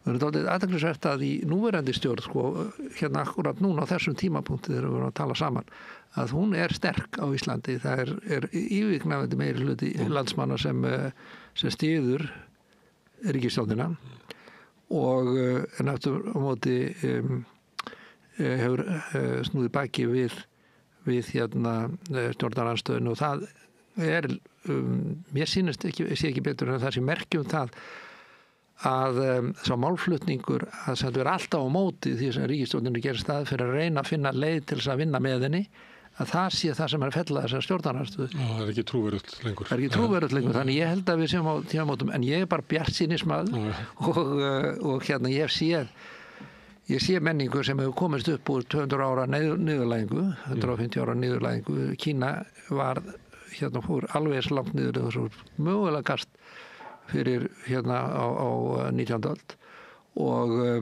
og þeir eru búin að prófa í hitt og þetta. Þeir eru ekki búin að finna upp ljósið að finna upp fullkomna stjórnmálaform. Það er ekki til. Heldur, við verðum að halda áfram að þróa það með okkar samfélögum. Og þeir eru vilja til þess að leita sem er kannski farið minnkandi til dæmis í Bandaríkjunum undir Trump. Já, en við, sko, það sem þurfum við náttúrulega er bara flokkar sem eru samfélagslegi flokkar. Það er að segja að þeir eru flokkar sem eru meðvitar það að þeir eru samfélagi sem nær til allra í þessu samfélagi og eru þá að reyna að vinna lausnum af þeim vandamálum sem þetta samfélagi er í. Okkar samfélag sem er undir samfélagi í stærri samfélagum.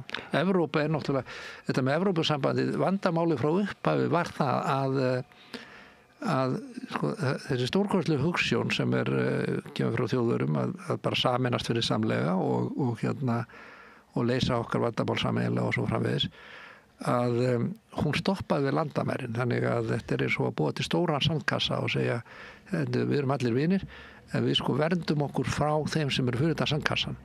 En þeir eru með gleyma því að Evrópusambandið er með tollamúra. Herðu Ragnar, þú ert að fara til Kína og dvelur þar í nokkra mánuði? Já, núna í kannski hálft árið eða eitthvað svolítið. Þetta er kannski síðustu samtal okkar að sinni. Kannski ef það gerist eitthvað stórkostlegt í heiminum en þá fæ ég kannski slá á þráðundin í Kína. Já, það er bara sjálfsagt. Tæknin er orðið svo stórkostlega að við getum talað saman bara milli heimsálfa. Já, því frekar, því eru menna Afganir, þeir reyndu að slökkva á internetinu og gáðast upp til 2 daga. Þetta meira að segja þeir gátt ekki snúið söguna við. Sagan, hún er óstöðandi fljót sem ekki er hægt að stöðva en þetta erum á hættu tíma þannig að menn verða að fara varlega. Sem betur fyrir eru menn að tala um það að þeir sem eru að tala um styrjaldir að þeir eru ekki að tala lengur gjöreyðingavopn heldur að finna betri aðferðir að drepa tæki andstæðingsins án þess að nokkur drepist við það. Það er dálítið merkilegt hvað til hversu ósköpunum menn er að eyðileggja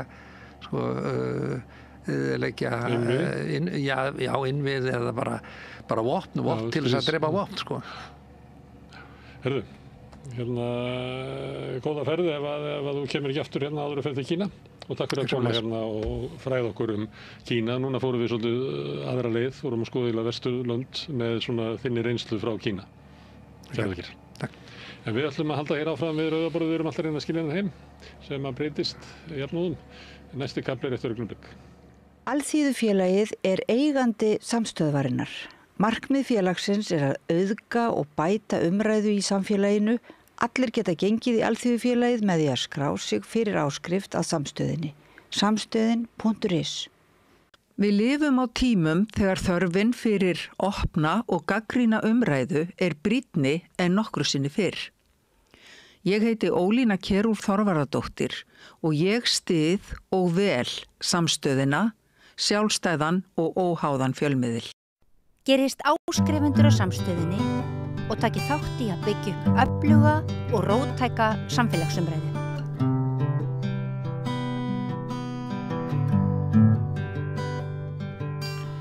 Já, þá ætlum við enn og aftur, segi ég, að fjalla umhverfismál og orkumál. Þau mál tengjast náttúrulega í mjög mörgum tilvikum. Við erum að velta fyrir okkur sólarorku, ræða vindorku og spyrja þeirra spurningar hvort stór aukin orkuöflun og hér á landi hangir óhjákvæmilega saman við orkuskipti eða hvort við erum kannski á einhverjum villigötum eða hvort einhver misskilningur gæti verið fyrir hendi í einhverju af áherslum Íslendinga núna í umhverfis- og orkumálum. Komin hingað góður raungreina menntaður gestur. Hann heitir Geir Guðmundsson, þú ert vélaverkfræðingur. Vertu velkominn. Gaman að fá þig í þennan þátt. Þú ert með ástríðu fyrir umhverfismálum, ekki satt? Jú, og loftslagsmálum líka. Og loftslagsmálum, já. Það hangir náttúrulega mikið saman. Og þetta tengist líka orkunni, sko. Tengist og einmitt orkunni. Hvenær manstu svona fyrst eftir þér, hvenær fórstu að finna fyrir aukinni meðvitund um þessi mál, hvenær fórstu að hafa áhyggjur, þurfa að fara langt aftur í tímann? Já, það má eiginlega segja það að svona í kringum Kárahnjúkavirkjunina þá fór maður að velta fyrir sig, maður fann þessa skautun sem var í samfélaginu og maður fór að velta fyrir sig, getum við sko framleitt orku sem ekki eins svona mikil inngripin í náttúruna og þá fórum við að, það sem ég var að vinna þá á Internetstofnun, fórum að spá í svona það sem við höfum heyrt af svona sjávarfallavirkjunum og svoleiðis, aðtöðum það og höfum mikla trú á því þá sko, svo hefur nú komið ljós að það mjög dýr orka og lítið framleitt af því í heiminum. Enginn að tala sjávarfalla orku þessa dagana? Jú, það alltaf reglulega á samfélagsmiðlum sem að fólk spyr sko, getur við ekki nýtt sjávarföll meira og hér fyrirtæki líka sem að reyna að virkja sjávarföll, til dæmis í Breiðafirði þar samsagt fyrirtæki sem Stykkishólmi sem heimamenn sett á fót með Landsvirkjun og Rarik, fengu virkjana leyfi, rannsóknar leyfi og hafa verið að spá í það og líka samsagt annar fyrirtæki sem að reyna að þróa, sem heitir Valorka, að þróa sjávarfallavirkjun, en svona það sem að skipti núna máli, sem ég hef kannski meira áhyggjur af, að það að nú aftur komið skautun, nú þú segja að menn við þurfum að fara í orkuskipti og við þurfum bara að tvöfalda næstu orkuframleiðslu Íslands. Og þá sjá menn fyrir sér sko vindmyllur eða vindhverfla sem ég vil kalla það, upp á hverjum hól í öllum dölum og menn birta kort sem sýnir að þetta alveg skelfilegt og verður sýnilegt hvert sem ferð á landið. Og þá fer maður að reikna þetta og ég vil meina það að við getum farið í orkuskipti með miklu minni orkuframleiðslu en við þurfum. Og þannig að til dæmis að menn að tala um það að við hér sko, við erum að setja svolítið í samhengi við heiminn sko. Við á Íslandi, við framleiðum 20 terawattstundir af raforku og það kannski svolítið erfitt til fólk að setja það í samhengi við eitthvað. En ef við bara tökum þessa orku og deilum því niður á hvern íbúa, þá þetta 50 megavött sem eru 50.000 kílóvattstundir og það það sem við borgum á raforkureiknum okkar ef við kíkjum á hann, sem fæst að gera nú að þá erum við að borga einhverja 20 krónur fyrir hverja kílóvattstund en við á Íslandi erum að framleiða meir en 50.000 kílóvattstundir á hvern íbúa og 80% af þessu fer í stórnotendur, stóriðu og gagnaver. Og engin þjóð sem framleiðir meira? Nei, nákvæmlega, sko, ef við tökum á haus þá erum við að framleiða gríðarlega mikið og við erum náttúrulega búin að normalisera það? Já, og við erum líka búin að gera okkar hlut fyrir heiminn. Þess að ef við skoðar orkuskiptin í heiminum að til þess að setja þetta í samhengi að þá sko orkuframleiðsla, raforkuframleiðsla heimsins öll, hún um 30.000 teravattstundir eða 1500 sinnum meira, það eins og 1500 Ísland. Og sko ef þú tekur þá deilið því á hvern íbúa jarðarinnar þá það ekki nema eitthvað svona 3,78 megavattstundir á móti 50 hjá okkur. Þannig að þú sér sammikið. En svo segja menn, já, við erum hins vegar að nota, við erum að nota 160 til 170.000 teravattstundir á orku, þetta svolítið háar tölur, en 85% því að jarðefnaeldsneyti. Ertu í liði með þeim sem að segja að við séum að gera rétt með því að verja svona stórum hluta orkunar í stóriðjur sem annars gætu, ef það væri ekki hér þá er það meiri mengun? Sko við erum alltaf með þessar stóriðjur og við getum kannski ekki sko auðveldlega tekið hann á landi en mér finnst allt í lagi að við séum að framleiða þessu orku hér.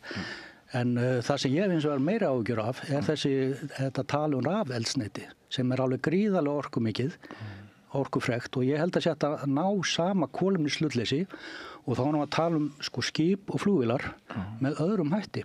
Nú held ég að það viti kannski ekki allir hvað við erum að tala en rafeldsneyti, það ekki eitt af því sem hefur verið rætt að færa á flugvélar? Jú, nákvæmlega og það nefnilega þannig að í dag þá notum við bara venjulegt olíu sem að kalla kerosen sem svona millistig milli bensíns og díselolíu.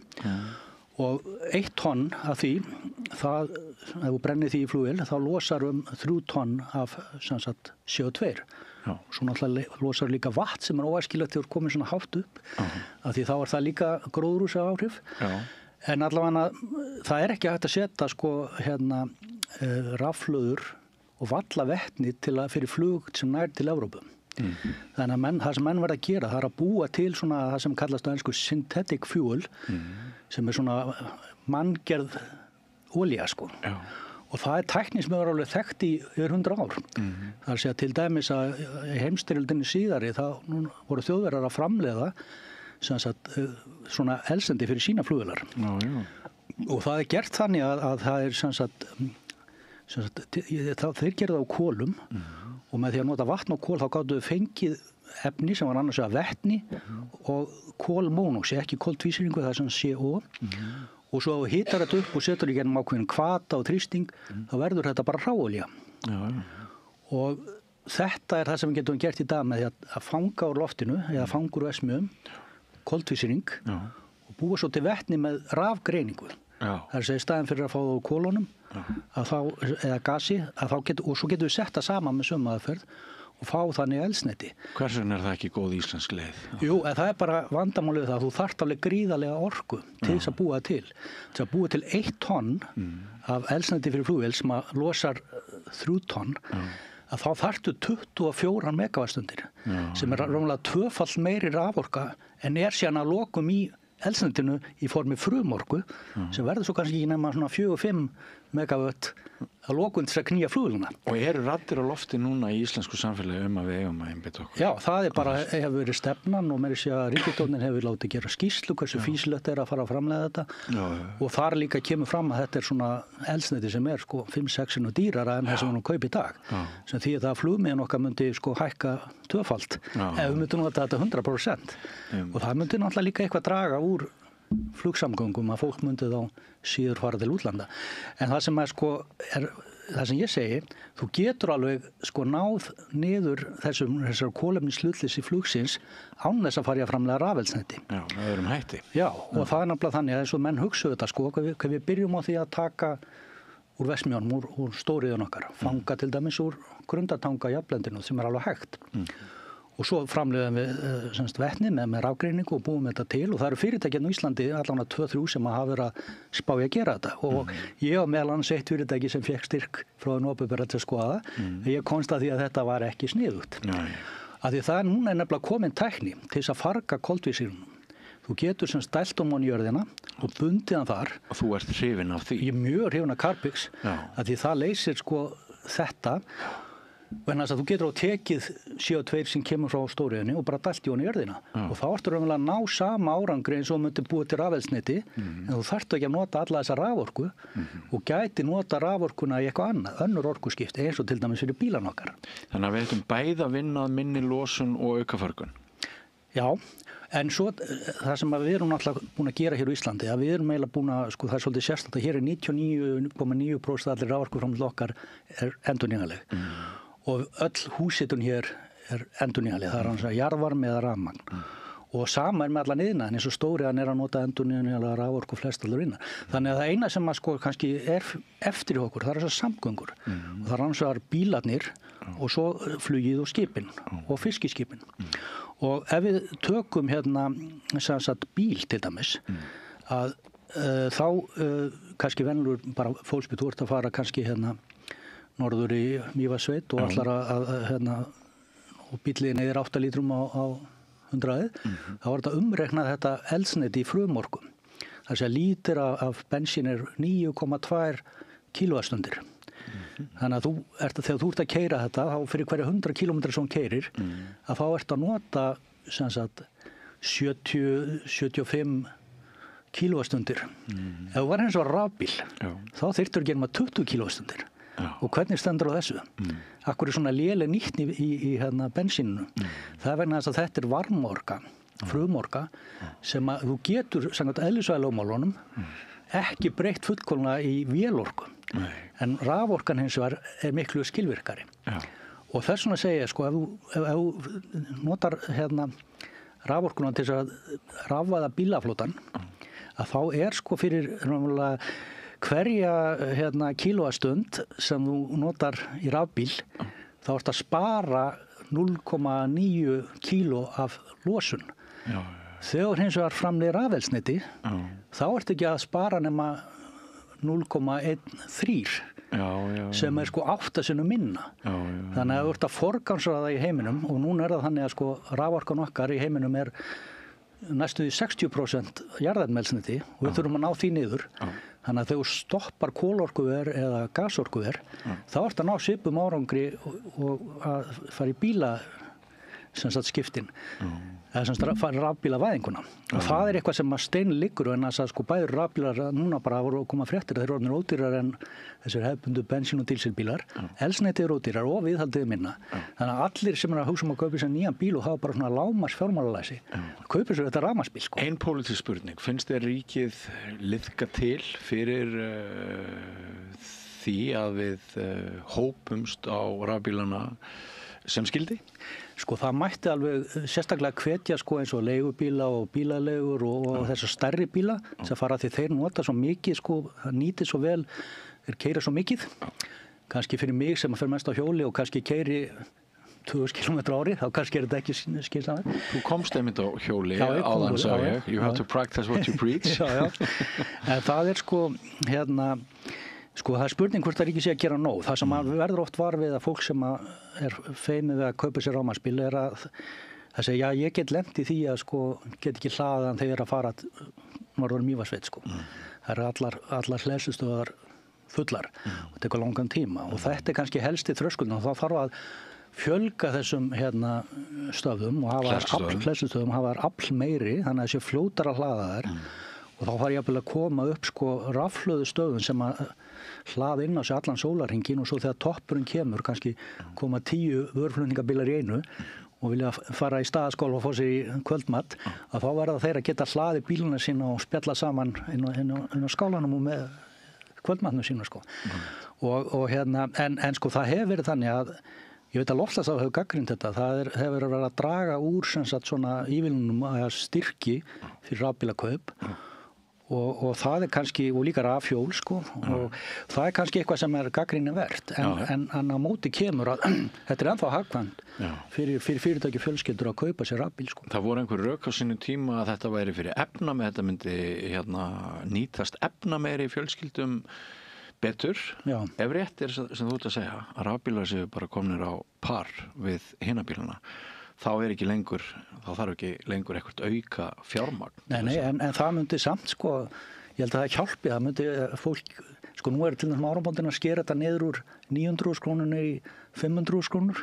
Það er spurning hvort það eftir ekki bara að halda því áfram, en þess að ef þú spáir í það að íslenska ríkið þarf að náum ekki okkar markmiðum, þá þurfum við að kaupa sko borga öðrum þjóðum. Svona eins konar sektir og þær geta verið hærri en sem nemur þessum styrk. Við erum hvað ekki nærri markmiðum í augnablikinu.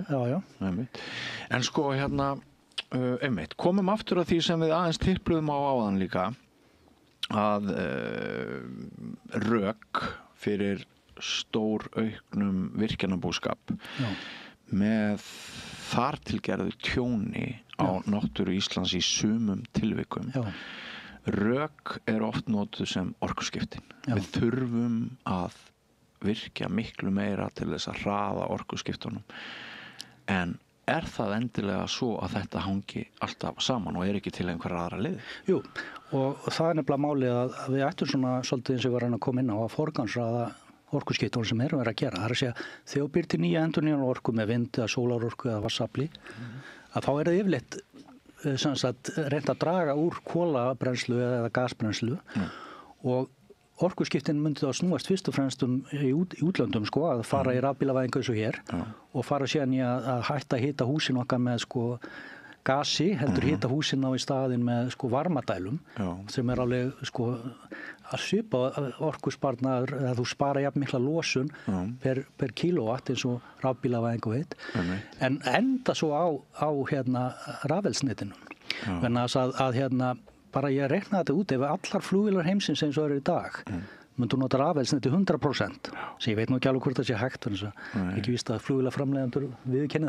það gerst upp í 70 en til þess að framleiða þetta þyrftir við sko 2-falda raforku á við Evrópu sem öll Evrópa fyrir utan Rússland notar á ári og það bara skynsamlegra að byrja á því að sem sagt nota það sem svona auðveldast að ná mestum árangri ef við þurfum að ná losunin hratt niður staðin fyrir að byrja okkur sem skila litlan kostar mikla orku, það er ekki skynsamlegt hins vegar erum við bundin svolítið af reglum Evrópusambandsins Evrópusambandið hefur sagt svona eitthvað að það sem kallar Refuel EU SAF sem stendur fyrir Sustainable Aviation Fuel og það bara reglur sem segja það að við þurfum smá saman að byrja að nota rafelsneti í flugið og líka reyndar í skipin og þá það þannig að sko bara það byrjaði síðustu árum að þú þarft að blanda þetta 2% með lífeldsneyti og lífeldsneyti þá bara eldsneyti sem búið til úr einhverjum lífmass, einhverjum gömlum fituoljum eða einhverju sem að er svona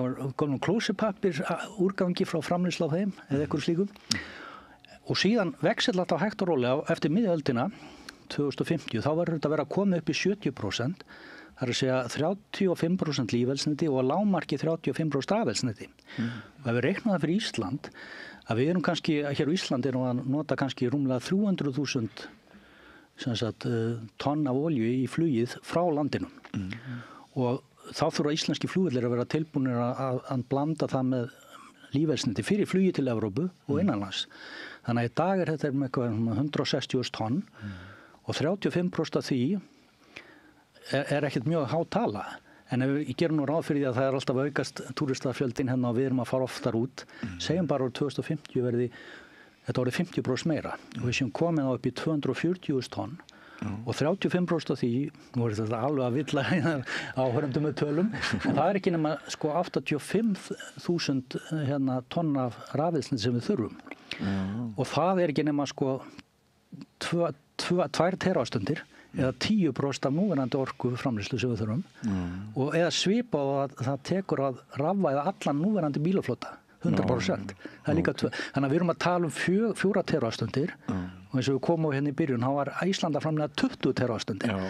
þannig að við erum að auka þetta um 15 en ekki sko tvöfaldaða sko og það þýðir það en kannski vandamálið sem við stöndum frammi fyrir að þegar orkufyrirtæki byggja stórt orkuver þá þurfum við að hafa kúnna en við erum kannski að tala um að við þurfum kannski að sko fara miklu hægar í þetta, búa til litlar virkjanir og þá getur vindorkan verið skemmtilega því bara til þess að taka árlega aukningu fyrir rafbílavæðingunni þá þurfum við kannski svona 4-5 vindmyllur eins og á svipari stærð og Landsvirkjunar að reisa upp í Vaðöldu. Aðeins árum fyrir þangað, sko fallvatnsorka, fallvatnsorkuvirkjanir, ef að setja punkt þar?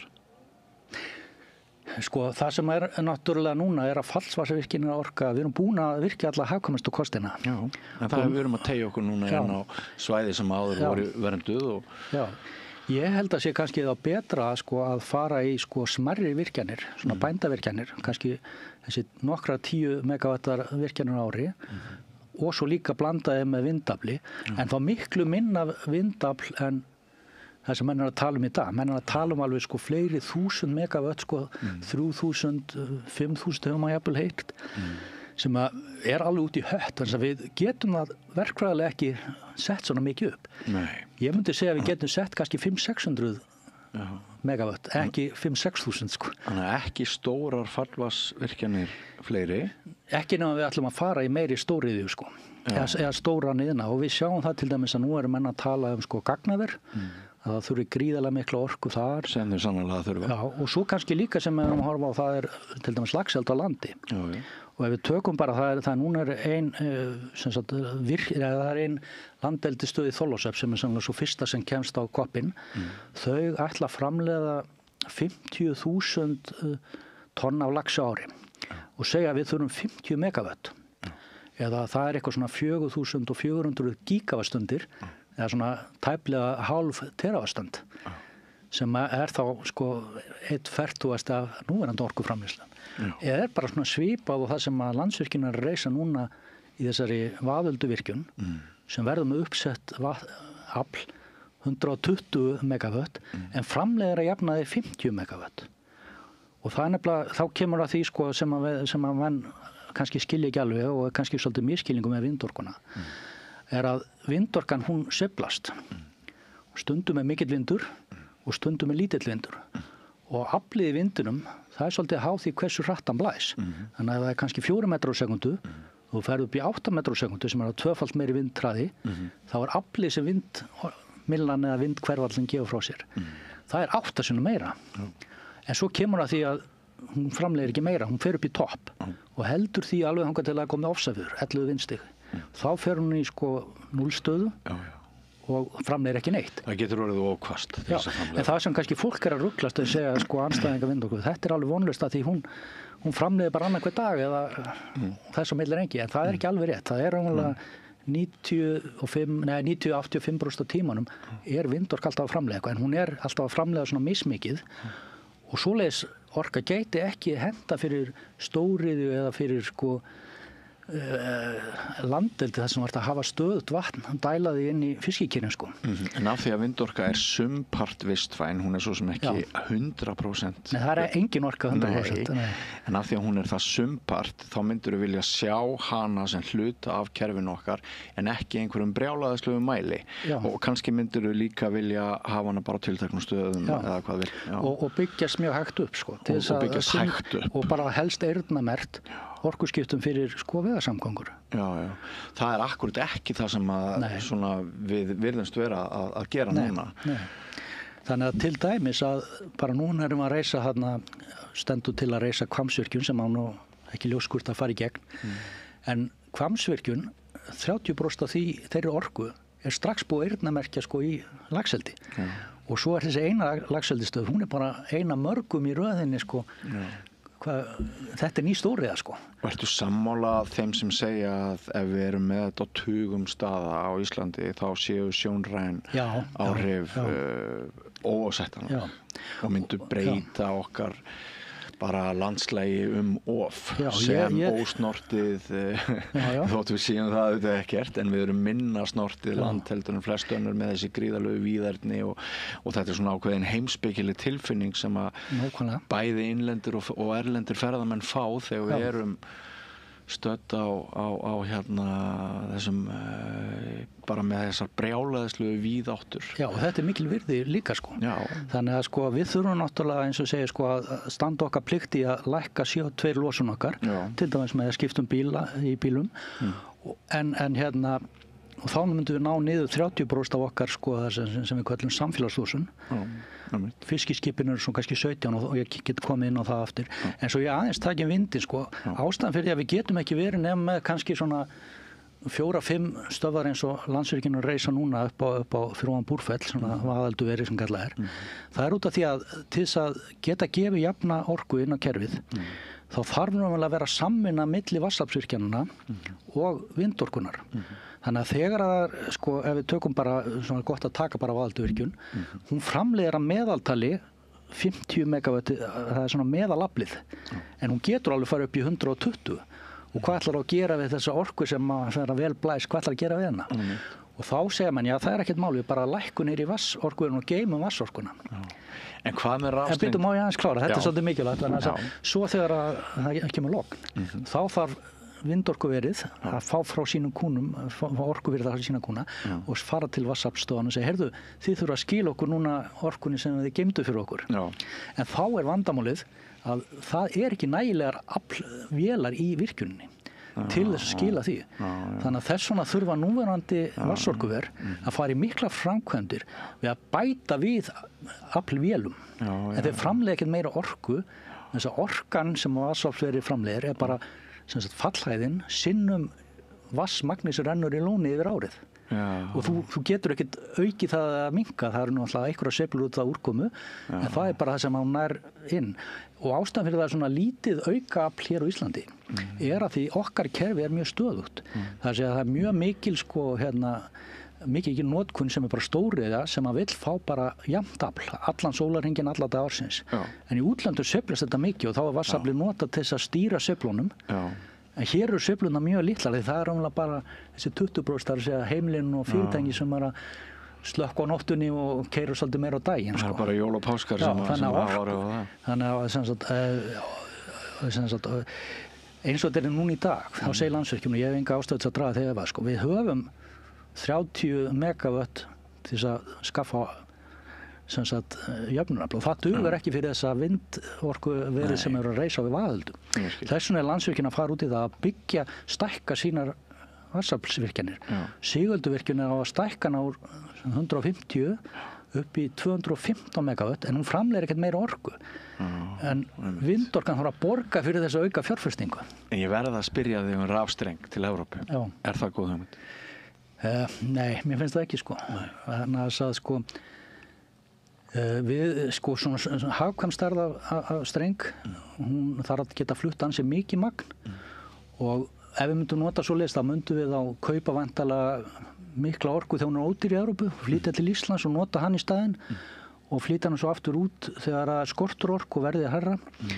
En það er náttúrulega, strengurinn kostar og sem sagt orkuverð munurinn á orkuverð á Íslandi og kannski í Evrópu er ekki það mikill að það einu sem kannski græðir á þessu, það er framleiðandinn á kaplinum og þeir sem leggja hann En hérna... Og eru það ekki kaupenda að borga sæstrengi? Nei, ég held ekki þeir myndu gera svo normenn gera normenn eru tengdir með marga strengi, þeir eru með mikið vatnsafl og mikið auka afl Danir, þeir eru með mikið vindafls 60% og 10% sólorku og þegar það er mikill vindur í Danmarku þá þurfa þær að fá frá Noregi eða skila til Noregs, þess að kaupi normenn á lágu verði og selja svo aftur á dýrarverði en þeir geta því þeir hafa hennan sveigjanleika geta geymt orkunni hjá sér í lónunum sem er í meira magn en við gerum.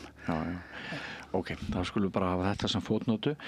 En hvað segir við þá sem að segja að virkjana æðið eins og sumir kalla það er talað að það sé verið að losa tappa úr flösku.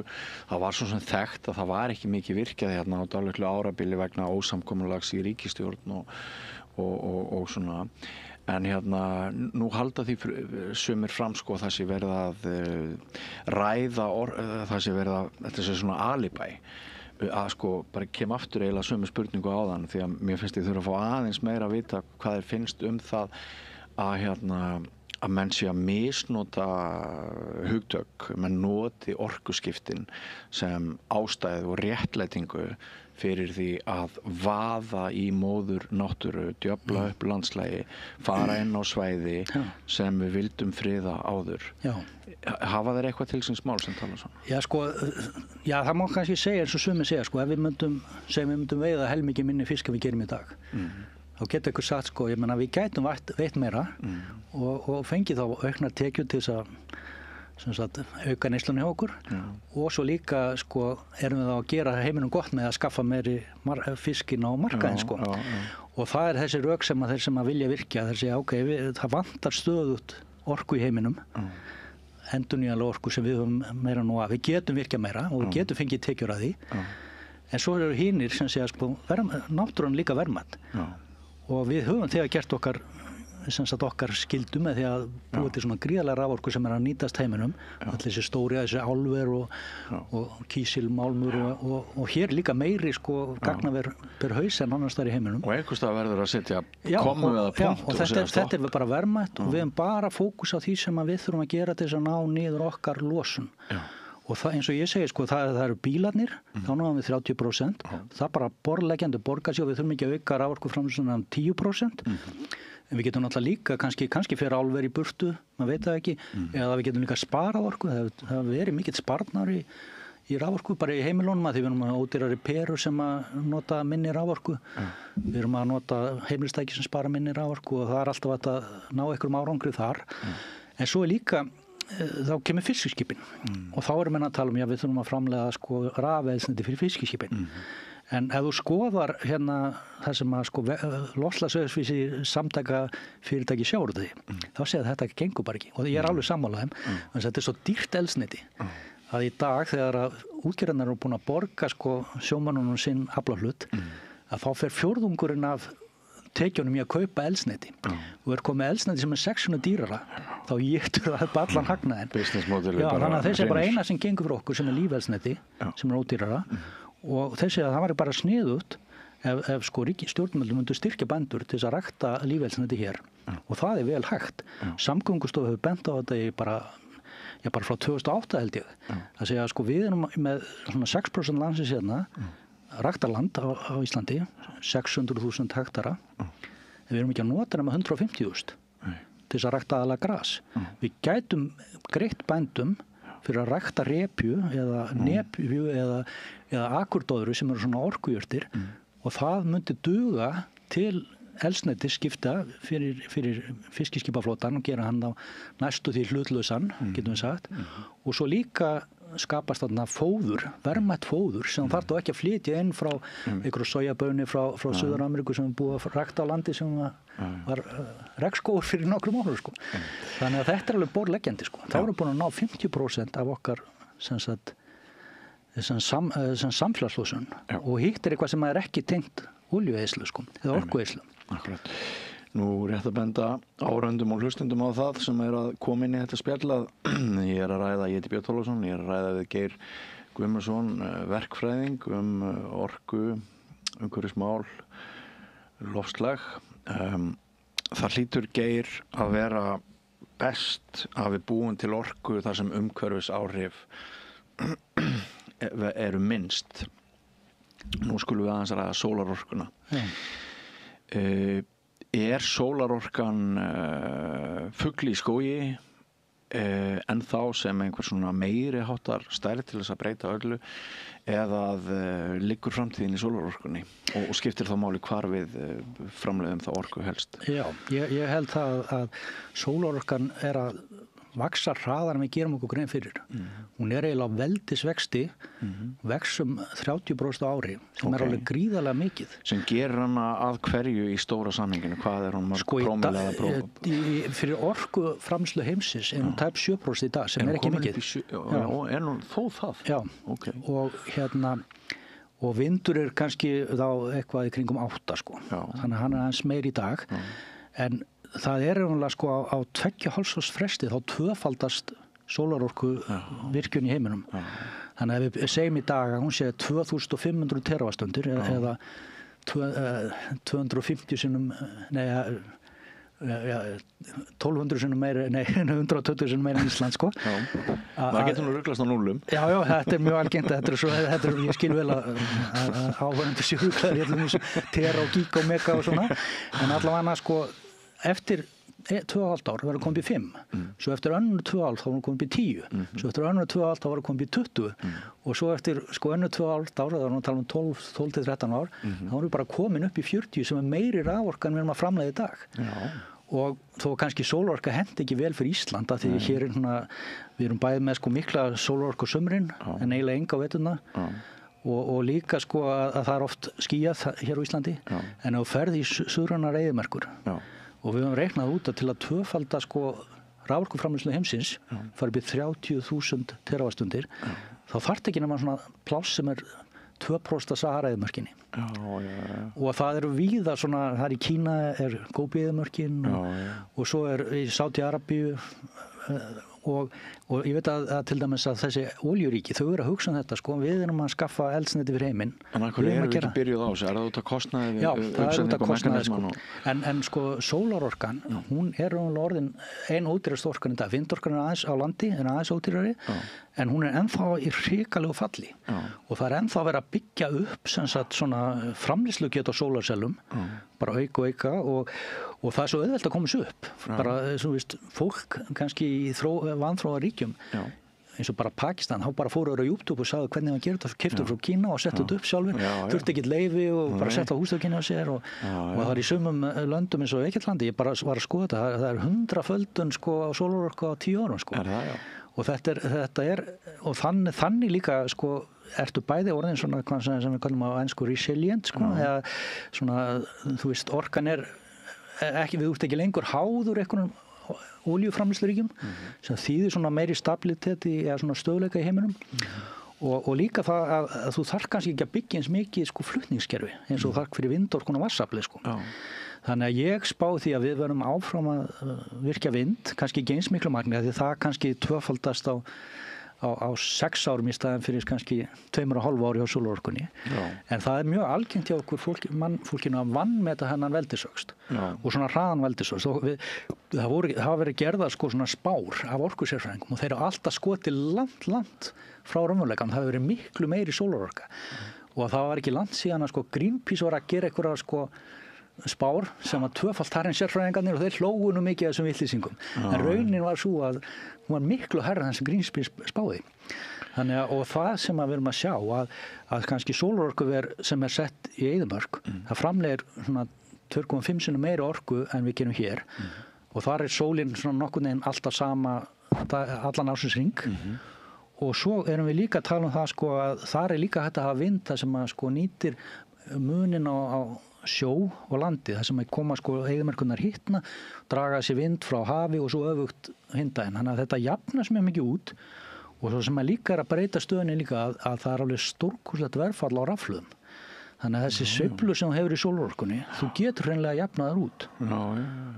Og álver, til dæmis í Miðausturlöndum sem að voru að nota gasorku til þess að framleiða raforku, áttu mikið gas en gátt ekki auðvitað að losna við, seldu olíuna notuðu gasið til að framleiða raforku, en þau eru jafnvel fann að nota sko sólarorku inn í álframleiðsluna og selja þá álið til vestræna bílaframleiðanda sem umhverfisvænt ál sem við ættum náttúrulega að geta gert hérna en einhvern veginn erum að klúðra sko. Þetta er náttúrulega rosalega áhugavert og gætur þið mikil vendipunktur sko, sumir segja öll öryggis- og varnarmálastefna og utanríkisstefna Bandaríkjanna hún í rauninni hverfist bara eitt sem umferð olíuskipa í veröldinni og ef þessi veldisvöxtur heldur áfram þá þetta leikbreytir svo munar. Svo sannarlega.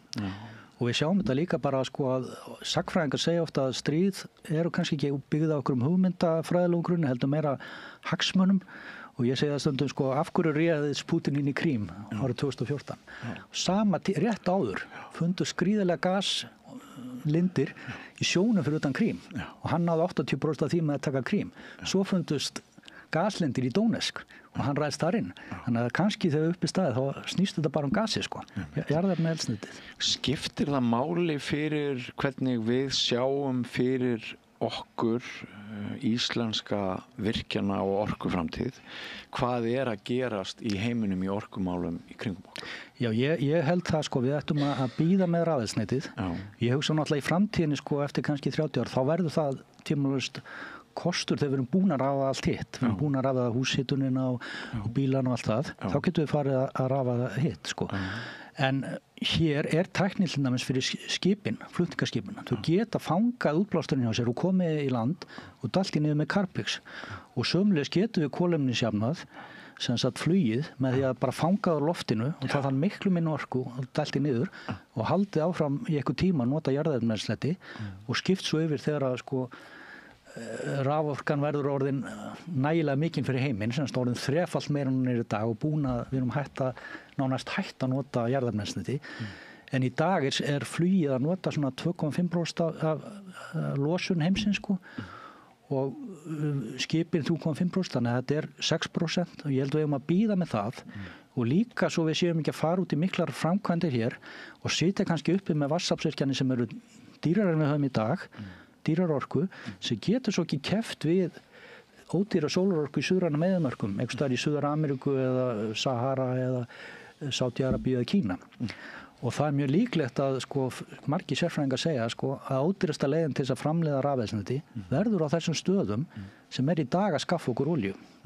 Þannig að sko, við getum ekki, sko, við getum kannski þegar við erum að framleiða landbúnaðarvörur, þá getum við sett toll á hömlur, en ef ykkur að skaffa olíu á Keflavíkurflugvelli, sem sagt rafeldsneyti eða lífeldsneyti, þá ekki þetta skyldi hann til að nota dýrara íslenskt rafeldsneyti. Hann hefur frelsið til að kaupa á alþjóðlegum markaði ódýrara rafeldsneyti sem framleitt einhvers staðar út í heimi með sólarorku. Og þetta eitthvað sem við þurfum að huga að. Ég held bara að það liggi borðleggjandi að stjórnvöld að flýta sem mest, hvetja sem mest til að rafa vegsamgöngunar og gera allt sem að hægt á því sviði, fara svo að gera eins og Samgöngustofa að segja, byrja að virkja bændur til að rækta orkujurtir til að búi til lífeldsneyti og setja þá skipin sem eina samkeppnishæfa staðan að mati SFS og síðan sem sagt huga þessu rafeldsneyti síðar en við getum eins og segi byrja kannski að framlega rafeldsneyti fyrir þessa skyldu sem við þurfum að vera komin upp í árið 2050 til fyrir Evrópulöfið sem þá ekki nema 10% aukningar á orku.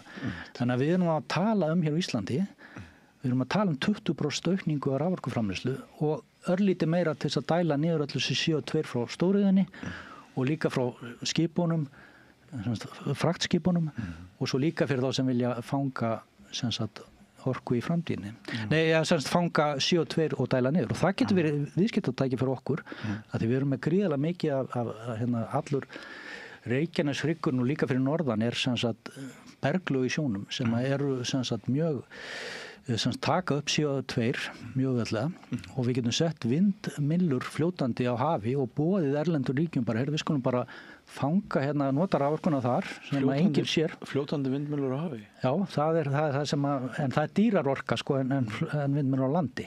En þetta er svona næsta skref að vera með fljótandi vindmyllur á hafi og það er alveg gríðarleg orka sem að þú noti bara lítinn hluta af Íslandi að sem hafinn í kringum Ísland bara ekkur 10% þá myndur þú geta haft alveg margfalda raforkuframleiðslu en hún er svo dýra því þú ert að flytja raforkunum með sæstrengi land sko. En ef þú hins vegar notar þetta til þess að fanga koltvísýring úr sjó sem er líka hægt, þú ert ekki bara að fanga hann úr lofti því sjórinn er svona eins og svampar, hann sogar úr loftinu, þú getur tekið úr sjónum og skilað sjónum aftur og hann sogar aftur meir úr loftinu. Og þarna ertu bara raforku og kannski til þess að taka 1 tonn, þá ertu kannski að fanga eða nota vindorku sem nemur svona 1 megavastund fyrir hvert tonn og þá fyrir 1 tonn af rafeldsneyti til þess að taka jafn mikið, það er að segja 3 tonn af CO2, þá þarftu 3 megavastundir á móti 24 sko.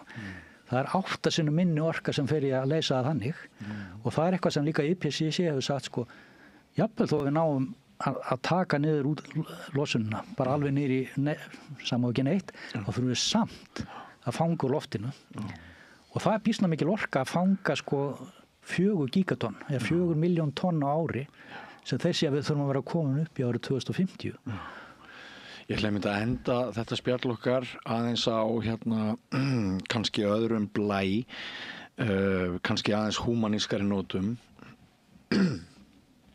okkur hefur ekkert gengið að minnka losun eins og stend var að. Hitastig hefur hér hækkað krítíska stærð rétt 1,5 gráður. Það var talað að það mætti ekki hækka meira en það áður en og við erum þegar farin að sjá mjög miklar öfgar í veðrum og alls konar neikvæð umhverfisáhrif.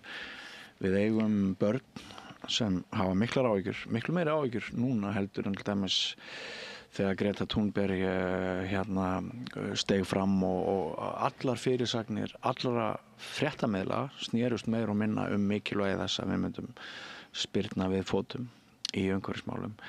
Þessi umræða hefur eiginlega dottið niður dauð síðustu misseri. Hún hefur vikið fyrir dæmis COVID, heimsfaraldrinum, stríðsógnum, öðru sem að fólki finnst varða haga þess beint bara akkurat í dag. Og sá sem að í lífsbjarga hamnum, hvað var það daginn í dag, hann hefur minna pláss í huganum fyrir morgundaginn. Það er svona einhvern veginn þannig sem ég allavega sé þetta. Sko, ertu sjálfur, bara ég byrði að segja satt sko, ertu sjálfur hafa ungir Íslendingar og ungt fólk út allan heim, hafa þau einhverja ástæðu til þess að vera bjartsýn? Já, það er góð spurning. Já, það er nefnilega góð spurning. Já, sko, ég held við verðum að varðveita svolítið bjartsýnin okkur, en við verðum líka að vera svolítið raunsæ. Og það sem ég heyri líka sko af eldri kynslóð, nú erum við báður 60, þannig að það er, fólk á okkar aldrei hefur oft áhyggjur á því að þetta verði bara rosalega dýrt, verði rosalega erfitt og segja bara já, við bara staðið okkur ágætlega en við höfum ekki gert það hérna á Íslandi og segja við skiptum svo litlu máli og við höfum ekki gert neitt. En þetta er svolítið röng nálgun En það sem að það er nú samt sko þannig að stórfyrirtækin bera langmesta ábyrgð og það er svolítið ódýrt að vera alltaf að beina skömm að einstaklingum miðað við þátt þeirra í stóra samhenginu. Já, það er líka bara því þegar ég kaupi ykkur vöru sem sagt út í búð sem ég þarf að kaupa bara til þess að draga fram lífið, þá hef ég raunlega enga stjórn á því hvaða orka, hvaða losun var til. Þannig að það sú ábyrgð er tvímælalaust hjá fyrirtækjum sem er að skaffa þessa vöru. En það sem að ég svolítið mikla trú á og eins og við komum á hann með svona gríðarlega vöxt sólarorku, að sólarorkan vext svona hratt, ekki út af því að það er einhverjar ríkisstjórnir að ýta á að förum að virkja sólarorku. Staðreyndin er bara svo að vindur og sól í dag er ódýrasta raforka sem getur fengið. Og þannig bara kapitalistinn að fullu í verki. Og við leggjum hann ekkert niður. Nei, það er bara staðrind að meira en 90% nýrri raforkuframleiðslu í heiminum í dag á síðast ári var sól og vindur. 90%? Meira en 90%. Og í öllum tilfellum er þetta ódýrar raforka en að framleiða með kolum eða gasi eða vassafli. Og það er það sem drífur áfram, sko. Það er að segja að menn sjá að þetta borgar sig. Og með öllum þessum ódýru rafhlöðum sem er að koma, bara stuttu síðan tilkynnti stærsti raforku eða batterísframleiðandi í heimi í Kína. Hann sagði bara við getum framleitt núna batteri sem er 10 sinnum ódýrari. Og þá var hann að nota efni sko, sem heitir natrium sem er bara það er bara sama og er í matarsaltinu sko. Það er búið til úr matarsalti. Það er ekki búið til úr lithium sko. Og þetta með þess að góða rafhlöðu til að nota með sólarorku. Og sérðu fyrir þér að kolabrunni leggist þá af kapitalískum bara ástæðum? Og meira segja í Kína sko, þá eru þeir að draga úr hjá sér. Þeir eru vísa að sko, loka gömlum kólorkum, byggja nýja í staðinn, en þau keyra þau minna. Þannig að það er svolítið villandi að menn horfa á sko, uppsett afl, ef þau keyra þau minna. Þau eru að brenna færri kolum í þessum nýju orkuverum. Og í Kína eru þær góðu fréttir. Þeir hafa verið að nota mest kol af því þeir hafa ekki haft litla kosti þar er þetta að stoppa. Og það er að segja aukningin á kolum er að minnka og allstaði Bretar hægt að nota kol. Þeir voru mestu kolabrennendur hérna fyrir nokkrum árum. Og meira segja í Bandaríkjunum sem við höfum Trump á fyrra kjörtímabili hans, þá sagði hann sko great coal, great beautiful coal. En á sama tíma sko minnkaði kolabrennsla í Bandaríkjunum á fyrra kjörtímabili 35% þrátt fyrir stefnu stjórnvalda að reyna að auka kolabrennslu. Eru góðar líkur á að maðurinn lifi sjálfan sig af við viðunandi lífsskilyrði þótt við búum okkur eiginlega öll undir það að það geti svona orðið einhver dalur hvort hann er tímabundin eða ekki. Sko. En það sem er hættulegt að ef við, eins og loftslagssérfræðingar segja og vísindamenn að ef við getum farið yfir ákveðið svona það sem ég kalla sko veltipunkt eða tipping point sko. Samanber með Golfstrauminn. Já, það getur, sko ef það stoppar Golfstraumurinn og það breytir stefnu þá er ekkert svo auðvelt að fá hann aftur tilbaka sko.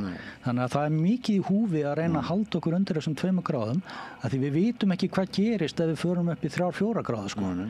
Þannig að þetta sennilega dísaster. Já, þannig að þetta er mjög mikilvægt sko að sko stjórnvöld verða að vera á tánum og við sem líka bæði sem neytendur að setja kröfu á okkar byrgja eða það vörur sem við erum að kaupa eða séu umhverfisvinnar. Og raungreynamenn eins og þú að taka virkan þátt í umhverfis og loftslagsumræðu.